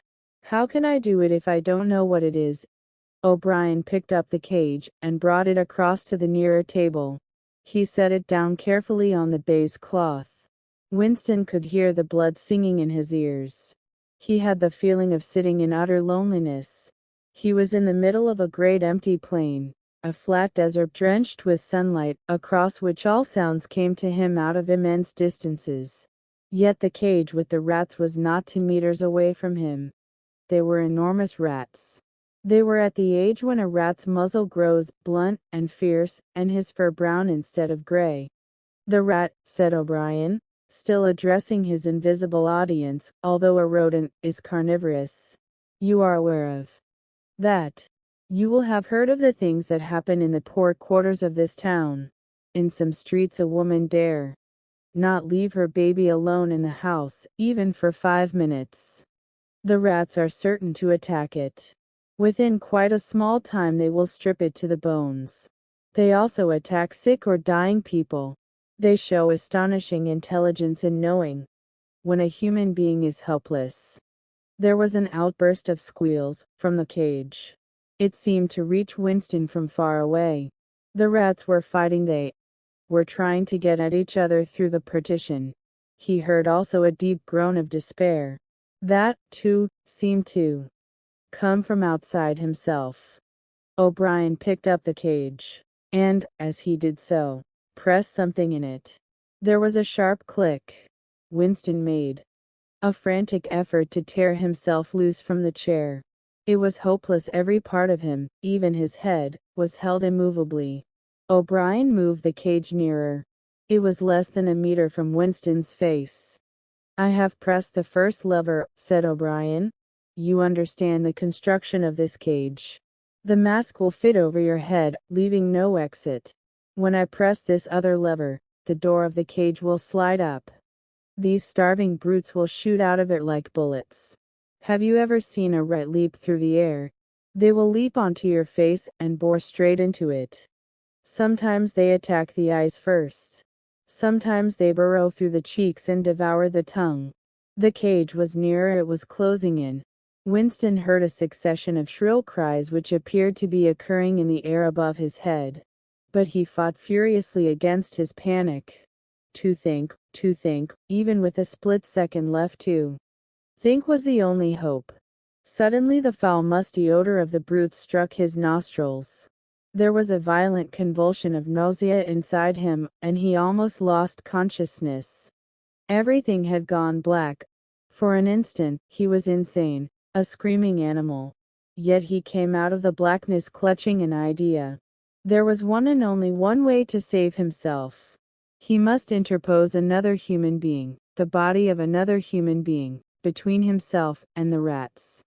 The circle of the mask was large enough now to shut out the vision of anything else. The wire door was a couple of handspans from his face. The rats knew what was coming now. One of them was leaping up and down, the other, an old scaly grandfather of the sewers, stood up with his pink hands against the bars and fiercely sniffed the air. Winston could see the whiskers and the yellow teeth. Again, the black panic took hold of him. He was blind, helpless, mindless. It was a common punishment in Imperial China, said O'Brien as didactically as ever. The mask was closing on his face. The wire brushed his cheek. And then no. It was not relief, only hope. A tiny fragment of hope.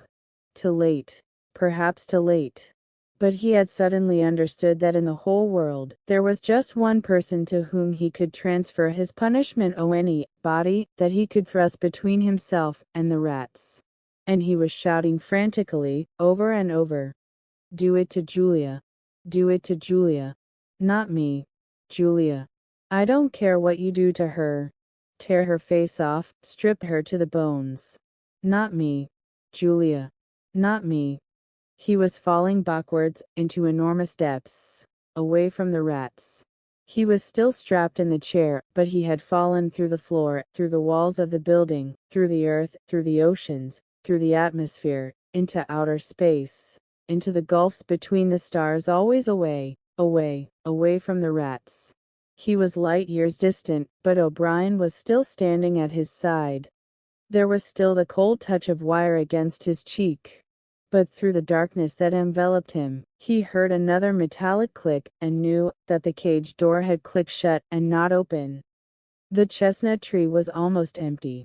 A ray of sunlight, slanting through a window, fell on dusty tabletops. It was the lonely hour of 15. A tinny music trickled from the telescreens. Winston sat in his usual corner, gazing into an empty glass. Now and again, he glanced up at a vast face which eyed him from the opposite wall. Big Brother is watching you, the caption said. Unbidden, a waiter came and filled his glass up with Victory gin, shaking into it a few drops from another bottle with a quill through the cork. It was saccharine, flavored with cloves, the specialty of the cafe. Winston was listening to the telescreen. At present, only music was coming out of it. But there was a possibility that at any moment there might be a special bulletin from the Ministry of Peace. The news from the African front was disquieting in the extreme. On and off. He had been worrying about it all day. A Eurasian army was moving southward at terrifying speed. The midday bulletin had not mentioned any definite area, but it was probable that already the mouth of the Congo was a battlefield. Brazzaville and Leopoldville were in danger. One did not have to look at the map to see what it meant. It was not merely a question of losing Central Africa for the first time. In the whole war, the territory of Oceania itself was menaced. A violent emotion, not fear exactly, but a sort of undifferentiated excitement flared up in him, then faded again. He stopped thinking about the war. In these days, he could never fix his mind on any one subject for more than a few moments at a time. He picked up his glass and drained it at a gulp. As always, the gin made him shudder and even retch slightly. The stuff was horrible.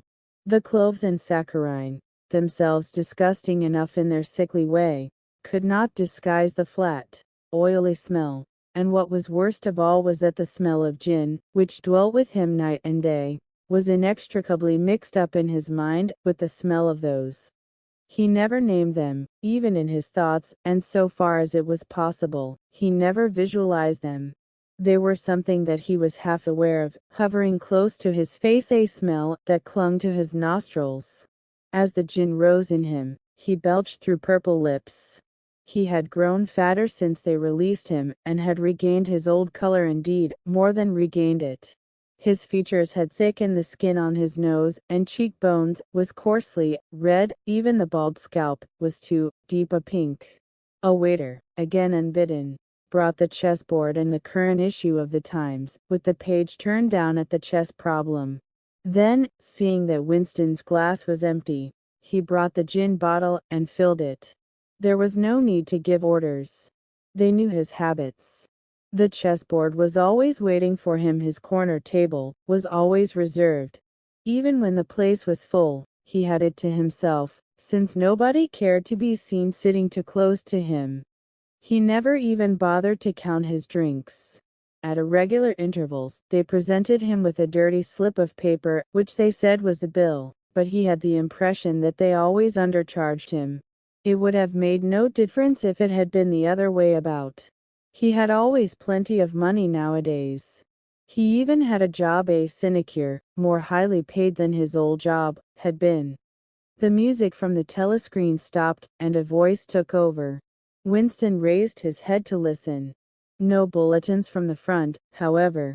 It was merely a brief announcement from the Ministry of Plenty. In the preceding quarter, it appeared, the 10th three-year plan's quota for bootlasses had been overfulfilled by 98%. He examined the chess problem and set out the pieces. It was a tricky ending, involving a couple of knights. White to play and mate into moves. Winston looked up at the portrait of Big Brother. White always mates, he thought with a sort of cloudy mysticism. Always, without exception, it is so arranged. In no chess problem since the beginning of the world has black ever won. Did it not symbolize the eternal, unvarying triumph of good over evil? The huge face gazed back at him, full of calm power. White always mates. The voice from the telescreen paused and added in a different, and much graver tone, "You are warned to stand by for an important announcement at 15:30. 15:30. This is news of the highest importance. Take care not to miss it. 15:30. The tinkling music struck up again. Winston's heart stirred. That was the bulletin from the front. Instinct told him that it was bad news that was coming. All day, with little spurts of excitement, the thought of a smashing defeat in Africa had been in and out of his mind. He seemed actually to see the Eurasian army swarming across the never-broken frontier, and pouring down, into the tip of Africa, like a column of ants. Why had it not been possible to outflank them in some way? The outline of the West African coast stood out vividly in his mind. He picked up the white knight and moved it across the board. There was the proper spot. Even while he saw the black horde racing southward, he saw another force, mysteriously assembled, suddenly planted in their rear, cutting their communications by land and sea. He felt that by willing it, he was bringing that other force into existence. But it was necessary to act quickly. If they could get control of the whole of Africa, if they had airfields and submarine bases at the Cape, it would cut Oceania in two. It might mean anything: defeat, breakdown, the redivision of the world, the destruction of the party. He drew a deep breath. An extraordinary medley of feeling, but it was not a medley, exactly, rather, it was successive layers of feeling, in which one could not say which layer was undermost struggled inside him. The spasm passed. He put the white knight back in its place, but for the moment, he could not settle down to serious study of the chess problem. His thoughts wandered again. Almost unconsciously, he traced with his finger in the dust on the table, 2-5. They can't get inside you, she had said. But they could get inside you. What happens to you here is forever, O'Brien had said. That was a true word. There were things your own acts from, which you could never recover. Something was killed and your breast burnt out, cauterized out. He had seen her, he had even spoken to her. There was no danger in it. He knew, as though instinctively, that they now took almost no interest in his doings. He could have arranged to meet her a second time, if either of them had wanted to. Actually, it was by chance that they had met. It was in the park, on a vile, biting day in March, when the earth was like iron, and all the grass seemed dead, and there was not a bud anywhere except a few crocuses, which had pushed themselves up to be dismembered by the wind. He was hurrying along with frozen hands and watering eyes when he saw her not 10 meters away from him. It struck him at once that she had changed in some ill-defined way. They almost passed one another without a sign, then he turned and followed her, not very eagerly. He knew that there was no danger, nobody would take any interest in him. She did not speak. She walked obliquely away across the grass, as though trying to get rid of him, then seemed to resign herself to having him at her side. Presently, they were in among a clump of ragged, leafless shrubs, useless either for concealment or as protection from the wind. They halted. It was vilely cold. The wind whistled through the twigs and fretted the occasional, dirty-looking crocuses. He put his arm around her waist. There was no telescreen, but there must be hidden microphones besides, they could be seen. It did not matter, nothing mattered. They could have lain down on the ground and done that if they had wanted to. His flesh froze with horror at the thought of it. She made no response whatever to the clasp of his arm. She did not even try to disengage herself. He knew now what had changed in her. Her face was sallower, and there was a long scar, partly hidden by the hair, across her forehead and temple, but that was not the change. It was that her waist had grown thicker and, in a surprising way, had stiffened. He remembered how once, after the explosion of a rocket bomb, he had helped to drag a corpse out of some ruins, and had been astonished not only by the incredible weight of the thing, but by its rigidity and awkwardness to handle, which made it seem more like stone than flesh. Her body felt like that. It occurred to him that the texture of her skin would be quite different from what it had once been. He did not attempt to kiss her, nor did they speak. As they walked back across the grass, she looked directly at him for the first time. It was only a momentary glance, full of contempt and dislike. He wondered whether it was a dislike that came purely out of the past, or whether it was inspired also by his bloated face and the water that the wind kept squeezing from his eyes. They sat down onto iron chairs, side by side but not too close together. He saw that she was about to speak. She moved her clumsy shoe a few centimeters and deliberately crushed a twig. Her feet seemed to have grown broader, he noticed. "I betrayed you," she said baldly. "I betrayed you," he said. She gave him another quick look of dislike. "Sometimes," she said, "they threaten you with something you can't stand up to, can't even think about. And then you say, 'Don't do it to me, do it to somebody else. Do it to so and so.' And perhaps you might pretend afterwards that it was only a trick and that you just said it to make them stop and didn't really mean it. But that isn't true. At the time when it happens, you do mean it. You think there's no other way of saving yourself, and you're quite ready to save yourself that way. You want it to happen to the other person. You don't give a damn what they suffer. All you care about is yourself." "All you care about is yourself," he echoed. "And after that, you don't feel the same towards the other person any longer."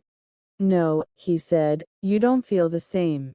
There did not seem to be anything more to say. The wind plastered their thin overalls against their bodies.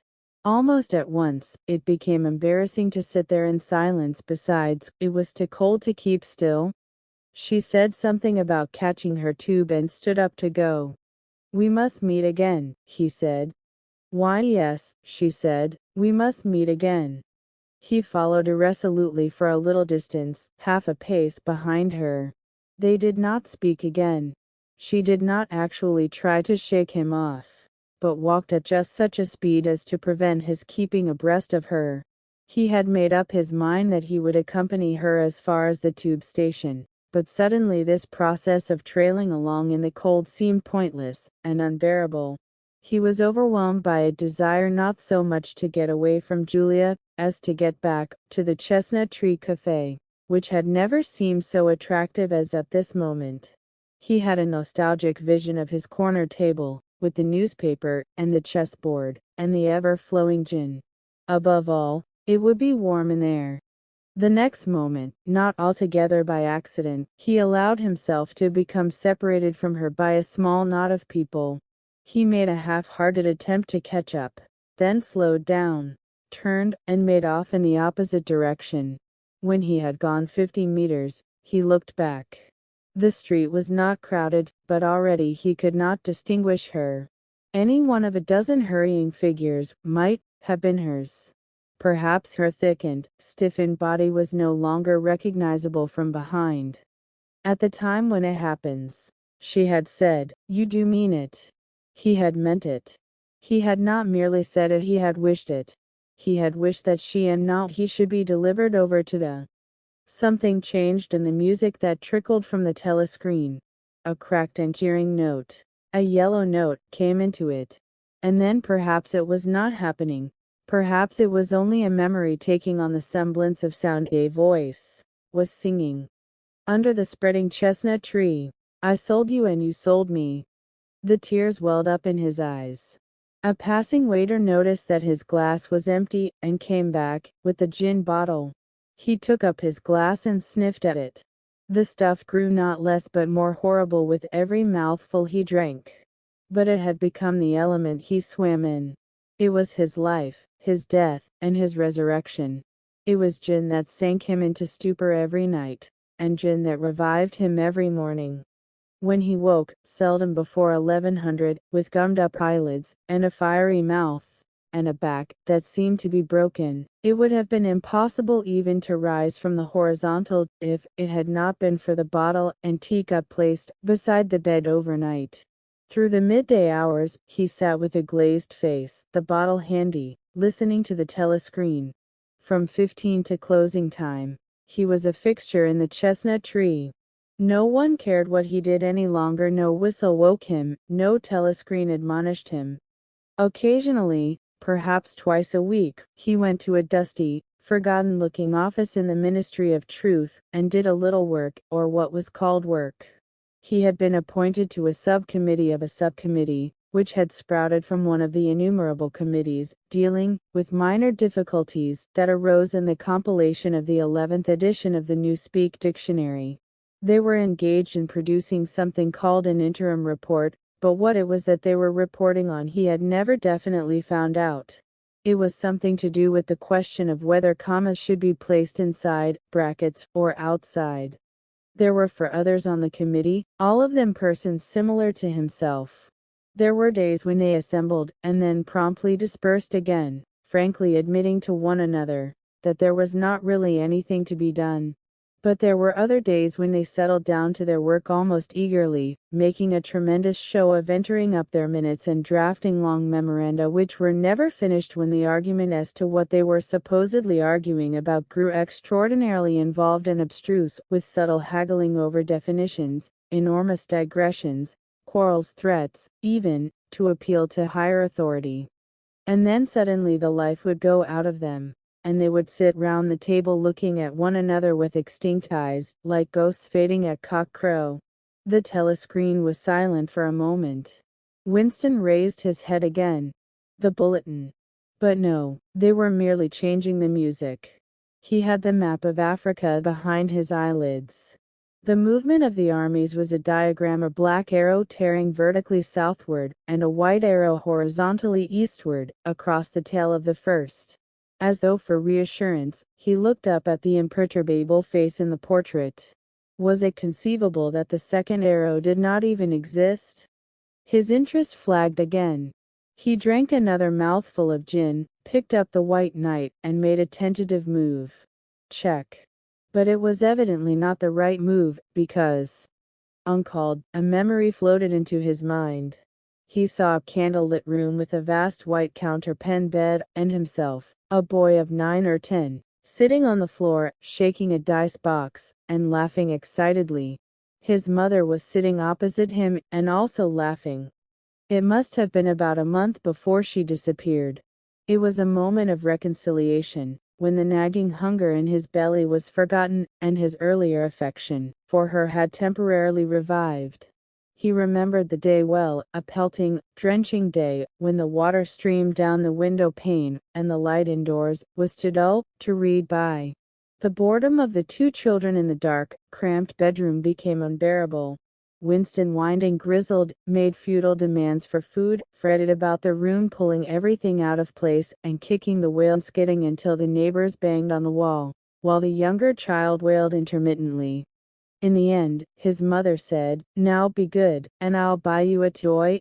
A lovely toy, you'll love it." And then she had gone out in the rain, to a little general shop, which was still sporadically open nearby, and came back with a cardboard box containing an outfit of snakes and letters. He could still remember the smell of the damp cardboard. It was a miserable outfit. The board was cracked and the tiny wooden dice were so ill-cut that they would hardly lie on their sides. Winston looked at the thing sulkily and without interest. But then his mother lit a piece of candle, and they sat down on the floor to play. Soon he was wildly excited and shouting with laughter as the tiddlywinks climbed, hopefully, up the ladders and then came slithering down the snakes again, almost to the starting point. They played 8 games, winning for each. His tiny sister, too young to understand what the game was about, had sat propped up against a bolster, laughing because the others were laughing. For a whole afternoon, they had all been happy together, as in his earlier childhood. He pushed the picture out of his mind. It was a false memory. He was troubled by false memories occasionally. They did not matter so long as one knew them for what they were. Some things had happened, others had not happened. He turned back to the chessboard and picked up the white knight again. Almost in the same instant, it dropped onto the board with a clatter. He had started as though a pin had run into him. A shrill trumpet call had pierced the air. It was the bulletin. Victory. It always meant victory when a trumpet call preceded the news. A sort of electric drill ran through the cafe. Even the waiters had started and pricked up their ears. The trumpet call had let loose an enormous volume of noise. Already an excited voice was gabbling from the telescreen, but even as it started, it was almost drowned by a roar of cheering from outside. The news had run round the streets like magic. He could hear just enough of what was issuing from the telescreen to realize that it had all happened, as he had foreseen. A vast seaborne armada had secretly assembled a sudden blow in the enemy's rear, the white arrow tearing across the tail of the black. Fragments of triumphant phrases pushed themselves through the din. Vast strategic manner of perfect coordination, rout 500,000 prisoners, complete demoralization, control of the whole of Africa, bring the war within measurable distance of its end, victory, greatest victory in human history, victory, victory, victory. Under the table, Winston's feet made convulsive movements. He had not stirred from his seat, but in his mind, he was running, swiftly running. He was with the crowds outside, cheering himself deaf. He looked up again at the portrait of Big Brother, the colossus that bestrode the world, the rock against which the hordes of Asia dashed themselves in vain. He thought how 10 minutes ago, yes, only 10 minutes, there had still been equivocation in his heart, as he wondered whether the news from the front would be of victory or defeat. It was more than a Eurasian army that had perished. Much had changed in him since that first day in the Ministry of Love, but the final, indispensable, healing change had never happened until this moment. The voice from the telescreen was still pouring forth its tale of prisoners and booty and slaughter, but the shouting outside had died down a little. The waiters were turning back to their work. One of them approached with the gin bottle. Winston, sitting in a blissful dream, paid no attention as his glass was filled up. He was not running or cheering any longer. He was back in the Ministry of Love, with everything forgiven, his soul white as snow. He was in the public dock, confessing everything, implicating everybody. He was walking down the white-tiled corridor, with the feeling of walking in sunlight and an armed guard at his back. The long-hoped-for bullet was entering his brain. He gazed up at the enormous face. 40 years it had taken him to learn what kind of smile was hidden beneath the dark mustache. Oh cruel, needless misunderstanding. Oh stubborn, self-willed exile from the loving breast. 2 gin-scented tears trickled down the sides of his nose. But it was all right, everything was all right. The struggle was finished. He had won the victory over himself. He loved Big Brother.